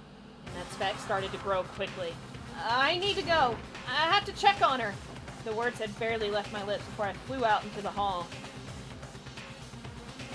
Where I headed first was my room, where I'd let Sayaka stay for a single night, where she was supposed to be safe, but over the course of that one night,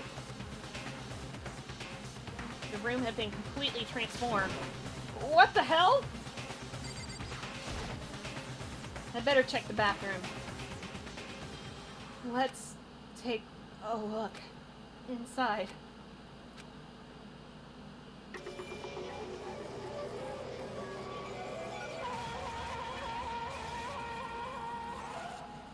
Well, it took me a second to realize that I was screaming. What I saw dug its way through my eyes and buried itself in my brain. And then... everything went black. Oh no! Oh no, the boring chick died. Yeah, I said it. She's boring. Okay, I'm starving, so we're gonna go ahead. I was gonna wait till the next save point, but I think I'm gonna do it like whenever I played this with Void and Silver, and just like go and check my time essentially between periods. So like with the prologue, it was barely even an 2 hour, like an hour, hour and a half, whatever. So it was just like, keep going. So, so we're gonna take a break.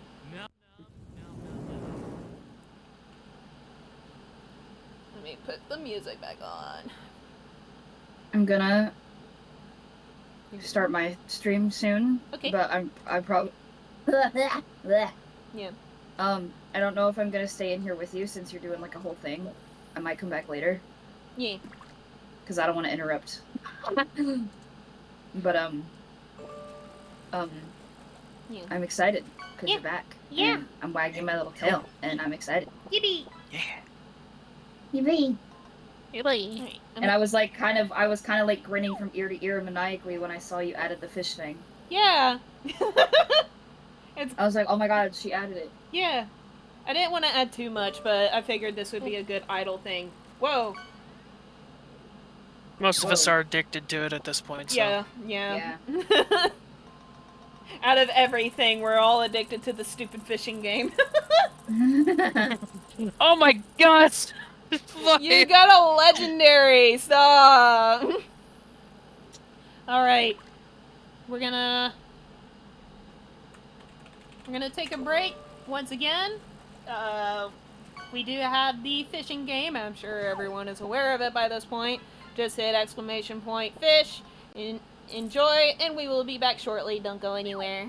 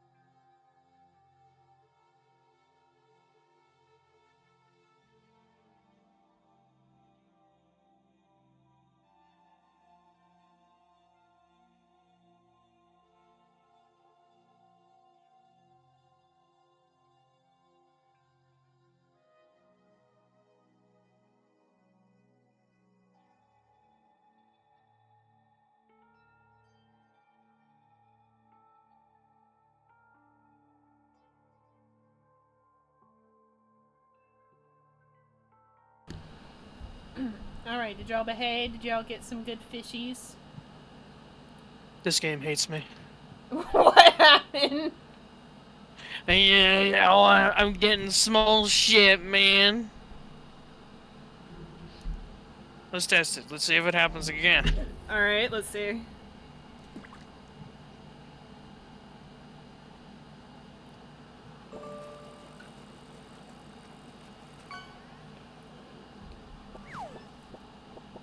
Got a lobster.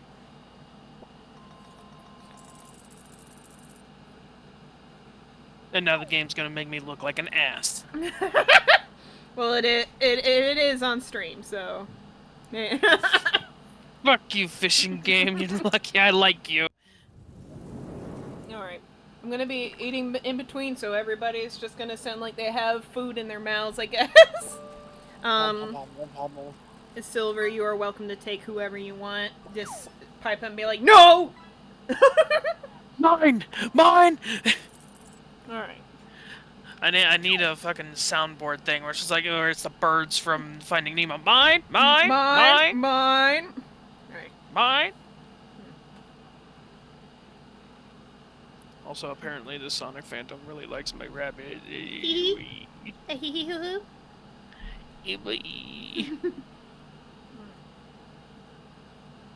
When I opened my eyes, I found myself staring at a huge ceiling. It was a ceiling I remembered seeing before. And when I sat up, I saw someone looking at me. Again, it was someone I'd seen before. Ah, you're awake! Finally! Are you okay? Now's no time for sleeping. Get your ass up!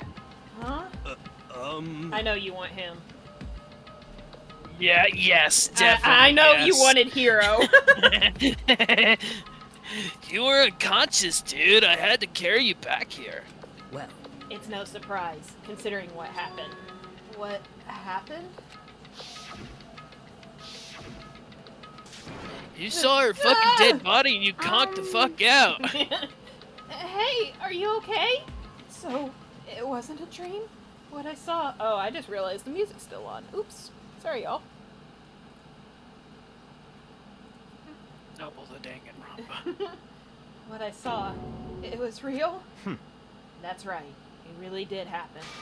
Sayaka is dead.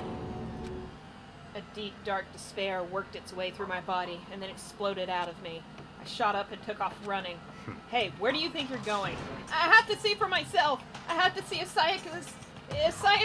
Just give You can up. check once, twice, 1,000 times. Sayaka is completely and irrevocably dead. No, I have to see for myself. What? Listen to us, man. What? What do you think is gonna happen if you go out there? Well, what good is it gonna do just sitting around here? I mean, why are we all hanging out in the gym at a time like this? Our friend, Sayaka, she's dead! Dead. When I said that, it finally hit me. I realized she really was gone. Calm down. None of us want to be here right now either. Then why? Shouldn't it be obvious? Monokuma, he told us all to come here. Well, hold on. Don't talk like that. We all protested it. I mean, we remember the terrible price Sayaka had to pay. But... So... I'm the one who convinced them to come. Right now, we need to do whatever he says. We're his prisoners, right? It's not a good idea to defy him without reason. Correct. We don't need to make any more sacrifices than we already have. Why should we listen to anything he has to say? It's obvious he's the one who killed Sayaka. Wrong. I would never do that! If you can believe anything, you can believe that! He's here again. Hey! Unless someone violates a school regulation, I absolutely will not interfere! I can promise you I won't do anything that goes against the purpose of your school life here. Listen up! I'm famous at safari parks throughout the world for following the Bear Times 1 rule. But... who did it? Who killed her? Come on! You already know the answer. The one who killed her is one of you! Nobody had a reply for that. One of us killed Sayaka? Don't be stupid. That's... What's the matter? You guys all look like you're about to see a dove get shot up with a Gatling gun. Don't you remember what I told you when this all began? One of you decided to kill Sayaka so that you could graduate. Someone's just following the rules. There's nothing wrong with that. Well... You're lying, right? Of course he's lying. I'm telling you, he killed her. Wrong. Nope, sorry. One of you is now a bona fide killer. If they wanted to, the one who did it could testify to that little fact. What? Without thinking, I looked around at everyone. They all had the same look on their faces. Everyone looked at each other with a combination of fear, suspicion, and confusion. Are you serious? Someone killed someone! It is amazing what some people are capable of. Just hold on. Hey, hold on. Don't just assume he's telling the truth. Stop talking. That's enough. Before we do anything else, I'd like to confirm something with the stuffed animal here. If one of us really did kill her, that person gets to graduate from the school, right? Huh? Come on. Don't play dumb. That's what you said, isn't it? If you kill someone, you get to leave.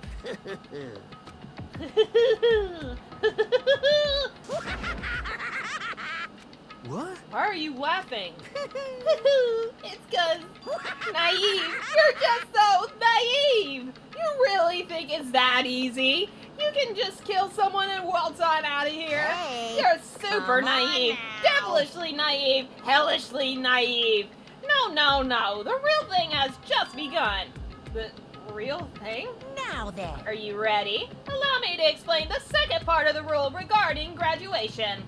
Just like I explained before, you must kill someone if you want to leave. However, even if you do that, there's still one more part to the agreement you have to uphold, remember? Then perhaps... You are referring to rule number 6 of the school regulations. If you are the blackened that committed the murder, you can't be found out by the other students. That is what you are talking about, is it not? In other words... Bingo! It's not enough to just kill someone. You have to actually get away with it. Which naturally means you need a system in place to assess whether or not it's been gotten away with. So a certain amount of time after a murder has taken place, a class trial will begin. Class trial? Yep, it'll begin a few hours after the murder. Everyone will gather together, including the blackened who committed the murder. And they and the spotless students will all engage in one big debate showdown. During the trial, you'll have to present your arguments about who you think the blackened is. And once everything comes to an end, the outcome will be decided by popular vote. If the answer you've arrived at is correct, only the one that disturbed your peace will be punished. The rest may continue their communal life. However, if you choose poorly, then the one who got away with murder will survive, and the rest of you will receive your punishment. Which of course means your school life will come to an end. As far as class trial rules go, that's all there is to it. Well, so, what exactly is this punishment you keep talking about? Oh, well, to put it simply, what? It's execution! It's execution! What? And by execution, you mean... Execution is execution. Execution! Electric chair! Poison gas! Torn apart like a paper plane in a hurricane! So, to make sure I understand, if we get the culprit right, then only they die. But if we get it wrong, all the rest of us get executed? Well done!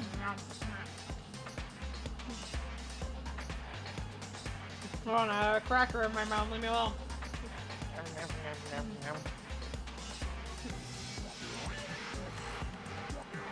What a smart little chimpanzee you are! Look at you implying you didn't do it without actually saying it. So it's basically what the outside world calls a lay judge system, or an inquisition type thing. Which means you'll be deciding who you think the killer is. But judge carefully, because all your lives are on the line. Okay, let me just add the rule I just described to your handbook. Make sure to keep it in mind. Hey! Well, wait! Hold on a second. You're freaking insane, you know that? What the? A class trial? What the hell is that? I don't want anything to do with it. What's this? Why not? Stop it! What do you mean, why not? Why do I have to waste my time trying to figure out who murdered someone? What? What?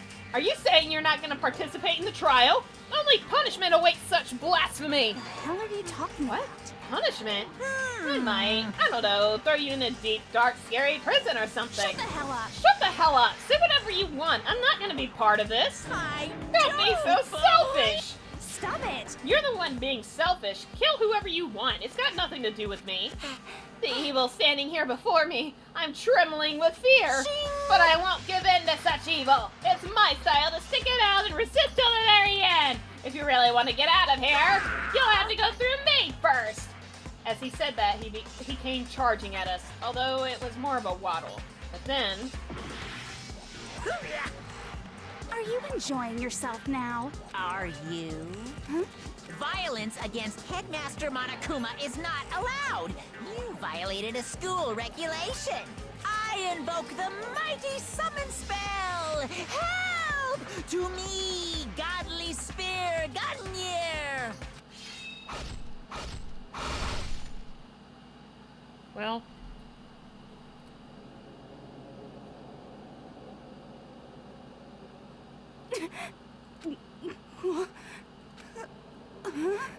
This wasn't supposed to... Why? Me? Suddenly, right at the end, her eyes shot wide open. Just like that, she never moved again. No way! This can't be real. No way! Well now. Now I am painfully aware of the great power and meaning of a promise. I really wanted to keep a corpse from popping up for no good reason, you know. Yeah. But I guess you all needed to be taught a lesson after all. Oh, what an amazing promise. But now you guys understand, right? Now you see just how serious I am. Defy me and you get shot full of holes, exploded, buried alive, disintegrated, etc. So, if you don't want that to happen to you, you'd best obey those school regulations. Junko's body had been impaled with a bunch of spears. An unbelievable amount of blood started pouring out of her body. It was the first time I'd ever seen the moment someone's life came to an end. Nobody there could deny what they'd seen. Junko, who until just a second ago had been her friend, was dead. She died. She had been murdered. In simple terms, it was the death of a human being. Hey, It's really not all that shocking. She just died, that's all. Just went and died. It's no more remarkable than the inevitable demise of the entire human race. It's just as natural as the eventual end of the world itself. This isn't some superhero comic, so it's not like when you die, you didn't really die. This is reality! Why? Why did you have to kill her? Didn't you say you would put her in prison or something? I changed my mind. I knew it. No, you've been wanting to kill this entire time. Say what? Kill this entire time? Don't be silly. You can't kill time. Or are you being metaphorical? Are you saying I wanted to waste time this whole time? Come on, what do you take me for? I'm Monokuma! Well now. Anyway, none of that matters right now. I have something I'd like to give you to help you in your search for the Blackened. This little file has all the information I've gathered about the death in question. I like to call it... It's the Monokuma file! I mean, naturally, you guys aren't experts at this kind of thing, so you can only do so much with a corpse. So instead, I've gathered up everything I know about the circumstances and cause of death. What's that? How do I know the cause of death, you ask? Because the surveillance cameras picked up the whole thing. I got to see it all go down. So then... Wait, so then you know who killed Sayaka? Of course I do. If I didn't, I couldn't possibly pass a fair and accurate judgment during the trial, now could I? Correct. That's a good point. The judge has to be able to make the proper decision. That's somehow comforting. Well... Now then, please put your full effort behind your investigation. After all, you don't have any choice but to give it your best shot. Seriously, you don't have a choice.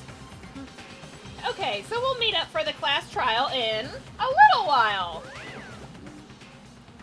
And with that, Monokuma disappeared once again. He left us stunned and confused. He left us at a total loss. He left us with Junko's dead body growing colder right in front of us. And for who knows how long, nobody said a word. The fact that Sayaka and Junko were dead was a huge shock, of course, but there was more to it than that. It was also the idea that one of us had actually murdered someone. And that if we didn't find out who it was, we would all die here. We found ourselves in a situation where we couldn't help but look at each other with open suspicion. It was the worst situation imaginable. And yet, even in such a perversely terrible situation, she didn't show the slightest hint that it had gotten to her. Hey. Now's no time to wallow in your depression. The worst thing we can do right now is lose all faith in each other. That would lead to the same disastrous result as having total faith in everyone else. What? Huh? In other words... Cooperation is absolutely key at this point. Who do you decide to trust or not trust is, of course, up to you. Continuing to think about and talk about the deceased certainly isn't going to help anything. What the heck? Saying stuff like that is just... How many times have I told you? Anyone who can't adapt will die. Death is the only thing awaiting those who are unable or unwilling to adapt. If that happens, you only have yourself to blame. That's terrible! What an awful thing to say! Especially after what's happened! Just a second. Right now, exposing the killer is the most important thing. Because if we don't, we're all going to die here. She's right. We need to begin our search right away. Of course. Either way, we can't run away from the situation. So we have no choice but to move forward. What the heck? We just have to I'll do be it, right I guess. Okay. What other choice do we have? No way in hell am I letting someone kill me. Alright, damn it, let's do this. We just have to do it. Everyone kept repeating that sentiment. They were using it as a mantra, like a mantra to give themselves strength. They're right. We just have to do this. No matter how much we don't want to, we have no choice. If that's what it takes to survive, then that's what we have to do. On top of that, there was something I needed to find out. I had to know why Sayaka had to die. Why she had to be the one. I'm terrified to find out, but still, I have to know. Otherwise, I knew I'd never be able to accept her death. Which is why I don't have any choice. I have to do this.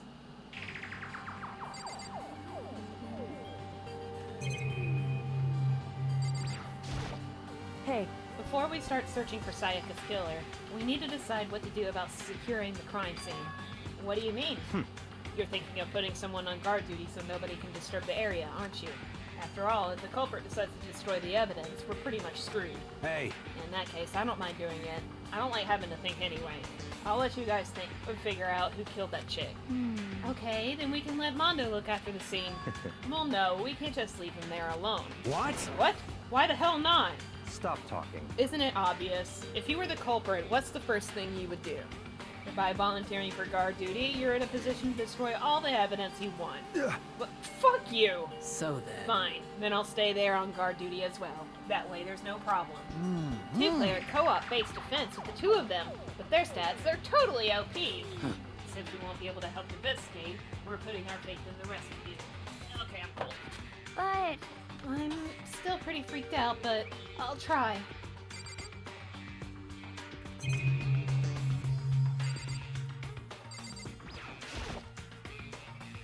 I gently placed my hand on Junko's lifeless body. I touched her wrist to check for a pulse. I can't fucking talk. For a pulse like they do in movies and stuff, but she really is dead. There wasn't anything else to say. She was gone. I don't know why you even bothered to check. After those injuries and losing that much blood, frankly, I'd be shocked if she did survive something like that. Huh? Hold on. Hold on! Wait a second! She's dead? And that means everything that's happened so far is real? It's not a joke or whatever? It's really real? Hell no! Someone save me! Let me out of here! Somebody help me! What's your problem? Just now accepting that?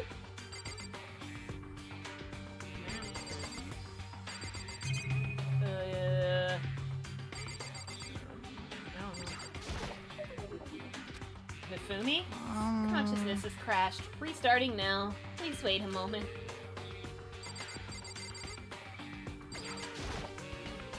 We need to hurry up and figure out who the culprit is. Anyway... We're going to find out who the killer is. Because if we don't, we're all going to die here.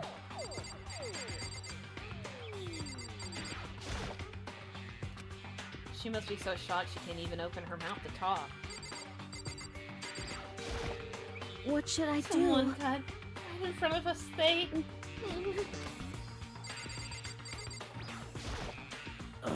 Can't run away from the situation, so we have no choice but to move forward. Come on, man, let me out of here. Come on, someone let me out. Huh? Is this really happening? Don't fuck with me. Screw that piece of shit bear. What the heck? I hate this, but still, we don't have a choice. We have to figure out who did it, or else we're all dead. Oh. So you finally noticed. What the crap? Huh? Noticed what? I was looking through the Monokuma file we received, and I noticed something very obvious and very unusual. Huh? Huh? What are you talking about? Go ahead, take a look. Notice anything interesting about where Sayaka died? She died in Makoto's dorm. Ah! But she's right! Then, could it be? All at once, everyone's gaze turned to me. Oh, hold on a second! Well, you've got it all wrong! This one night, I traded rooms with her. I did it because she was afraid. You expect us to believe that? Just tell us the truth! The look in everyone's eyes had done a complete 180 from just a few minutes earlier. Excuse me. The feeling of suspicion and fear had returned. In other words, you think I did it? So then, Are we all done talking? We need to begin our investigation soon. At this point, we should split up. We need to get to the bottom of this and find out who killed Sayaka. We'll have to collect clues to form a foundation, and construct an argument to come to a final decision. If we get this wrong, so... well, do I really have to say any more? Actually... I'd rather you didn't know. Goodbye. Everyone pray for good luck. With that, Kyoko hurried out of the gym. Goodbye. I'll be going too. And just like Kyoko, he was gone before we realized it. Yo. Oh yeah, I'm on guard duty, huh? I better head to the scene of the crime. Ah, that's right. Hey, damn it. Let me just say this right now. Whatever son of a bitch did this is here right now, and they're thinking of destroying that evidence. You're fucking They dead. better not let me find them. I'll skip the trial and cave their goddamn skull in myself. I'm serious. I will fuck them up. Letting his deadly words hang in the air, he and Sakura ran off. So, But, I mean, we're not detectives or anything, you know? And we're gonna investigate a murder? How do we even do something like that? Anyway, We don't really have to do anything in particular. We already know who killed Sayaka. What are you implying? It was you. I'm telling you, it wasn't me. Don't come any closer. Are you gonna kill me next? so, Well, I guess it wouldn't hurt to give it a shot. It's not for sure that Makoto's guilty yet. That's true. We may as well at least check just to check. Even if I wanted to, I couldn't help investigate. Wait, why not? I'm not good with blood. All it takes is one glimpse and I'm black out. Oh, yeah? Well, whatever. I don't think anyone was expecting much from you anyway. Alright, I guess I better get going. Wait, don't go yet! You have to hear me out! But it was pointless. Everyone had already left. And their parting looks at me had still been filled with suspicion. Does everyone really think I'm the killer? How did it turn out like this? Seriously, they've got it all wrong. Why do they have to suspect me? I have to do something. Otherwise, everyone will... Execution is... execution. Electric chair. Bzz, bzz, poison gas. Torn apart like a paper plane in a hurricane. I can't let that happen. I can't let things turn out the way Monokuma wants. All I have to do is find out who really did it. Who really killed Sayaka? I guess I should look through the Monokuma file we got before. The victim was Sayaka Maizono. The time of death is estimated to be around 1:30 a.m. The body was discovered in Makoto's room in the dormitory. All evidence suggests that the death took place in the bathroom. The cause of death was a stab wound to the abdomen. There was also an injury to her right wrist. Specifically, the wrist appears to have suffered a fracture. We have no choice but to push forward if we want to find out what happened. Somehow, I have to find out the truth, so that we can all survive. And for Sayaka, I have to find out how she was killed.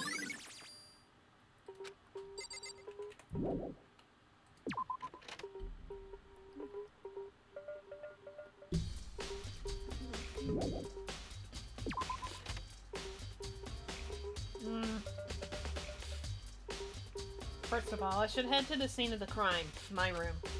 We won't make any progress without investigating there.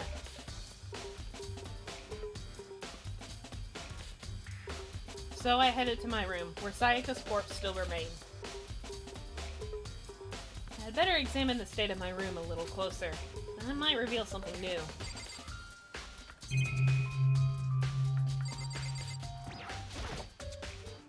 The notepad is still here, but I don't think it's relevant right now. Toolkit is still inside the drawer. I don't see any evidence that's been used at all. Which makes sense, I guess. I mean, it's mine, and I haven't had any reason to open it. Can't even imagine a situation where I need a toolkit like this. Yo. Yeah, seriously. Oh, Mondo. What? We ain't exactly in the mood to be building fucking furniture, right? So you haven't used yours either, then? What? Not just me. Nobody's busted theirs out yet, as far as I know. Actually, we were talking about it yesterday. By the way. None of the guys have opened their toolkits yet. Cause, like, why the hell would we?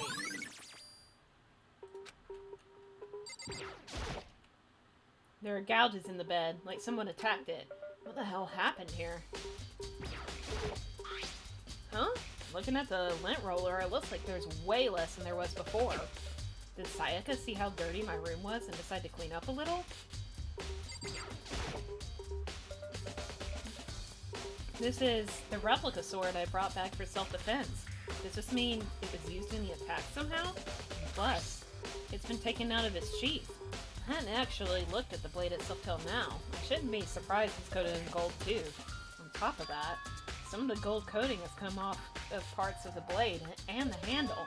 Yeah, the handle especially is missing a lot of its coating. I remember the coating sticks to you even if you just touch it a little bit.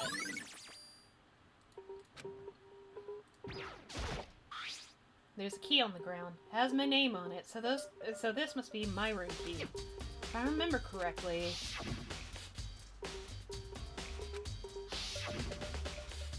When we switched rooms, we switched keys too.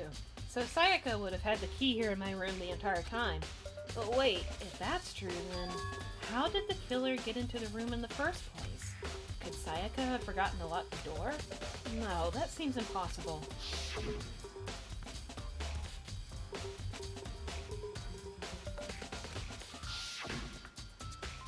After saying that, there's no way she would have forgotten to lock it or opened it for any reason. Well, maybe she dropped the key somewhere and someone else grabbed it or something. No, that's not possible either. Sayaka was in here when we switched rooms. With how scared she was, she wouldn't have gone walking around, so she couldn't have dropped it. So, how did the killer...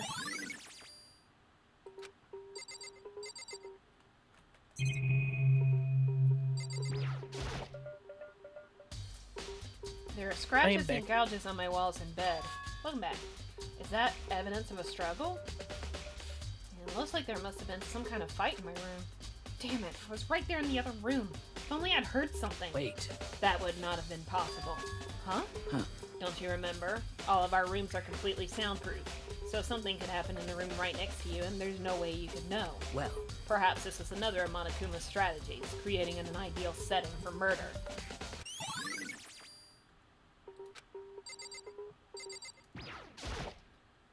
This is the replica sword I brought back for self-defense. Does this mean it was used in the attack somehow? And plus, the sword's been taken out, so it's just a sheath, but... Huh? There's some scratches on this sheath. They must have been made with something sharp. But how'd the sheath get scratched up in the first place? Even if someone used the sword during the struggle, it doesn't make sense for the sheath to be damaged. I mean, if you're gonna attack someone with a sword, the first thing you do is unsheath it. A heavy sheath like this would only get in the way. It could just slide off in the middle of the fight. So why are there scratches on the sheath?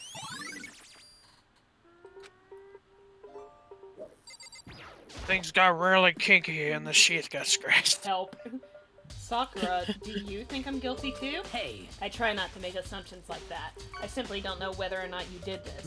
Whatever decision the rest of you come up with, I will follow your lead. I see. By the way... You know, I realized something while I was on guard duty. The killer could have already destroyed some evidence, right? Before anyone found the body, I mean. There's a trash room here in the dorms, right? They could have tossed some stuff in there. Yeah, that's definitely possible. You son of a that bitch! Dirty bastard! Anyone who raises their hand to a woman is scum that deserves death. That's what my brother taught me. You're fucking So if dead. I ever find the son of a bitch that did this, I'm gonna pound his goddamn face in. But what if it was a girl that did it? Yo. That'll all get sorted out when the time comes. Didn't get that far, did you, Mondo? I'll let Sakura beat her fucking face in. Hey, Kyoko. I quietly called her name while she was investigating the area, but... What are you doing? Isn't it obvious? No. No! Not really. I'm searching. Searching? My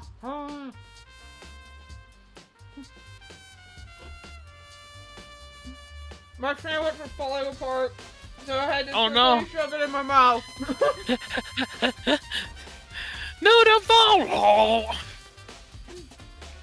The jelly was starting to come out, and I was like, no! No! My meat! No. Okay. She was down on her knees, carefully inspecting every inch of my room. Did you lose a contact or something? I don't know. That's not on her knees, but okay. I don't know what she was doing exactly, but she seems to be concentrating pretty hard on it. But a few seconds later, she suddenly stood up straight and said, "Are you a clean freak?" Huh? No, I don't think so. But what?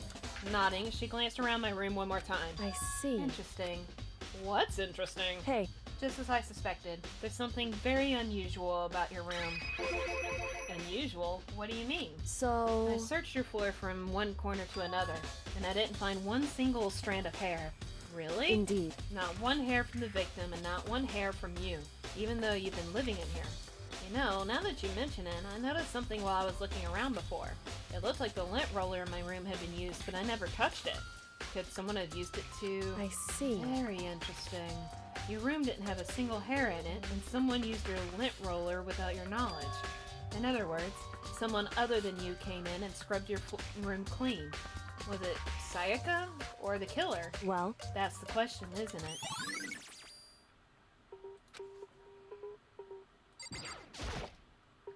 The bathroom, and on the other side of this door is... No, I can't let it get to me. I can't afford to freeze up now. Forcing myself to push my panic down, I stepped into the bathroom. Looking at her made it painfully clear it wasn't a dream or an illusion. She had lost everything that made her her. Sayaka. All at once I was overcome with dizziness, nausea, the urge to burst into tears. But I can't hesitate now. Why? Why did Sayaka have to die? I have to uncover the truth. I have to find out what happened. I wanted to give up. I wanted to collapse. But that thought held me up and supported me.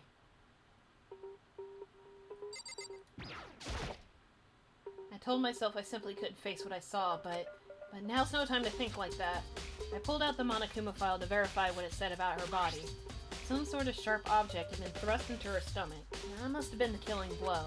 But whatever they used to kill her, where'd they get it? That's definitely something I should look into later. Also, according to the Monokuma file, Sayaka's right wrist is broken. Her wrist does look swollen and bloody, that's for sure. Ooh, excuse me. But there's something sort of glittery there on her wrist, too. Right there, where her wrist is all swollen. There's something glittery. That definitely concerns me. Another thing that concerns me is... I was wondering what that bell noise was. It was because somebody got a bite. Huh? There's some blood on her left index finger, but that's it. The palms of both of her hands are totally spotless, so how come only her left finger? The stab wound in her stomach is what killed her, so when she broke her wrist, that must have happened earlier on. I mean, how would her wrist get broken after she'd already been killed? So it's very possible she broke her wrist during the struggle. The killer attacked Sayaka in the main room, which is when her wrist got broken. After that, the killer cornered her in the bathroom, where they inflicted the deadly wound.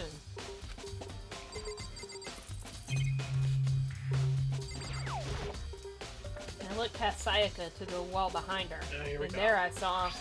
Huh? Hey, is everyone ready to have an aneurysm? If you know, you know! Written in blood were the numbers 11037. Sure. Kill me. I remember when I first played this game, I was having an aneurysm. I was just like, well, I already know who killed her. They're literally telling me right there. Meanwhile, the characters, what the fuck does 11037 mean? All of us bashing our heads against our desks. You're so stupid.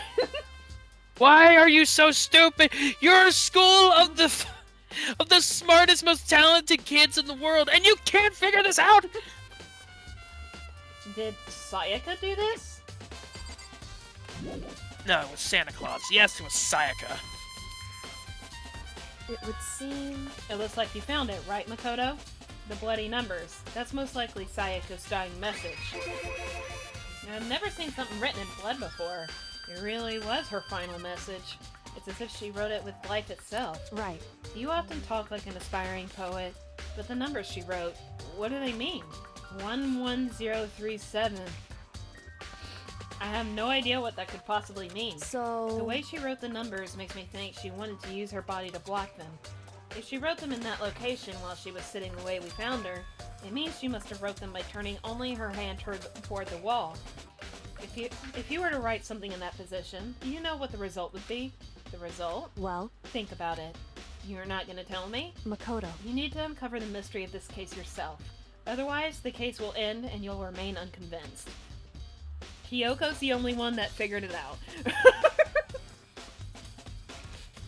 I have no idea what you're trying to say, but it's obvious you're not going to tell me.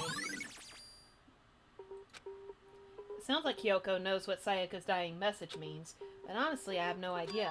Oh, I know who I should talk to. When it comes to numbers, who better to ask than the ultimate programmer? Makoto. Why her? Like... Take numbers! Oh man, I better go ask the nerd about numbers. It's like, what does this mean? Dude, I have no idea. This is gibberish in numbers. What am I, the ultimate mathematician? Jesus. I know code, and not this kind of code. Like computer code. This ain't a computer. A bunch of zeros and ones. Like... Exactly. There's one other thing I wanted to ask you about. Do you know how the door to your bathroom got broken? Broken? Oh, you mean how it gets stuck? What? Gets stuck. Yeah, I guess I'm the only one, but the door doesn't fit in the frame quite right. When I first tried to use it, I thought it was just locked. But once you learn the trick, it opens no problem. Correct. So the door doesn't quite fit the frame, huh? But actually, I'm referring to the broken doorknob. Huh? The doorknob? That's right. You didn't notice? Well, just try closing the bathroom door. I'm sure you'll see right away what I'm talking about. I did what Kyoko said and shut the bathroom door. Huh? The doorknob? Oh my god. What the heck? The doorknob's practically about to fall off! Why is it like this? It would seem... Someone must have used a screwdriver or something similar to unscrew it. Whatever it was, it's obvious this was intentional. What? It was intentional? Why would someone want to do that? So... I guess maybe they were trying to get the door unlocked and ended up breaking the whole thing. But my bathroom doesn't have a lock on it. Only the girls' bathrooms can lock, right? She stood there for a while, lost in thought. Then apparently struck with a sudden realization, she shot a question at me. Just a second. I have just one more question for you. You mentioned earlier that your bathroom door would get stuck, right? Did you tell anyone about that? Oh, well, I did tell Sayaka about it last night when we switched rooms. So what you're saying is, only you and Sayaka knew about it. Interesting. She had the slightest hint of a smirk on her face. I got the sense that she was really starting to get into all this. I see. Then that clears that up. Huh? What clears what up? I'm so lost. Goodbye. Well, see you later. As if forgetting I was ever even there, she suddenly turned and left the room. I still don't really understand any of this, but I've already given my room a good once-over. Maybe I should look around somewhere else. I should start looking into where the murder weapon might have come from. And also, I should look into the DVD Sayaka got. With Sayaka dead, I have no choice but to see for myself Kyoko. what was in that video. He's so dumb. He's so dumb! And on top of that, I'm sure there are some other areas worth checking out too. Maybe I should see what everyone else thinks, if they'll even talk to me, that is.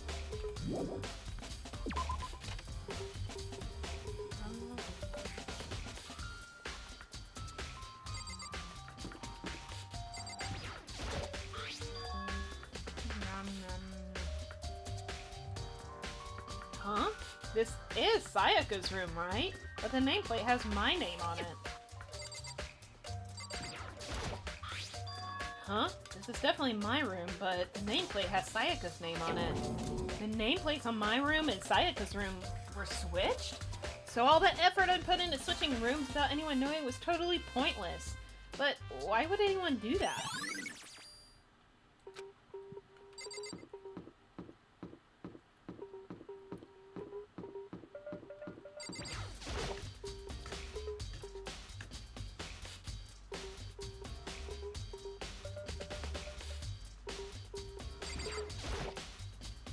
Hina, are you investigating the dining hall? Oh no, I'm just taking a break. Actually, I've been taking a break since we started. This is all a first for me, you know? I don't have the first clue what I should be doing. I know what you mean. And I don't know why, but being in the dining hall helps keep me calm. So I know I shouldn't, but I've just been kinda hanging around here. To tell the truth, I was doing the same thing last night when Sayaka was killed. Good to know, Hina. Good talk. Good job. You're totally useless. There are all kinds of kitchen knives here, big to small, but it looks like one of them is missing. Was it missing from the very beginning, or... I'd better see if anyone in here knows more about it. It's the one in her stomach, but okay. Man, could it also be related to the sharp things stuck in her belly? Hey, so did you notice that one of the kitchen knives is missing from the dining hall? Yeah, totally. Yeah, weird, huh? Not... whatever. People make me want to have an aneurysm on purpose. I thought it was kind of strange, a knife just suddenly disappearing like that. Oh, so it wasn't missing from the beginning? That's right. Nope. Last I remember, they were all lined up in a nice, neat row. So, when did you notice one of them had disappeared? Well, I went to go get some tea from the kitchen last night, and all the knives were still there. But when I finished my tea and went back into the kitchen to wash my glass, one of the knives was gone. So, you're saying the knife disappeared while you were drinking your tea in the dining hall? Yeah. In other words, you were right there in the dining hall when someone came and took it. Then you should be able to say for sure, you can tell everyone I didn't come to the dining hall last night, which proves I didn't take it. Hey, by the way, did you really kill Sayaka? What? Of course not! I would never! Hina, do you really think I murdered her? I mean... Well, she was killed in your room, right? So, I mean, you guys were supposed to be friends, right? But you still killed her. On the other hand, two people becoming good friends, then one killing the other, is a classic drama setup. So when you consider everything together, I honestly have no idea. You frustrate me so fucking much. And this is only gonna keep getting worse as this game progresses.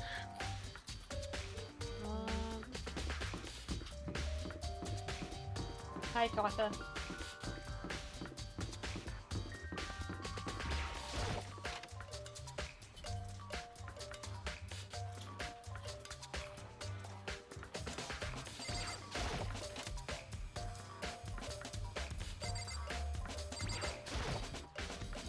Hey, Chihiro, I was hoping I could ask you something. Huh? Oh? What is it?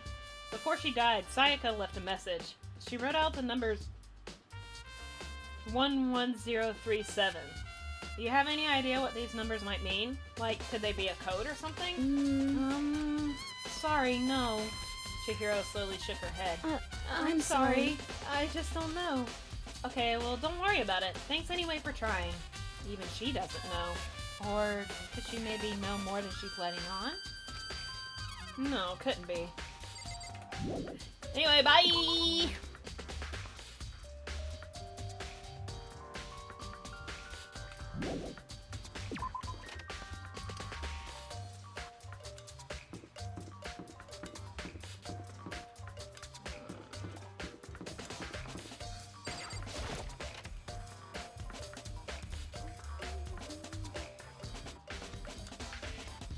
Let's play the DVD. It's a DVD player. Play the DVD. Do I need to actually go get it? Do I just not have it on my person? You didn't use your hands. Whoop, whoop.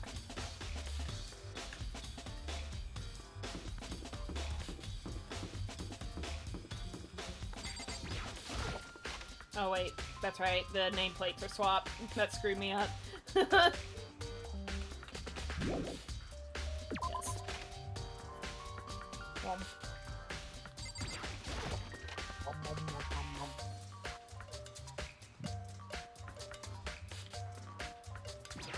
That.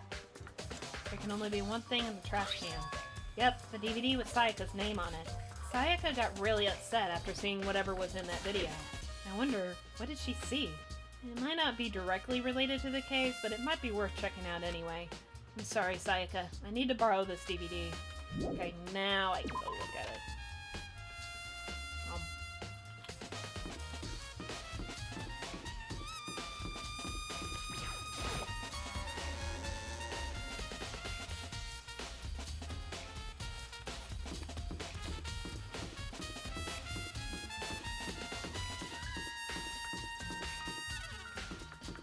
I ran right by it. I'm an idiot.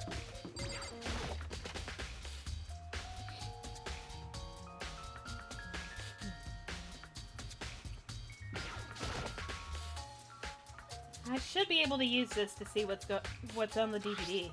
The DVD that Sayaka threw in the garbage. I sat down in front of the screen and put the DVD in the player. I pushed play and the screen was dark for a few seconds. But then... an image slowly appeared. It looked like some kind of concert. And standing on stage, front and center, was a face I recognized all too well. Sayaka. She was there, along with the friends she said had been so important to her. She was positively glowing there in front of the crowd, so full of life. Seeing that image made it even harder to accept that she was dead. My vision started to blur and darken, and then that voice I'd come to despise so much began to float out of the speakers. Sayaka Maizono, the ultimate pop sensation, lead singer for a world-famous all-girl pop band. For these girls, the glowing spotlight only made them that much more beautiful. But then... Suddenly, the screen went dark, and in the next moment, I saw something I could hardly believe. What the? Sayaka had disappeared from the stage, which was now in ruins. But what I noticed even more than that was the figures of the other girls who had all simply collapsed. This ultra-successful team suddenly fell apart. None of them will ever perform on stage again. None of them will ever feel the warmth of the spotlight. For Sayaka, there's simply nowhere for her to return to. So here's the billion-dollar question. What, oh what, could have caused the group to go to pieces?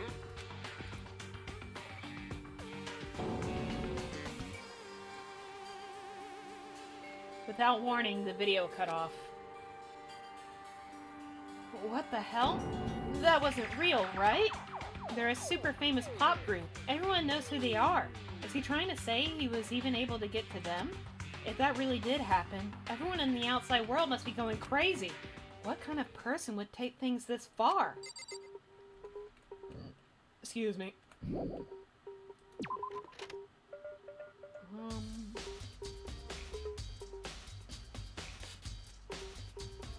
Where else?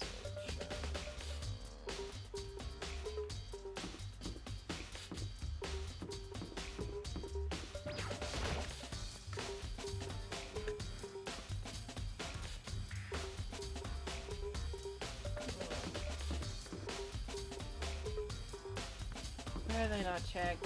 Oh, right. Right. I remember. Here.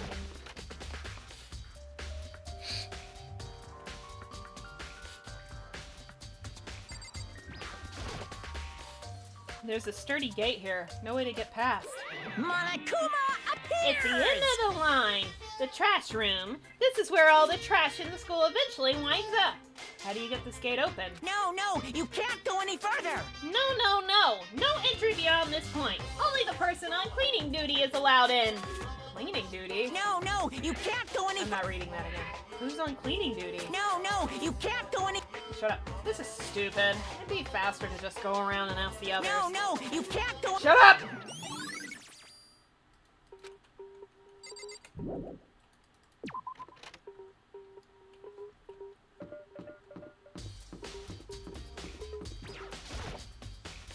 I'm looking for whoever's on cleaning duty. Cleaning duty? As a matter of fact, that's me. Why do you ask? It just so happens Monokuma talked to me yesterday and asked me to take care of it. Without someone on cleaning duty, the school would be flooded with trash in no time. So I formally applied for the position. I was gonna start this morning, but after what happened, I haven't had a chance to get started. And since you're on cleaning duty, you can open the gate in front of the trash room? Here we go! Of course! It's my job to gather up all the garbage and toss it in the trash room. And to do that, they gave me the key for the trash room gate. But we're supposed to rotate once a week, so eventually you'll be in charge. Very strange. Wait, hold on. You need a key to get in the trash room, and only the person on cleaning duty has access to the key. What's the point of going to all that trouble? Why not just leave the trash room open all the time so we can all throw things out whenever we want? That does seem more convenient. So in other words... Actually.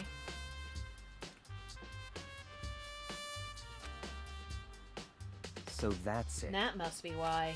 If anyone could go in and out of the trash room whenever they wanted, then destroying evidence would be easy. The thrill would disappear and things would become boring. Boring? Hey, listen! Anyway, and more important than that... Hey, you bastard! Hey, fatty, why'd you want the cleaning duty gig anyway? Oh. I just decided to volunteer for something I knew no one else would want to do. What's the big deal? You... Liar! I know why you did it. Is it? You want to dig through all the girls' trash, looking for, and poking around at it. There's no What are way you to talking think about this in a All my common love is for sense kind of 2D. way. You know what I mean. But there's all kinds of trash diggers like that. Maybe you'll get tired of 2D and then turn to... I would never get tired of 2D!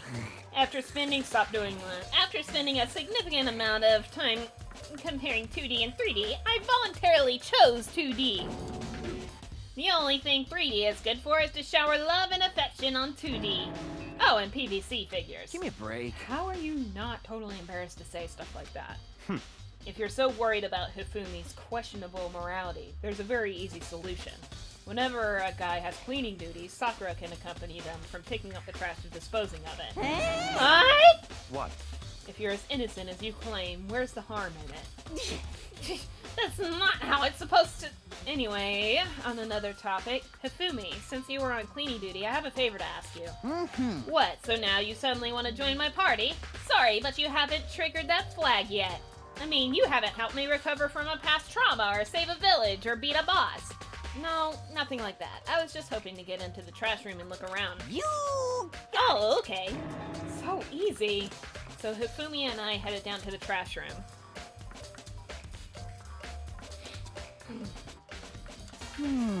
You'd like me to open the gate, wouldn't you? You know, when I look at it, it makes me think. They said he killed his wife. He learned how to get by on the inside, but he never stopped dreaming. Get busy living or get busy dying, he said. So him and Rita, they found themselves a way out. Whatever, please just hurry up. Okie dokie, leave it to me. Hifumi pulled a key out of his pocket and used it to flip the switch next to the gate. And then... Mr. Naegi! However, Mr. Naegi, surely you aren't planning to use the trash room to destroy evidence, are you? You fiend! You planned this all along! No, I just wanted to see if the actual killer had tried to destroy any evidence or not. But the actual killer is you, isn't it? You want to see if you left anything behind. Wait, maybe a parallel world? Whatever, let's just hurry up and keep looking. There are shards of broken glass scattered around in front of the incinerator. It looks like it used to be some kind of glass ball, just about big enough to fit in the palm of your hand. Is this Is that? You know what this is? They say if you collect all 7, a dragon will appear and grant you a single wish. Shut up! I don't know why reading that. It's not even the right color! It's not the right color for that Shenron, you dumb fat fuck! Kidding aside, it's the kind of thing you might see on any big city street corner. Gaze into it and it will show you a glimpse of the future. Just like that Mina girl who was on that quest to find that one guy. What are you talking about? Yeah, I get what you're trying to say, but who did this particular ball belong to? There's only one person it could be. They should all still be in the gym. I better go find out for sure. Ouch! What happened? I'm being told to hydrate. I got fish thrown at me. I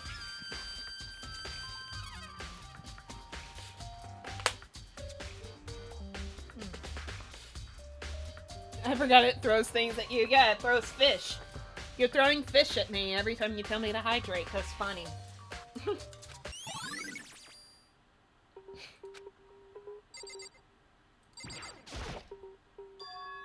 There's something on the ground in front of the incinerator. It looks like a burnt piece of something.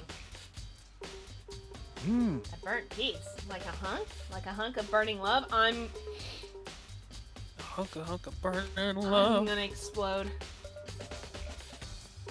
Anyway, this is... It looks like a piece of cloth in the shade. It's part of the sleeve from a button-up shirt. And now that I think it... and now that I look at it, that's definitely blood on the cuff. Which means... this is all that's left is some of the evidence the killer destroyed. But there are lots of people here with white button-up shirts. This isn't enough by itself to figure out who the killer is.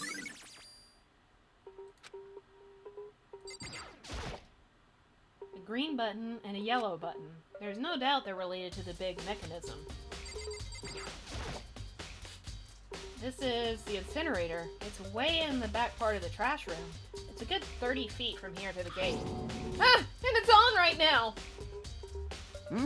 You see the green and yellow buttons next to the mouth of the incinerator? Yes, indeed. It's a pretty simple setup. You press the green button to get it going, and the yellow button to turn it off. Sooner or later, you'll be on cleaning duties, so make sure you learn this way before you leave, okay? Huh? Someone turned the incinerator on! Very strange. I'm quite certain it was off last time I was down here. Was it a Perhaps it was fairy? the work of a fairy. Hifumi, do you realize what you just said? Huh? The fairy? No, you said that last time you were here, the incinerator was off. Oh, yes. About that, there can be no mistake. If I've got one thing going for me, it's my memory. I feel as if... Yesterday, as soon as I was appointed, I came down to check the place out. It definitely wasn't on then. I haven't been back to the trash room since then. And since I'm the only one who has a key to open the gate, it should be impossible for the incinerator to be on. And yet... So that means someone was able to switch on the incinerator without opening the gate. But how is that possible? This whole thing is quite strange indeed. Excuse me. When I was here last, the incinerator was off, and those glass shards and burnt clothes weren't. What does it all mean, Mr. Naegi? Will you be confessing soon? Why me? Everyone already knows you did it. All the mysteries are being solved one by one. Sounds like he's living out one of his comic book fantasies. Alright, so we're done here. Now let's head to the gym. Because we have to ask Hiro about his ball.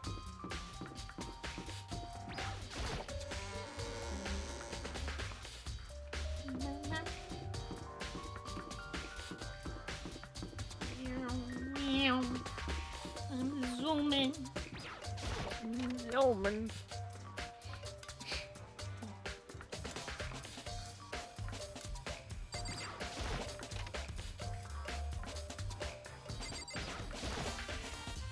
Hey, Hiro, can I ask you something?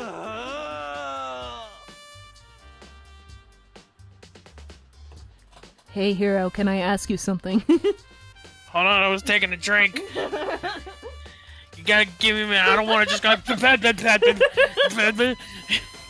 Implying that's not already what I'm doing. You can go ahead and spit your food out. I don't want to spit my drink all over my laptop. I don't got money coming in all the time, man. Okay, anyway. No, I gotta get out of here, man. Gotta get out now. I got enough. I gotta break free. Hiro, snap out of it. I'm going with that. Huh? Makoto, what are you doing here? What? Hey, does this look familiar? Oh, fucking shit, dude! That was expensive! My crystal ball! But it's all smashed up! What the fuck? What the heck? I only bought it because the guy said it was blessed. He said it was unbreakable. So, how did it break? What? Well, was it actually made out of glass and not crystal? Did that guy totally dupe me? He said it belonged to the pillars of history. Genghis Khan, George Washington, Napoleon. He said whoever controlled the crystal ball controlled the world. Was that seriously all BS? Let's put that aside for now. So, you could say without a doubt that this belonged to you? Yeah, that's mine for sure. I probably forgot it in the laundry room last night. Someone must have came by and snatched it. You left it in the laundry room? That means anyone could have found it and taken it. Thanks, Hero. That's all I wanted to know. Sure, whatever, dude. By the way, I'm almost afraid to ask, but how much did you pay for that thing? Everything I saved up for in fortune telling for 2 full years. Came out to be like, $1 million? $1 million? That's pretty cheap, actually. I mean, considering it gives you the power to control the world.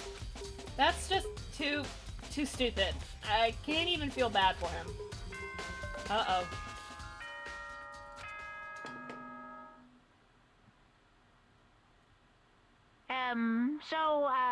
I'm getting tired of waiting. What say we just get started, It's time for the long-awaited class trial!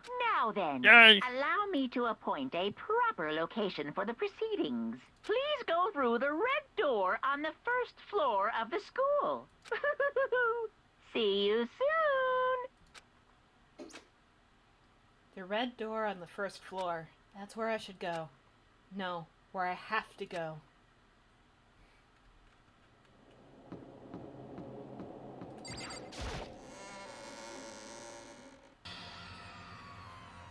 You! You're late, Makoto! We've all been waiting for you! I bet you were afraid you would be discovered as the murderer you are. Listen to me! Let's not jump to conclusions just yet. Save that for the class trial. There, we can all reveal the details of Makoto's crime. So they really are convinced I did it, but I didn't do it. Me and Sayaka both know that all too well. But then who is the killer? The one who murdered Sayaka. Is it really one of us?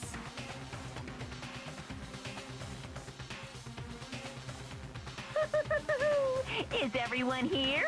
Okay then, please board the elevator in front of you, which will transport you to the courtroom, where all your fates will be decided. I'll meet you all down there. I'll be waiting.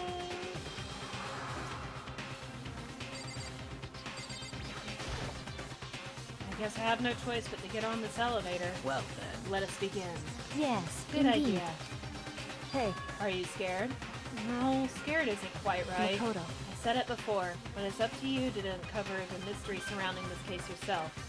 If you don't, you'll never come to grips with the truth. I need to uncover the truth of Sayaka's death.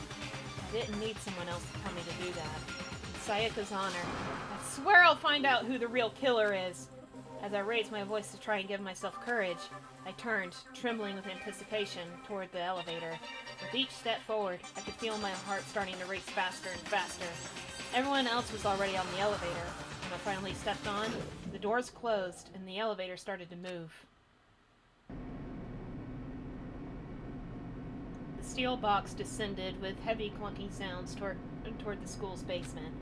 I wonder if this is how a death row inmate feels when his time finally comes. Oh! Rather than that, is it not more like a defendant waiting to receive his punishment? Oblivious to our shared anxiety, the elevator lowered us further and further into the bowels of the school.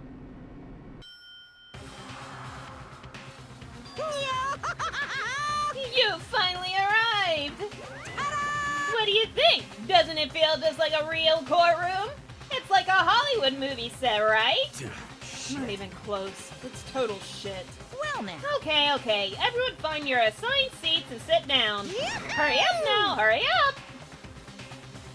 We did what he said and found our seats. The seats were arranged in a giant circle. It was set up so that everyone could see everyone else, which also meant it'd be easy for anyone to transfer their tension and unease onto anyone else. The air seemed to grow heavy as we sat there. So, the curtain on our first case opened. A deadly judgment, a deadly deception, a deadly betrayal. A deadly riddle, a deadly defense, a deadly fate, a deadly class trial. Damn, Makoto, that's fucking corny. Did we say deadly a few more times? Yeah. Let me go ahead and set up my skills. I only have these two right now. Alright.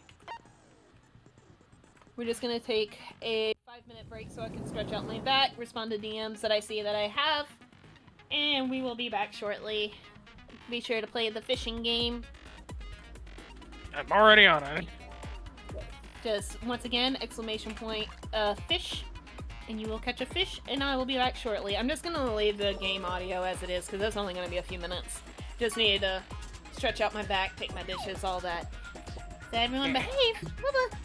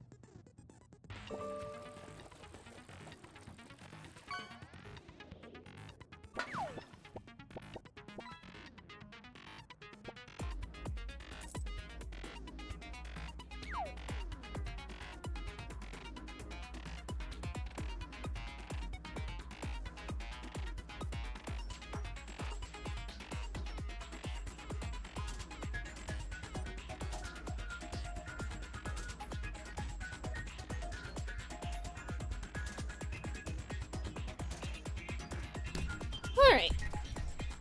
Hope everyone's ready. What are you doing? How long do you think they're gonna just argue over the the code? What do these numbers mean? I don't get it.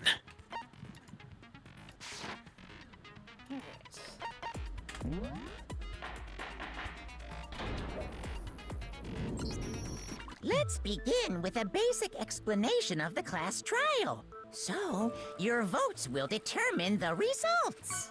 If you can figure out who done it, then only they will receive punishment. But if you pick the wrong one, then I'll punish everyone besides the blackened, and the one that deceived everyone else will graduate. Scooted too far towards my desk. Ouchie. Spoiler alert, murder is bad. Oh, entry! Oh. Anyway. And the killer really is one of us, right? Of course! Okay then. Everyone, close your eyes. And whoever did it, raise your hand. Don't be a goddamn idiot. Why the hell would they raise their hand? Before we move on and start the trial, can I ask a question real quick? What's going on with those pictures? I'd feel awful if they got left out just because they died. Friendship penetrates even death's barrier. Friendship penetrates? Shut up! Okay, but what about that other empty seat? There were only 15 of us to begin with, so why are there 16 seats? Oh, no reason. It's just that our little courtroom here can technically fit up to 16 people. Okay, that about does it for the preamble.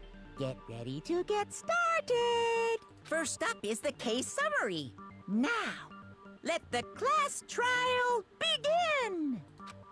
It's about to begin. The debate to decide who we think the killer is. Anything I found, anything I noticed, I have to be ready to speak up about everything. Because this isn't just about me. Everyone's lives are on the line. Yeah, just because I need to know what the controls are like on mouse and keyboard again. Engage in a number of non-stop debates.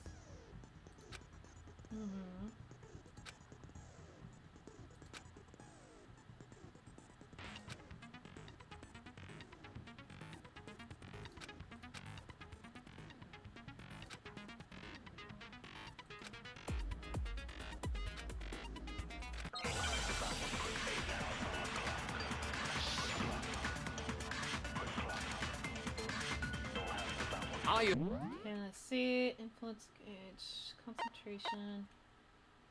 Okay, it's space. Okay. Fast forward is control. And then mouse wheel. Okay, cool. Quick select.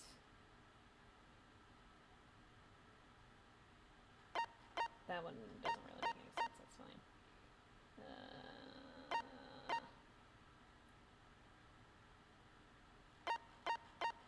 I don't have the silencer and the flashback yet, but...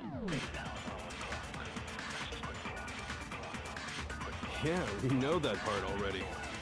And the murder took place in Makoto's room. In the bathroom. So it seems most likely that the killer must have taken her by surprise while she was in the bathroom.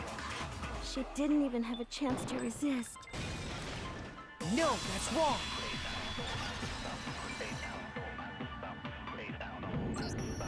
Just a You're second, stupid! Hero. Try to remember how my room looked. With the way things had been damaged, I think we can definitely assume there was a struggle. A struggle? Between who and who? Between Sayaka and the killer, of course. So you're saying Sayaka wasn't caught by surprise in the bathroom? She must have been attacked in the main room first. Then, she ran to the bathroom to try and hide. The killer followed her in, and that's where they finished the job. That much should have been obvious after taking one look at the scene. It shouldn't even need explaining. Sorry. Okay, so what's next? Next is the subject of the murder weapon. Wow, this is starting to sound like a real trial. We need to determine what was used to kill Sayaka. I don't know. I don't know what could have killed her. So what was used to kill her? There was some kind of sharp object thrust into her stomach. Really? Without a doubt, that is the murder weapon. So the killer used some random knife they had on him. No, that's wrong.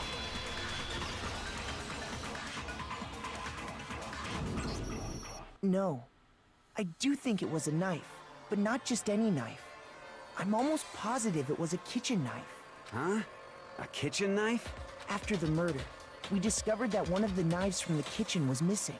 Which means that knife must be the murder weapon. Oh, yeah. I guess that makes sense. You could sort of see the weapon sticking out of her stomach. Whatever. And if you look real close, I could totally see that being a kitchen knife. Okay, so the murder weapon was a kitchen knife, but where does that get us? I mean, we all know Makoto killed her, right? That's right. Makoto's room was the scene of the crime. What more proof do you need? Hold on a second. Let's draw our conclusions after we've presented our arguments. Otherwise, what's the point of the trial? Well, we can talk all we want. It's not going to change that conclusion. I don't think that's true at all. I'm sure if we keep at it, something new will reveal itself. You really believe that? She's right. There's gotta be a breakthrough somewhere just waiting for us to find. Because I know damn well I'm not the killer.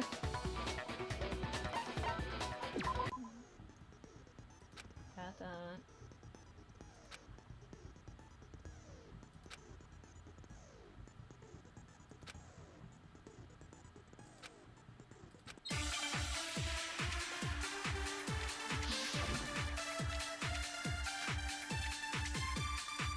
So I guess there's no question that the kitchen knife was the murder weapon. But where does that get us? Makoto must have taken it from the kitchen, right? He did it in secret, when nobody— Shut up. No, that's wrong.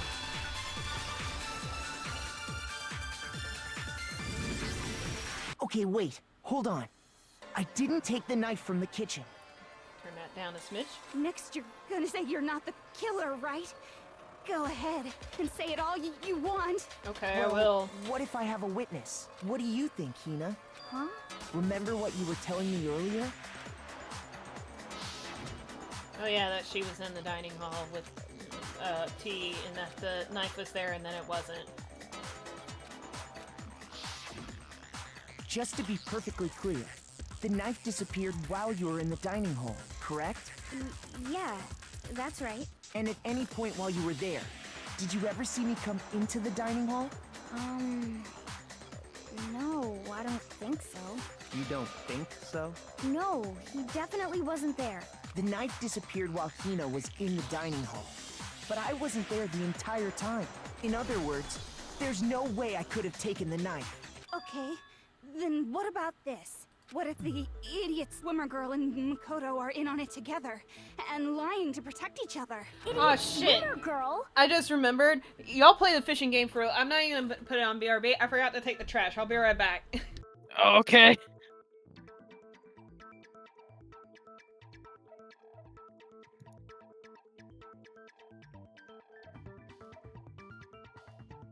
Well, you heard them. Play the fishing game. Come on. Let's do it. Play the fishing game. Type exclamation point fish.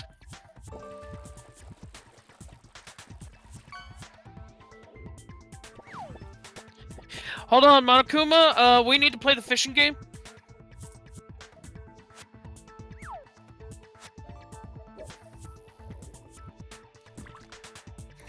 I grab these little CO2 canisters and I just throw it at his head.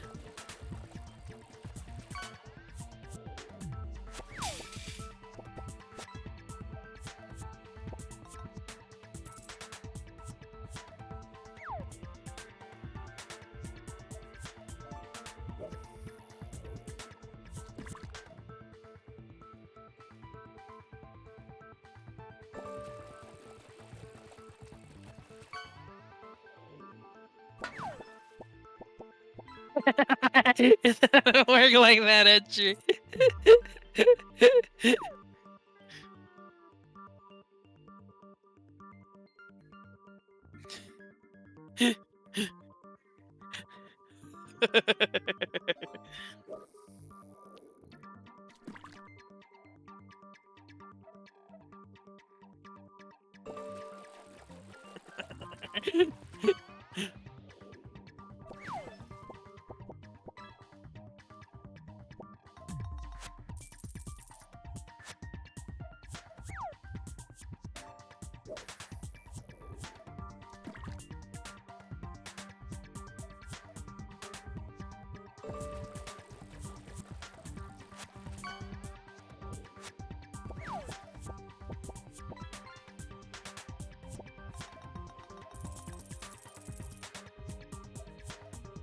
$69.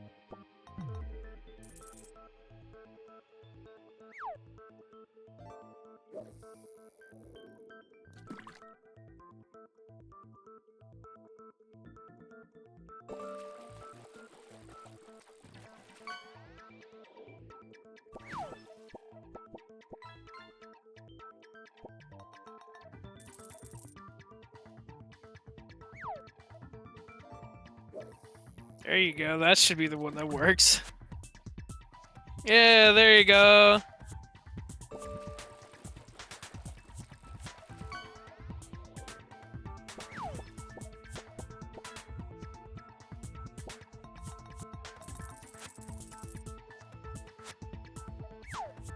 Hey, look, the fish is like your color almost.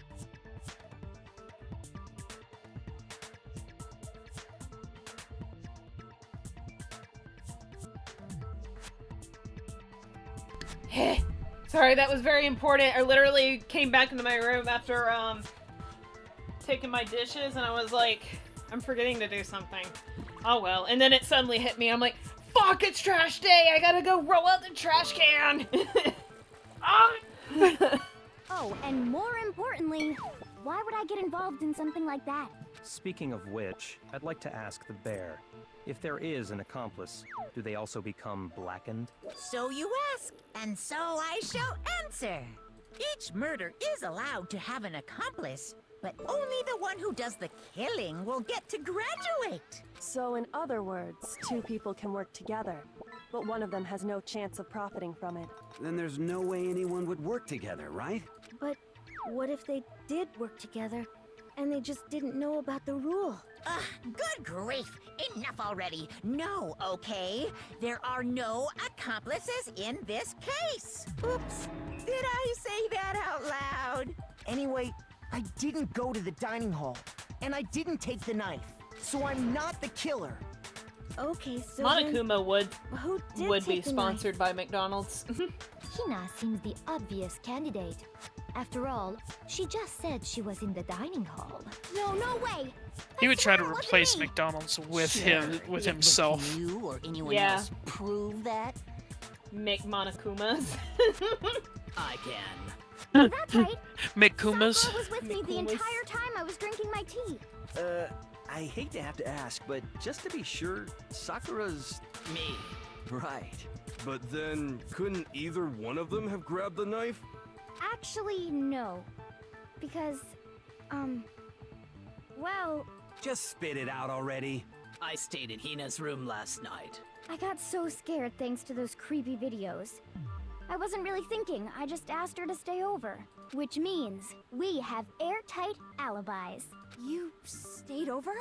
Doesn't that violate one of the school regulations? We're not allowed to sleep anywhere but the dorms, but it doesn't say we have to stay in our assigned room, so I don't think that's a problem. It is a problem! A boy and a girl spending the night together? It's unwholesome! But I'm a girl. You are? Oh my gosh, I'm so sorry! But if it wasn't either of you, then what other possibility is there? Actually, there is one other God, possibility. he's so stupid. Oh yeah, wearing a schoolgirl uniform. Oh, I'm yeah, a that's man. true. One other person did come to the dining hall while we were there. Why didn't you say so in the first place? Well, because they're not here anymore. Someone who's not here? Are you talking about... Sayaka. She's the one who came to the dining hall. And then later, she wound up dead. Sayaka? Okay, so the person who took the knife from the kitchen was... Monokuma. Then, Sayaka is the one who took the knife? That's the only possibility. And thinking back on it, she was acting kind of unusual. When she came into the dining hall, she didn't even look at us. She just went straight to the kitchen. As she left, she said she just wanted a drink of water. But most likely... Then the person who took the knife was the victim herself.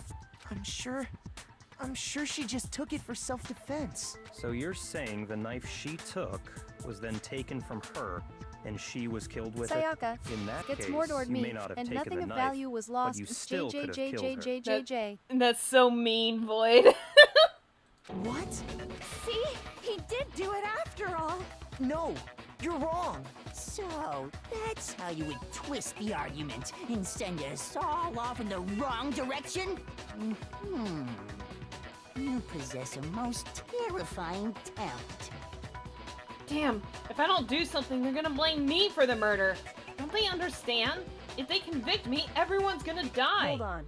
It's still too early to decide conclusively that Makoto is the killer, wouldn't you say? Because you see, if the room did belong to the killer, then they did something most bewildering. And until we unravel that little mystery, you simply can't declare that he's the killer. Bewildering? What the hell are you talking about? Something was missing from the scene of the crime that by all rights should have been there. You know what I'm talking about, don't you? Oh no, not Hangman's Gambit. No! Can I spell the word hair? God.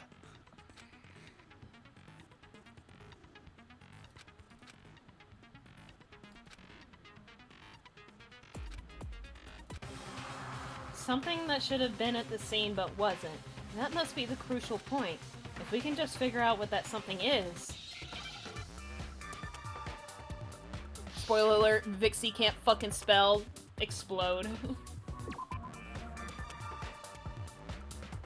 Give me an H. Give me an A. Give me an R. All done. Now I understand. That's right. There wasn't a single hair on the floor. So, the culprit removed some evidence? Yes. And if I were the culprit, why would I need to get rid of all the hair in my own room? It wouldn't be unusual at all to find my hair at the crime scene if the crime scene is in my room. The reason all the hair was gone was to remove any trace that Sayaka had ever been there. That makes sense, does it not? No. If that were the case, they would have had to do something about the body itself, not just her hair. Yes, very true, very true. Okay, then why wasn't there any hair on the ground? The killer got rid of it all, of course, to remove any trace that they had ever been there. Wait, then that means... Precisely. It's simply beyond reason to believe that the room's owner and the killer are one and the same. Then, Makoto isn't the culprit? Are you sure we can decide something so important based solely on the absence of some hair? No. There are other reasons that prove why Makoto couldn't have done it. I would like to hear these reasons. Do you remember anything remarkable about the bathroom at the scene? Sayaka was attacked in the main room first, then fled into the bathroom, right? Yeah, then they ran after her, got into the bathroom, and stabbed her. And how did the killer get into the bathroom? Did they have any trouble with it? What do you mean? It's fairly certain that the killer had some trouble getting into the bathroom. There was clear evidence left behind. Do you remember, Makoto? The killer struggled getting into the bathroom, and the evidence that proves it is... where's...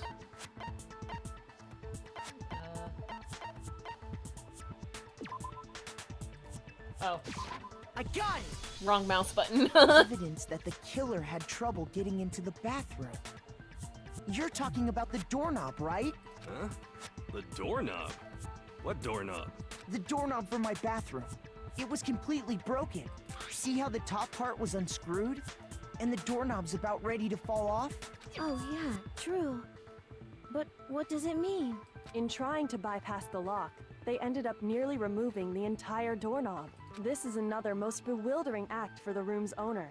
It proves Makoto is beyond suspicion. So what? You're saying he wouldn't break the door in his own room? But if the only choice you have is to break it, you break it. There's nothing bewildering about it. You still don't see?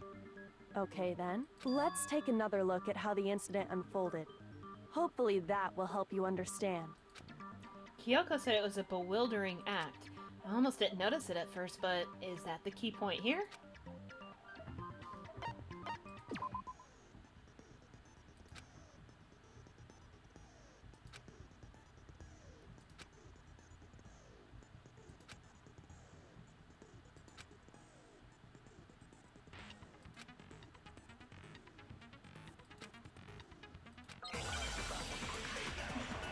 Oh, excuse me.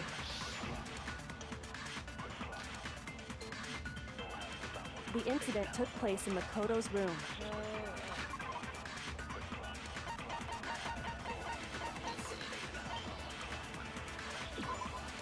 Makoto's bathroom door was difficult to open due to it not quite fitting in the door frame properly. The only two people who knew the trick to opening it were Makoto, the room's owner, and Sayaka, the victim. Okay. Sayaka was first attacked in the main room.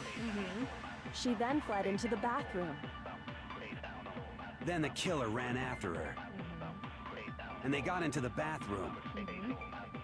At that point, the killer had to try and bust down the door because Sayaka had locked it. There we go. No, that's wrong. Almost fucked up. The reason my bathroom didn't open wasn't because it was locked. Something y'all will learn real fast with me as I get jumpy. The girls' rooms are the only ones with locking bathrooms, right? Yes, now that you mention it, that is true. Then why didn't your bathroom door open? Because it was stuck. Huh? What are you talking about? My bathroom door doesn't fit in the frame quite right. Monokuma over there can testify to that. Yup, true as true can be. But you know, you're supposed to be the ultimate lucky student, right? But to have such a cruddy door, that's not lucky at all. So the reason the door didn't open was just because it was stuck. But the killer didn't know that and assumed it was locked.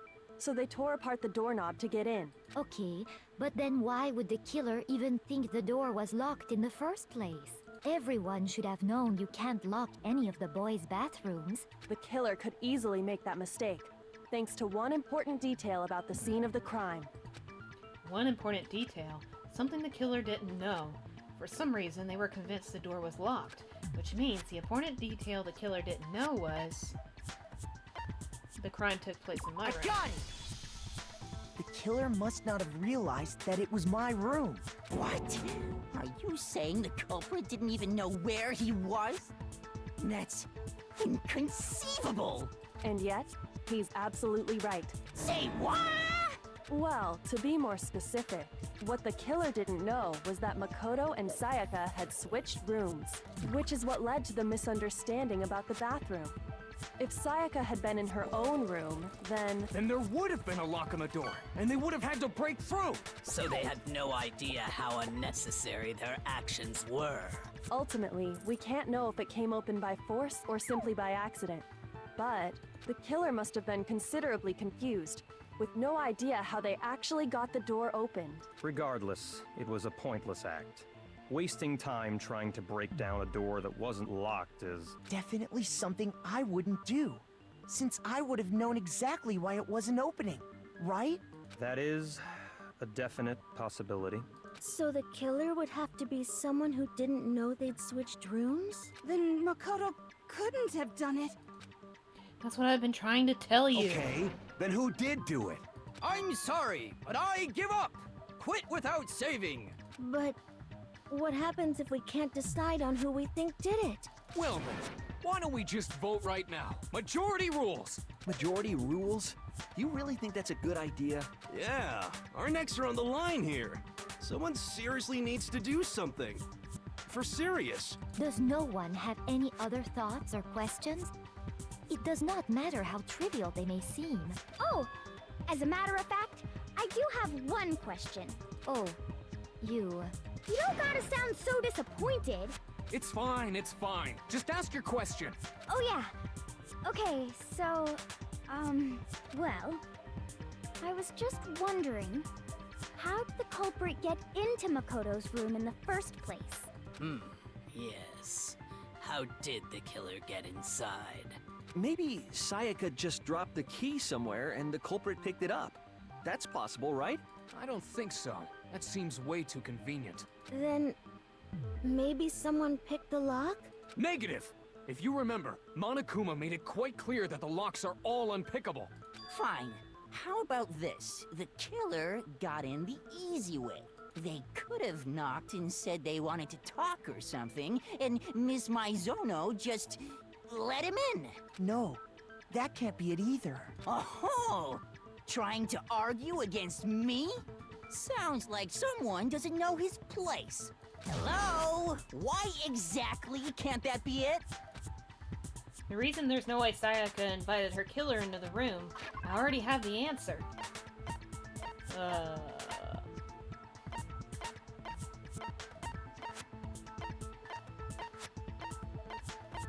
My brain collapsed in on itself. This is embarrassing. I got it! Yeah, okay. Because Sayaka was already scared, remember? That's why she asked me to switch rooms in the first place. I'm not reading this again. Knowing what she'd been through, I just can't believe she would have opened the door for anyone. What if her being scared was a lie? Huh? Well, what the hell is that supposed to mean? Why would she lie about something like that? I know you don't want to consider it, but look at this and tell me. Can you still deny the possibility? There's something I want to talk to you about, just us two. In 5 minutes, come see me in my room. Check the nameplates to make sure you don't get the wrong room, okay? I found a notepad during my search, and I shaded in the top sheet with a pencil, and these are the words that appeared. Oh man! I've totally seen people do that on detective shows. When you write, it can leave an imprint. Sketch over the next sheet of paper, and you can see the words.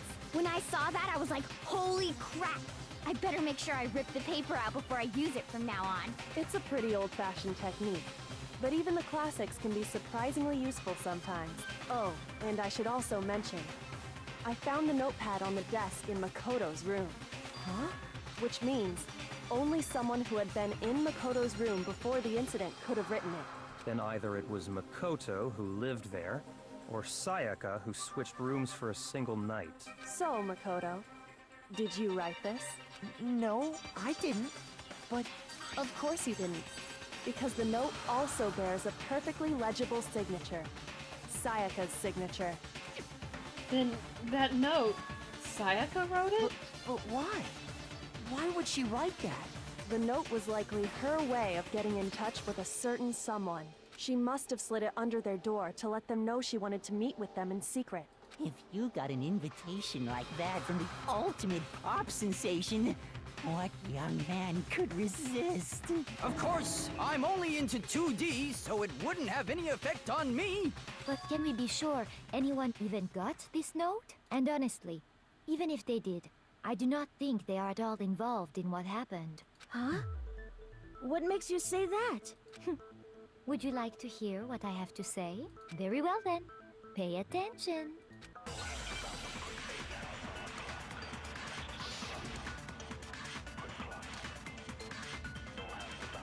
Sayaka and Makoto switched rooms, correct? Mm-hmm.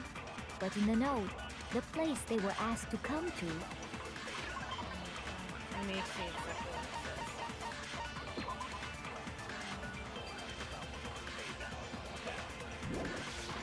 It specifically says, my room. I see. So if someone read that note, then they would have gone to Sayaka's room. Exactly. The room that No, that's wrong.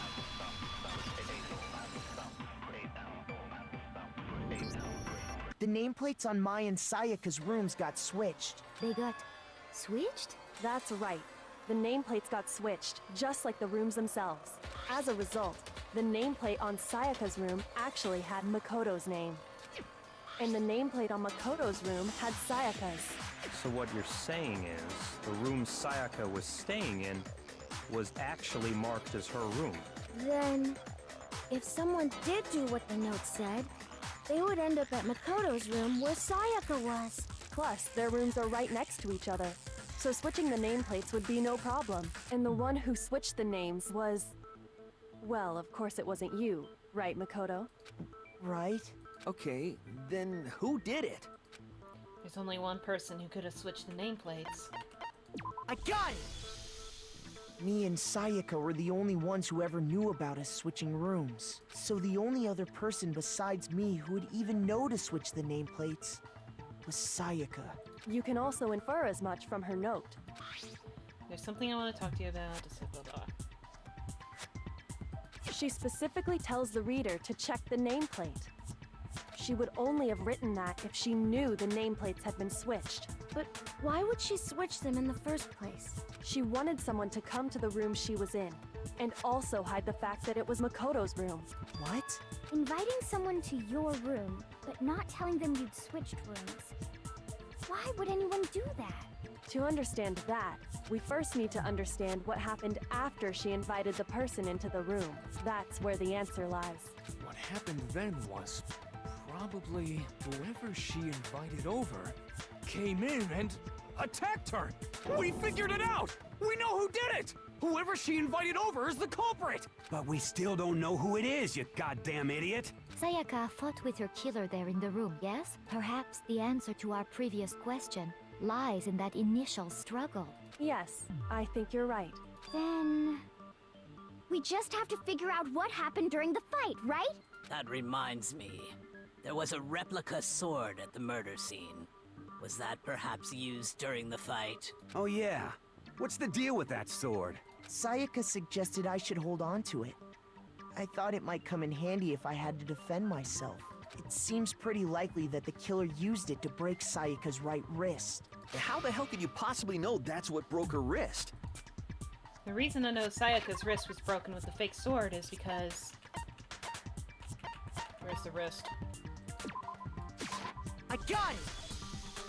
All you have to do is take a good look at her broken wrist, and it should become pretty clear.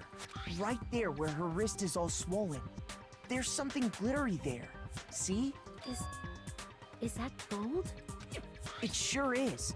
Specifically, the gold coating from the replica sword. You barely have to touch that stuff, and it'll stick right to you. And there's some on her wrist because... I got it! Because she got hit with the sword, right there on her wrist! I see. And so the truth draws ever closer. All right, then it's about time to solve this mystery. What happened in my room, and what led to Sayaka's death? That's what we need to make clear. Yeah, where are you gonna throw at me now? Okay.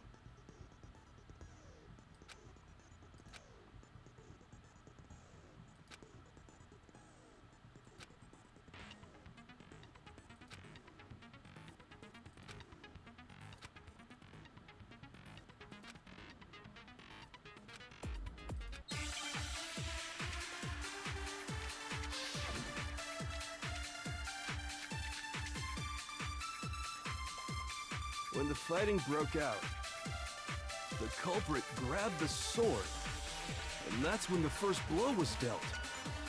A sword-based sneak attack. No, that's wrong!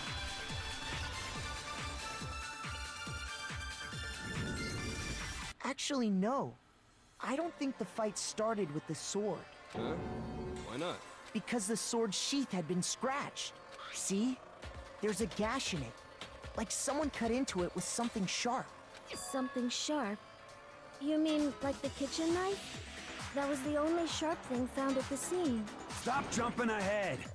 Slow down and explain it so I get what the hell's going on. If the sword was used first, there wouldn't be any explanation for the scratch on the sheath. If you were going to attack with the sword, you'd take it out of the sheath first, right? That's true. With the sheath on, it'd be heavy and bulky and useless as shit. Okay, so how did the sheath get damaged? If they got attacked with the kitchen knife, maybe they grabbed the sword as a defensive impulse. In that situation, there wouldn't be any time to actually unsheath the sword. So you're saying the sword was initially used to defend against an attack from the knife? Which means whoever had the kitchen knife was the one who attacked first. I think I get it! So here's how it all played out. The culprit came in, found the kitchen knife hidden there somewhere, then they took the knife and attacked Sayaka before she knew what was happening. So she grabbed the sword to defend herself. But then the culprit took that from her too. Then, after they broke her wrist with the sword, they took the knife and finished it. Sorry, but I don't think Sayaka used the sword to defend herself. What? How the hell can you not think that? Because she never held the sword at all. There's a certain part of her body that makes this clear. I got it! You're talking about her palms, right? The palms of her hands were perfectly clean, so I don't think she ever picked up the sword. How can you know that just by looking at her palms? Like I said before, the gold coating on that sword comes right off. All you have to do is touch it. In fact, if you look, you'll notice that a lot of the gold has already come off the handle. It's safe to assume that's because whoever used the sword got some of it on their hands. There's really no way she could have picked it up and come away completely clean. Maybe she washed her hands after she escaped into the bathroom. Sorry, but I don't think so. Why do you say that? Is it because you think I'm ugly? What? No, that's not it at all. There's no way Sayaka washed the gold coating off of her hands because...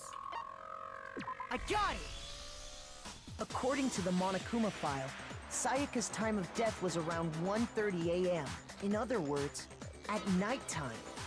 And the water in the bathroom shuts off at nighttime, right? Oh, I didn't know that. Actually, I haven't taken a shower here yet. Oh my. You're no different. You smell like a big fat ugly donkey. I'm not sure whether to take that as an insult or a compliment. An insult, obviously.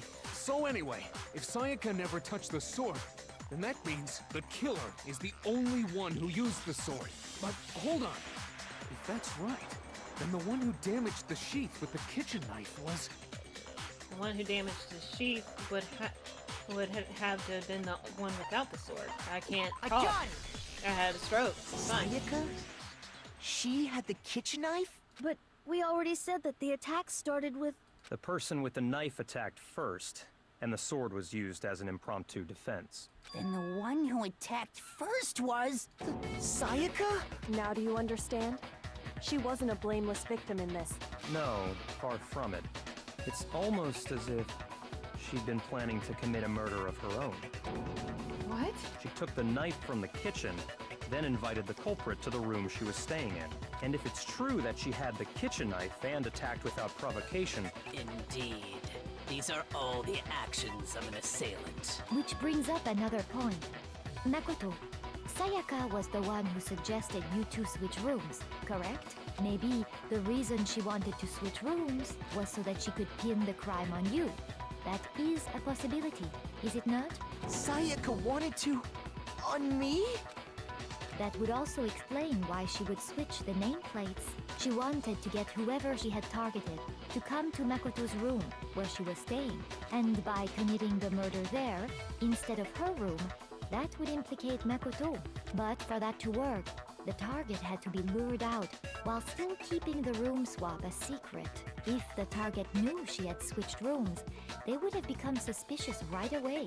So all that's why she switched the names? But doesn't that plan seem a little risky? For one thing, even if her plan worked, Mr. Naegi would just tell everyone they'd switched rooms. I don't know.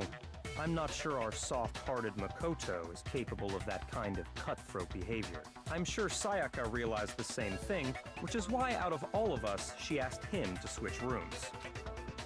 Plus, she was the ultimate pop sensation. A totally forgettable kid. or a national superstar? Who are you more likely to believe? Wait, then you're saying she had this all planned out? Holy shit! But in the end, her plan backfired. She launched her attack with the knife, then found herself under attack in turn. That must be when her wrist got broken, and she was forced to drop the knife. The tables were suddenly turned on her, and she died at the hands of the one she'd planned to murder. Just hold on! That can't be true! Because... Hey! You guys have totally derailed the argument. You're being super boring right now. Come on, hurry up and decide who did it. Wouldn't it be awful if I had to punish you all just because you ran out of time? Oh yeah, we gotta decide who we think did it. Makoto, right now you just need to concentrate on figuring out the answer to this mystery. If we can't uncover who murdered Sayaka, it's over for all of us. Is it really all over? Obviously, I'm committed to finding out who killed her, but what can I do? I mean, as far as clues go, there's nothing left. She was pretty! That's why she couldn't have done it! Ugh. It's easy just to say, hey, decide who did it. But there just aren't any more clues, right? No, that's wrong!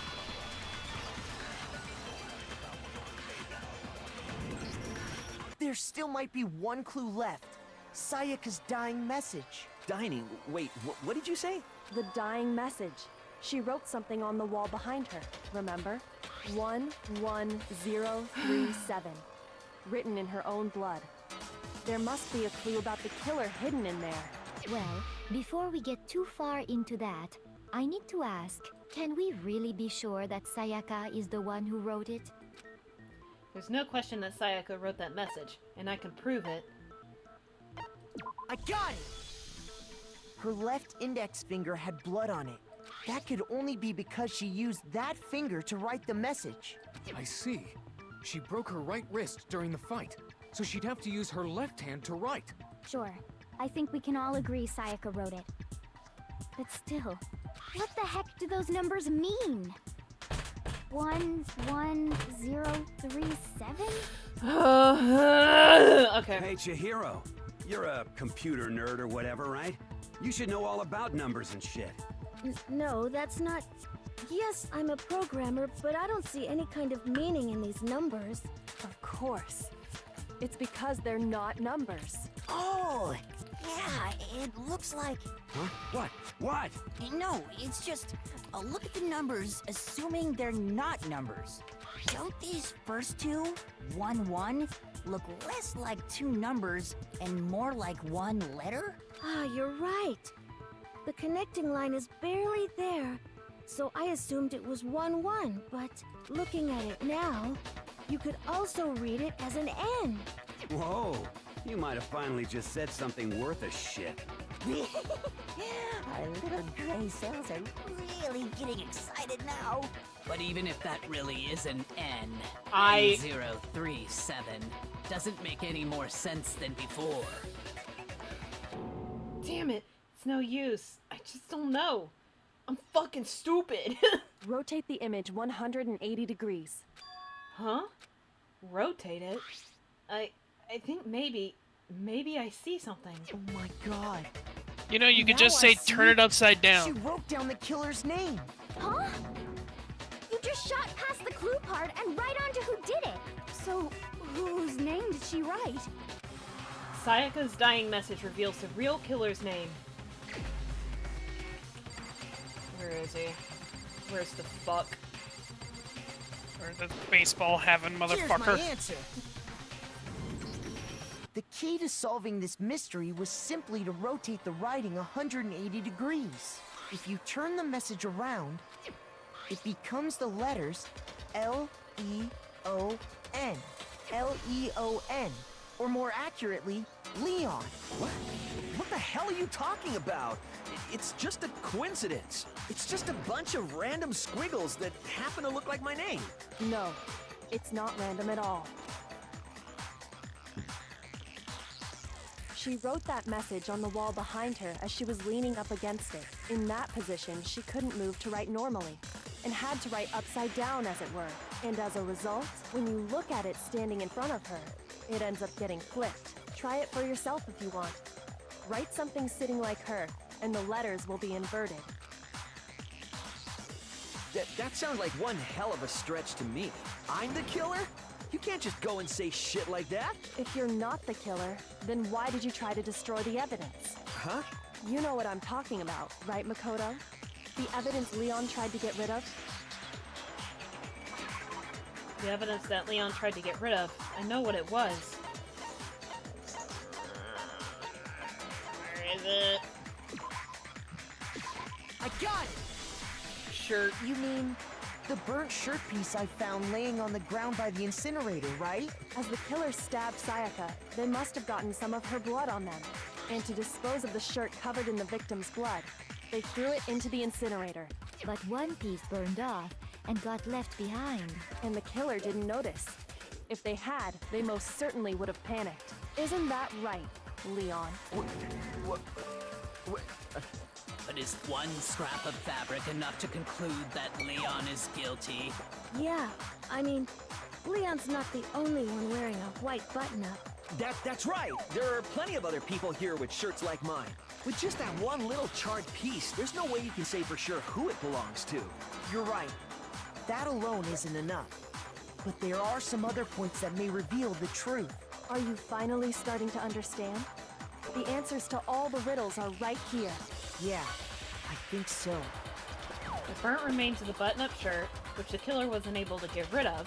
There's something about it we need to pay attention to in order to figure out who's responsible. I got it!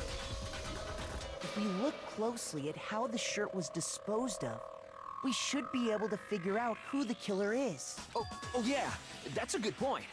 I think I know what you're gonna say. You can't reach the incinerator without opening the gate in front of the trash room, right? And obviously, you wouldn't be able to hit the switch to turn it on either. You need the key to get in. And the one with the key was the person on cleaning duty. So the killer had to be whoever was in charge of taking care of the trash, right? Interesting. No, Dad, that's wrong. This trial There makes was me want to end it in Minecraft. No, that's wrong. There was another way to use the incinerator without being the one on cleaning duty. And that's exactly what proves that Leon is the real killer.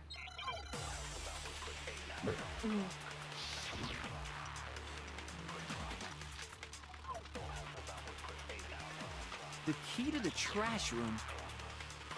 Whoever was on cleaning duty must have had it, right?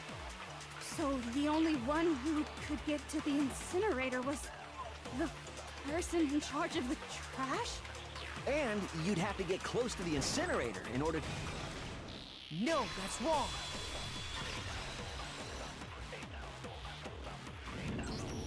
Hold on. I think I know how someone could dispose of the evidence without using the trash room key. But if you can't get past the gate, you couldn't possibly turn on the incinerator, could you? Yes, you could. If you used this. What is it, some kind of glass ball? It's busted to hell. Actually, it was supposed to be a crystal ball, but, But how would you use it?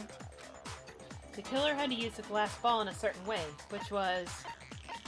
I got it! The killer simply took aim at the incinerator switch and threw the ball through a gap in the gate. All they had to do was hit that switch, and the incinerator would come to life. Someone threw a gap in the gate? Remember what you said before, Hifumi?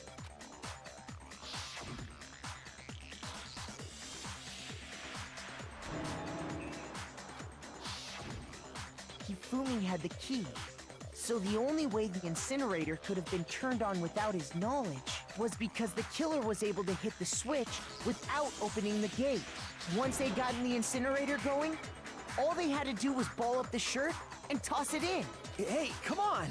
What the hell is this? All you have to do is look at the scene to know that the killer never actually went inside the trash room. The shards of broken glass, the incinerator left running, the piece of shirt that escaped the fire. If the killer had been on cleaning duty, the evidence would have been taken care of much more thoroughly. Wait, no, just hold on. But the distance from the gate to the incinerator has to be at least 30 feet, right? The pinpoint accuracy you'd need to throw a glass ball that far and hit something that small. Could someone really do that? That's right. There's no way. It'd be impossible. Difficult, absolutely. Impossible? I don't think so. Because the killer is... It wouldn't have been much of a challenge at all for the killer, because... I got it! Because the killer is the ultimate baseball star. Isn't that right, Leon? Do you have any idea how stupid you sound right now? A target 30 feet away would surely He's be losing little a check. challenge You're losing for the him. ultimate baseball star. You can't be serious. I'm not the killer! These goddamn shipper brains have got it all wrong, I'm telling you! You still won't admit it? Okay then. Makoto, go ahead and review the incident one more time to make his crime perfectly clear. And with that, we can end this. Listen to me! What the hell do you mean, end this? Say what you want, Leon. But all the questions have been answered. And the truth has been revealed. Now here's what happened.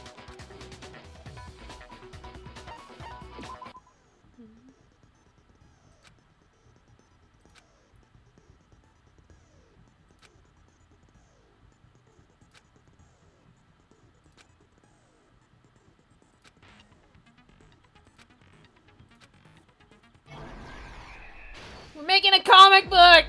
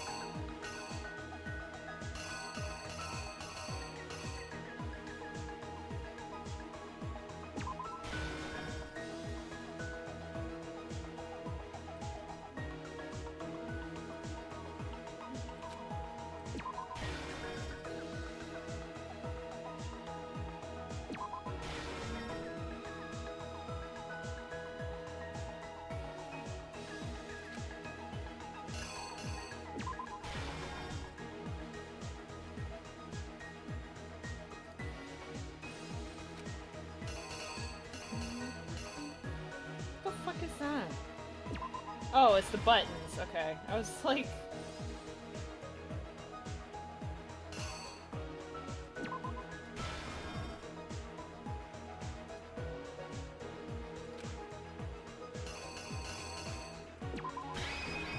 The killer is... you! I think I'd better take one more look back at the case from the beginning. Last night, the killer went to the room Sayaka was in. In other words, my room. From what we can tell, Sayaka invited that person there intending to kill them. She attacked them with the knife she'd taken from the kitchen earlier.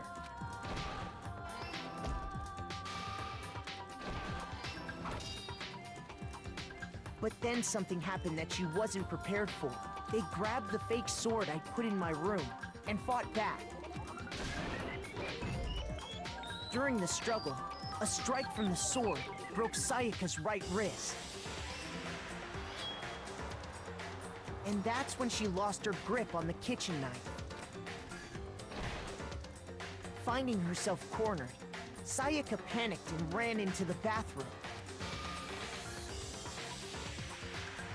The killer went after her, but couldn't get the bathroom door open.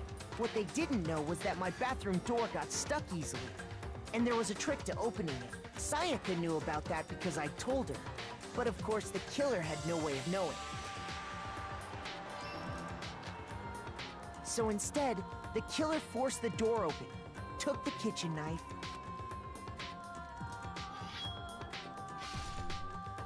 and stabbed Sayaka.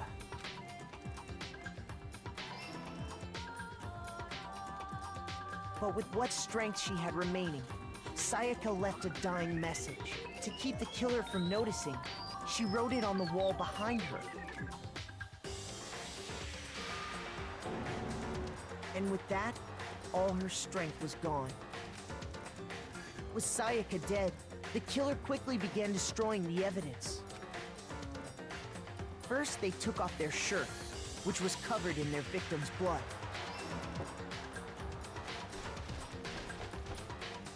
Then they took the lint roller in my room and cleaned up the entire area.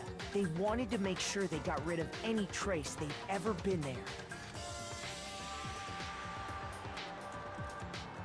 Afterwards, the killer headed to the trash room to destroy their bloody shirt.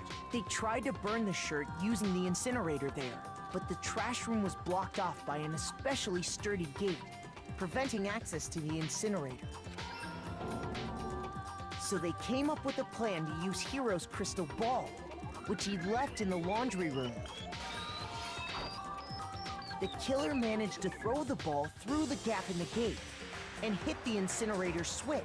For any normal person, that'd be an impossible throw. But the killer had the confidence to take a shot, and that's because the killer was the ultimate baseball star. The crystal ball, thrown with absolute precision, hit the switch on the incinerator, which then quickly roared to life.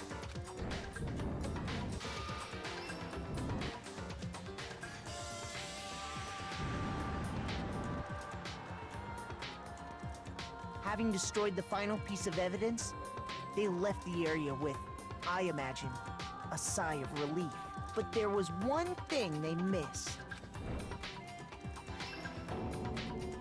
Part of the shirt they'd thrown into the fire burnt away and fell out of the incinerator. The killer didn't notice this, and so left behind a piece of indisputable evidence.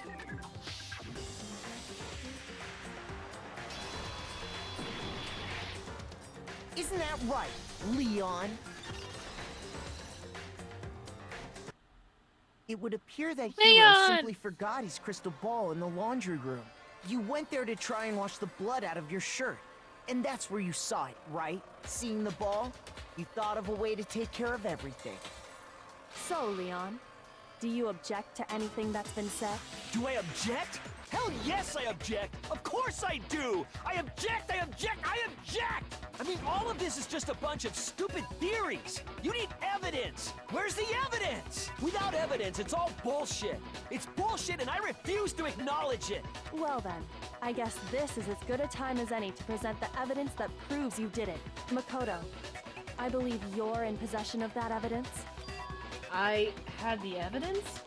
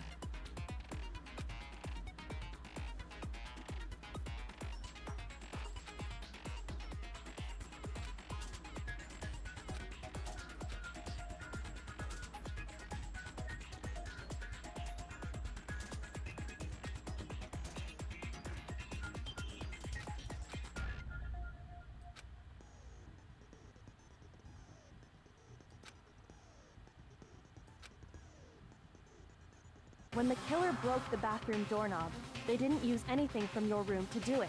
So what did the killer use? What did the killer use to take apart the doorknob? I refuse to acknowledge you! You're stupid! Stupid, stupid, stupid! Stupid, stupid, stupid, stupid, stupid, stupid, stupid!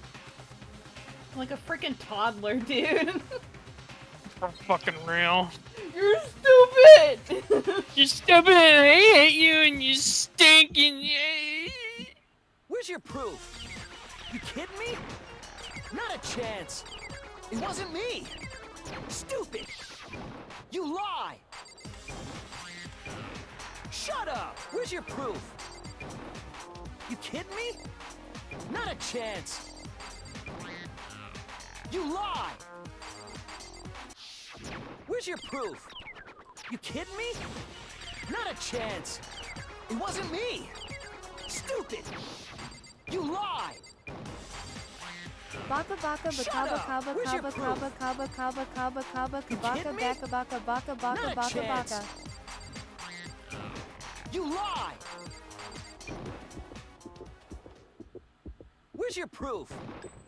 This should prove it.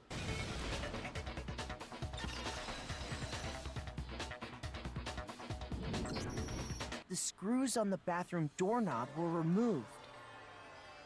I wonder what kind of tool the killer used to remove them. I mean, it had to be a screwdriver, right? Oh yeah. I'm pretty sure the toolkits we got each had one inside. And that must be what he used.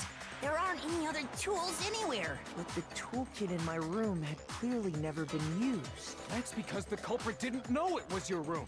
They thought they were in Sayaka's room. Only the boys got toolkits, so the killer naturally assumed there wouldn't be one in there. Okay, then whose toolkit did the killer use? Stupid, stupid, stupid! It had to be their very own toolkit. Stupid, stupid, stupid, stupid, stupid! Leon, would you mind showing us your toolkit? If I'm right about this, then the screwdriver will show some evidence of being used. Stupid, stupid, stupid! Huh? And if you say you used it for something else, you'll have to explain exactly when, where, and why. And let me say this right now. I lost it isn't an excuse at this point. Stupid. Stupid.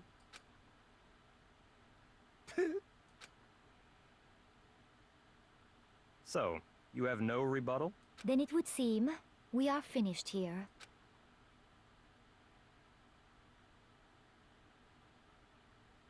My man's got deflated. Here we go.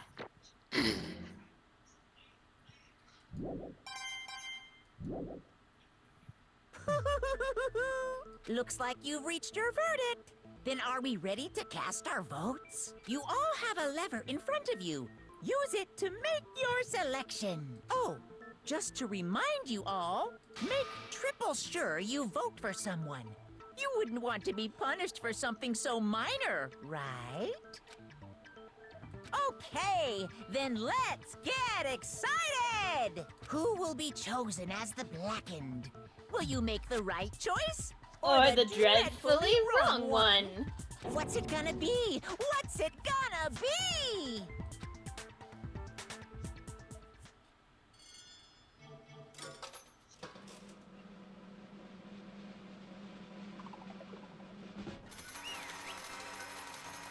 What happens if you voted for yourself?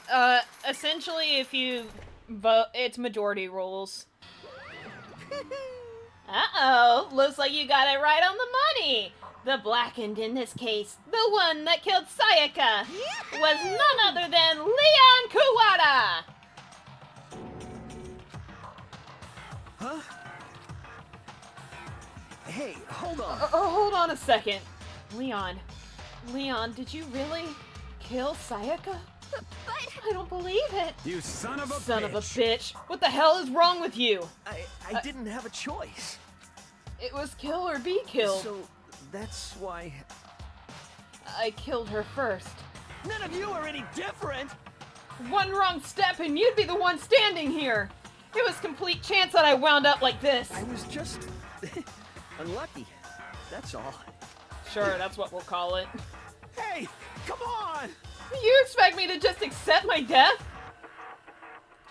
Everything's become clear. The decision we made was right after all. But when I think about that, honestly, I'd be better off if we'd been wrong. Because of what we came up with really is the truth. And that truth is that Sayaka was trying to frame me. But even if that's true, I can't say she was wrong. After all, the mastermind, it's all because of that video. Even I couldn't handle what I saw in there. If I was her and the video actually had something to do with me, I can't even imagine.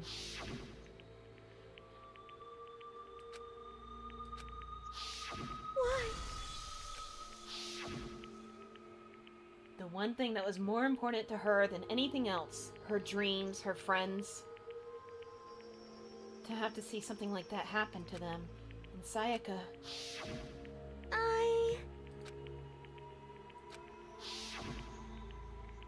And that's why Sayaka, for the friends that meant so much to her, that's why she betrayed me. So, when she said...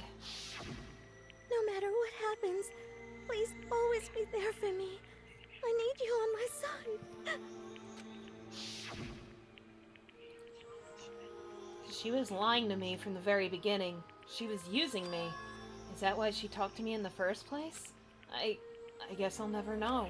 Because there's nothing I can do to ask her what she was thinking. Once you're dead, that's that. Boy howdy! The entertainment industry must sure be terrifying, huh? I mean, to try and kill someone just because of those relationships. She seems so nice and lovely on the outside, but inside, she descended into pure madness. What did you say?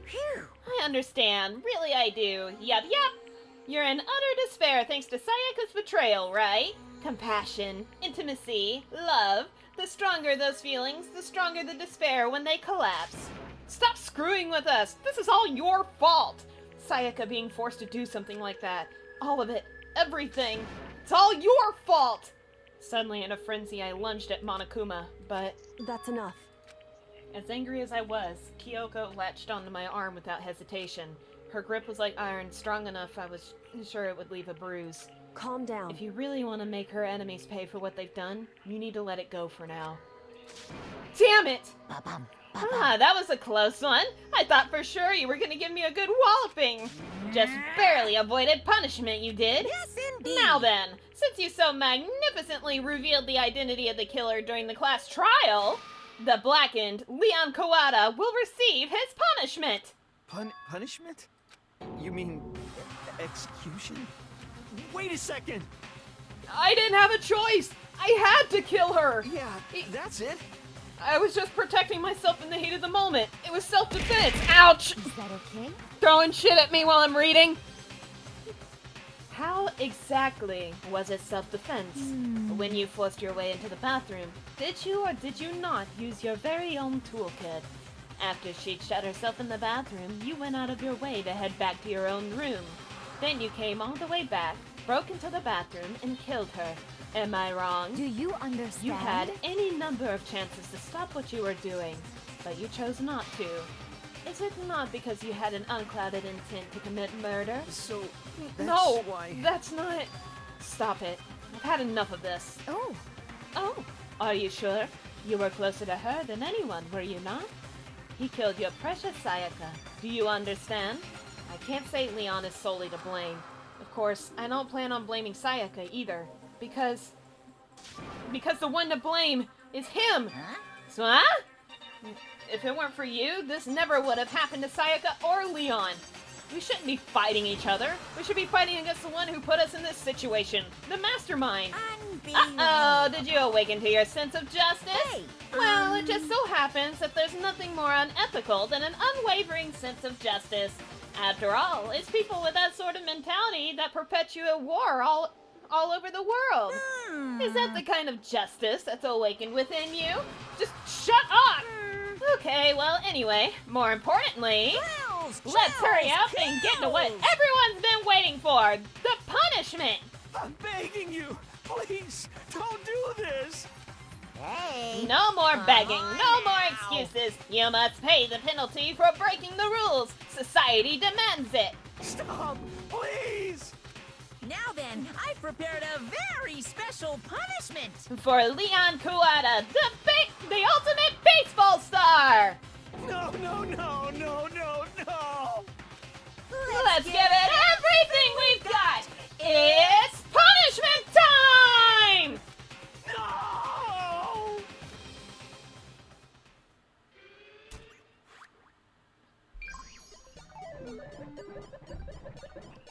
Here it comes.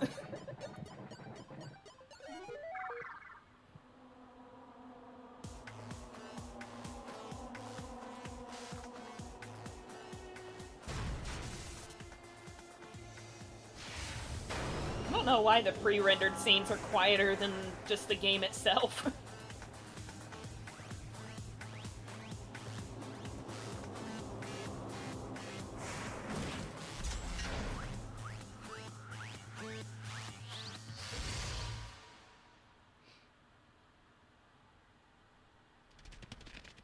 So fucked up.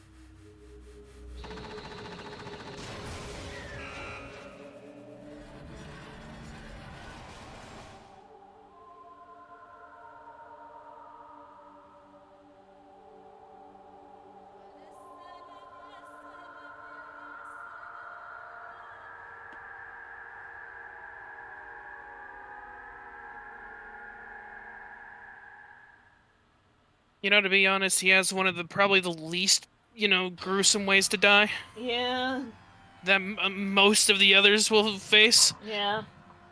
What we saw, that was the true face of despair. I mean, if we can't call it that, what else could we call it? Extreme! Woohoo! Extreme! Man, my adrenaline is pumping right out of control! What's going on? I can't take it. I can't take this anymore. We really have Oh to my keep doing god! this. I just can't take it. Well, hey, if you don't like it, all you gotta do is swear to cut all ties with the outside world and accept living here forever. But that's only if every single one of you can get on board with that.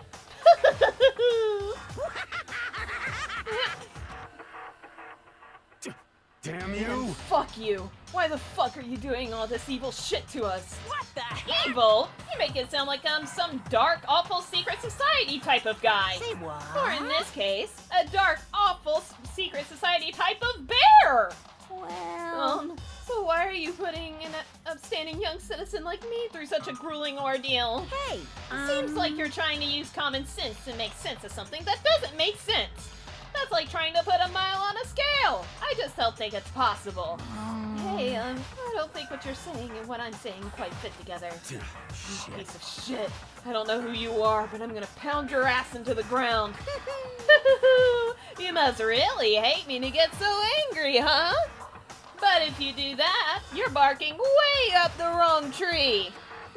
What happened, happened, because more than one of you decided you wanted to get out, right? No matter how much time passes, you can't cut free of your regrets from the outside world. You're to blame. Of course we can't cut free of the outside world, being trapped in this insane place. You're trapped, are you? Well, I'm sure once you learn all the mysteries of this school, your thinking will change for sure.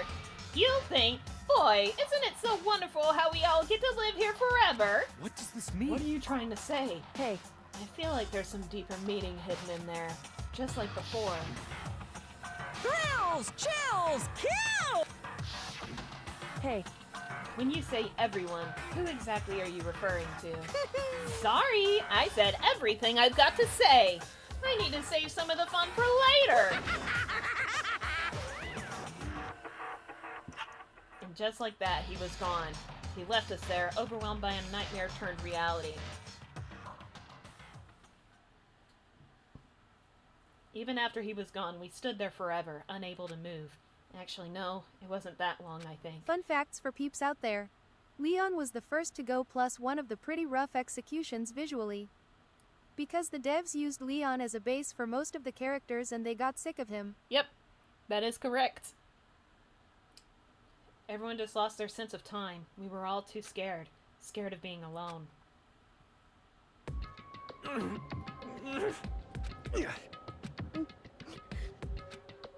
No one even tried to speak. Their faces were stone, their voices dead. But it was in that moment. Just a second. Makoto, can I talk to you for a second? She moved in close and whispered into my ear. Makoto. Before we head back, there's something I want to talk to you about. It's about Sayaka, isn't it?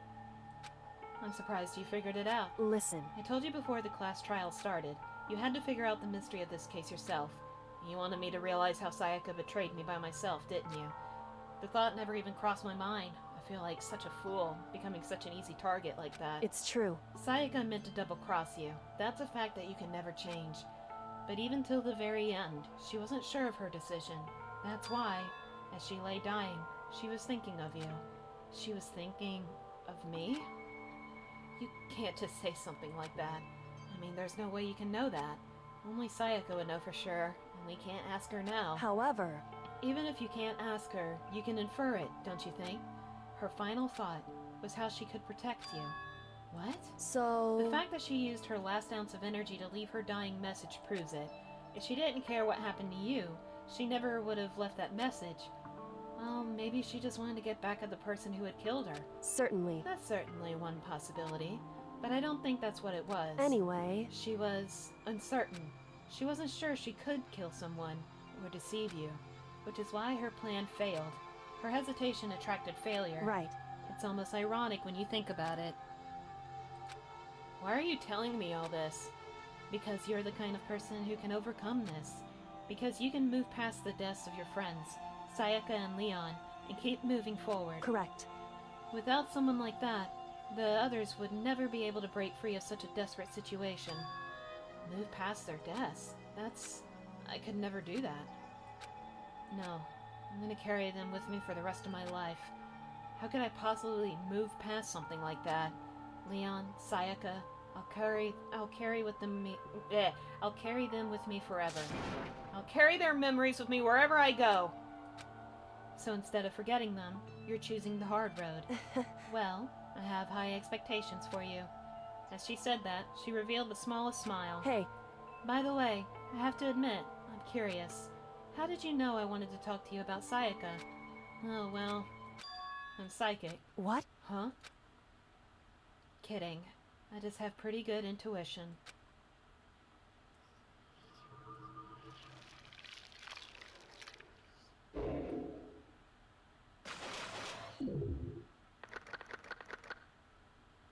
Well...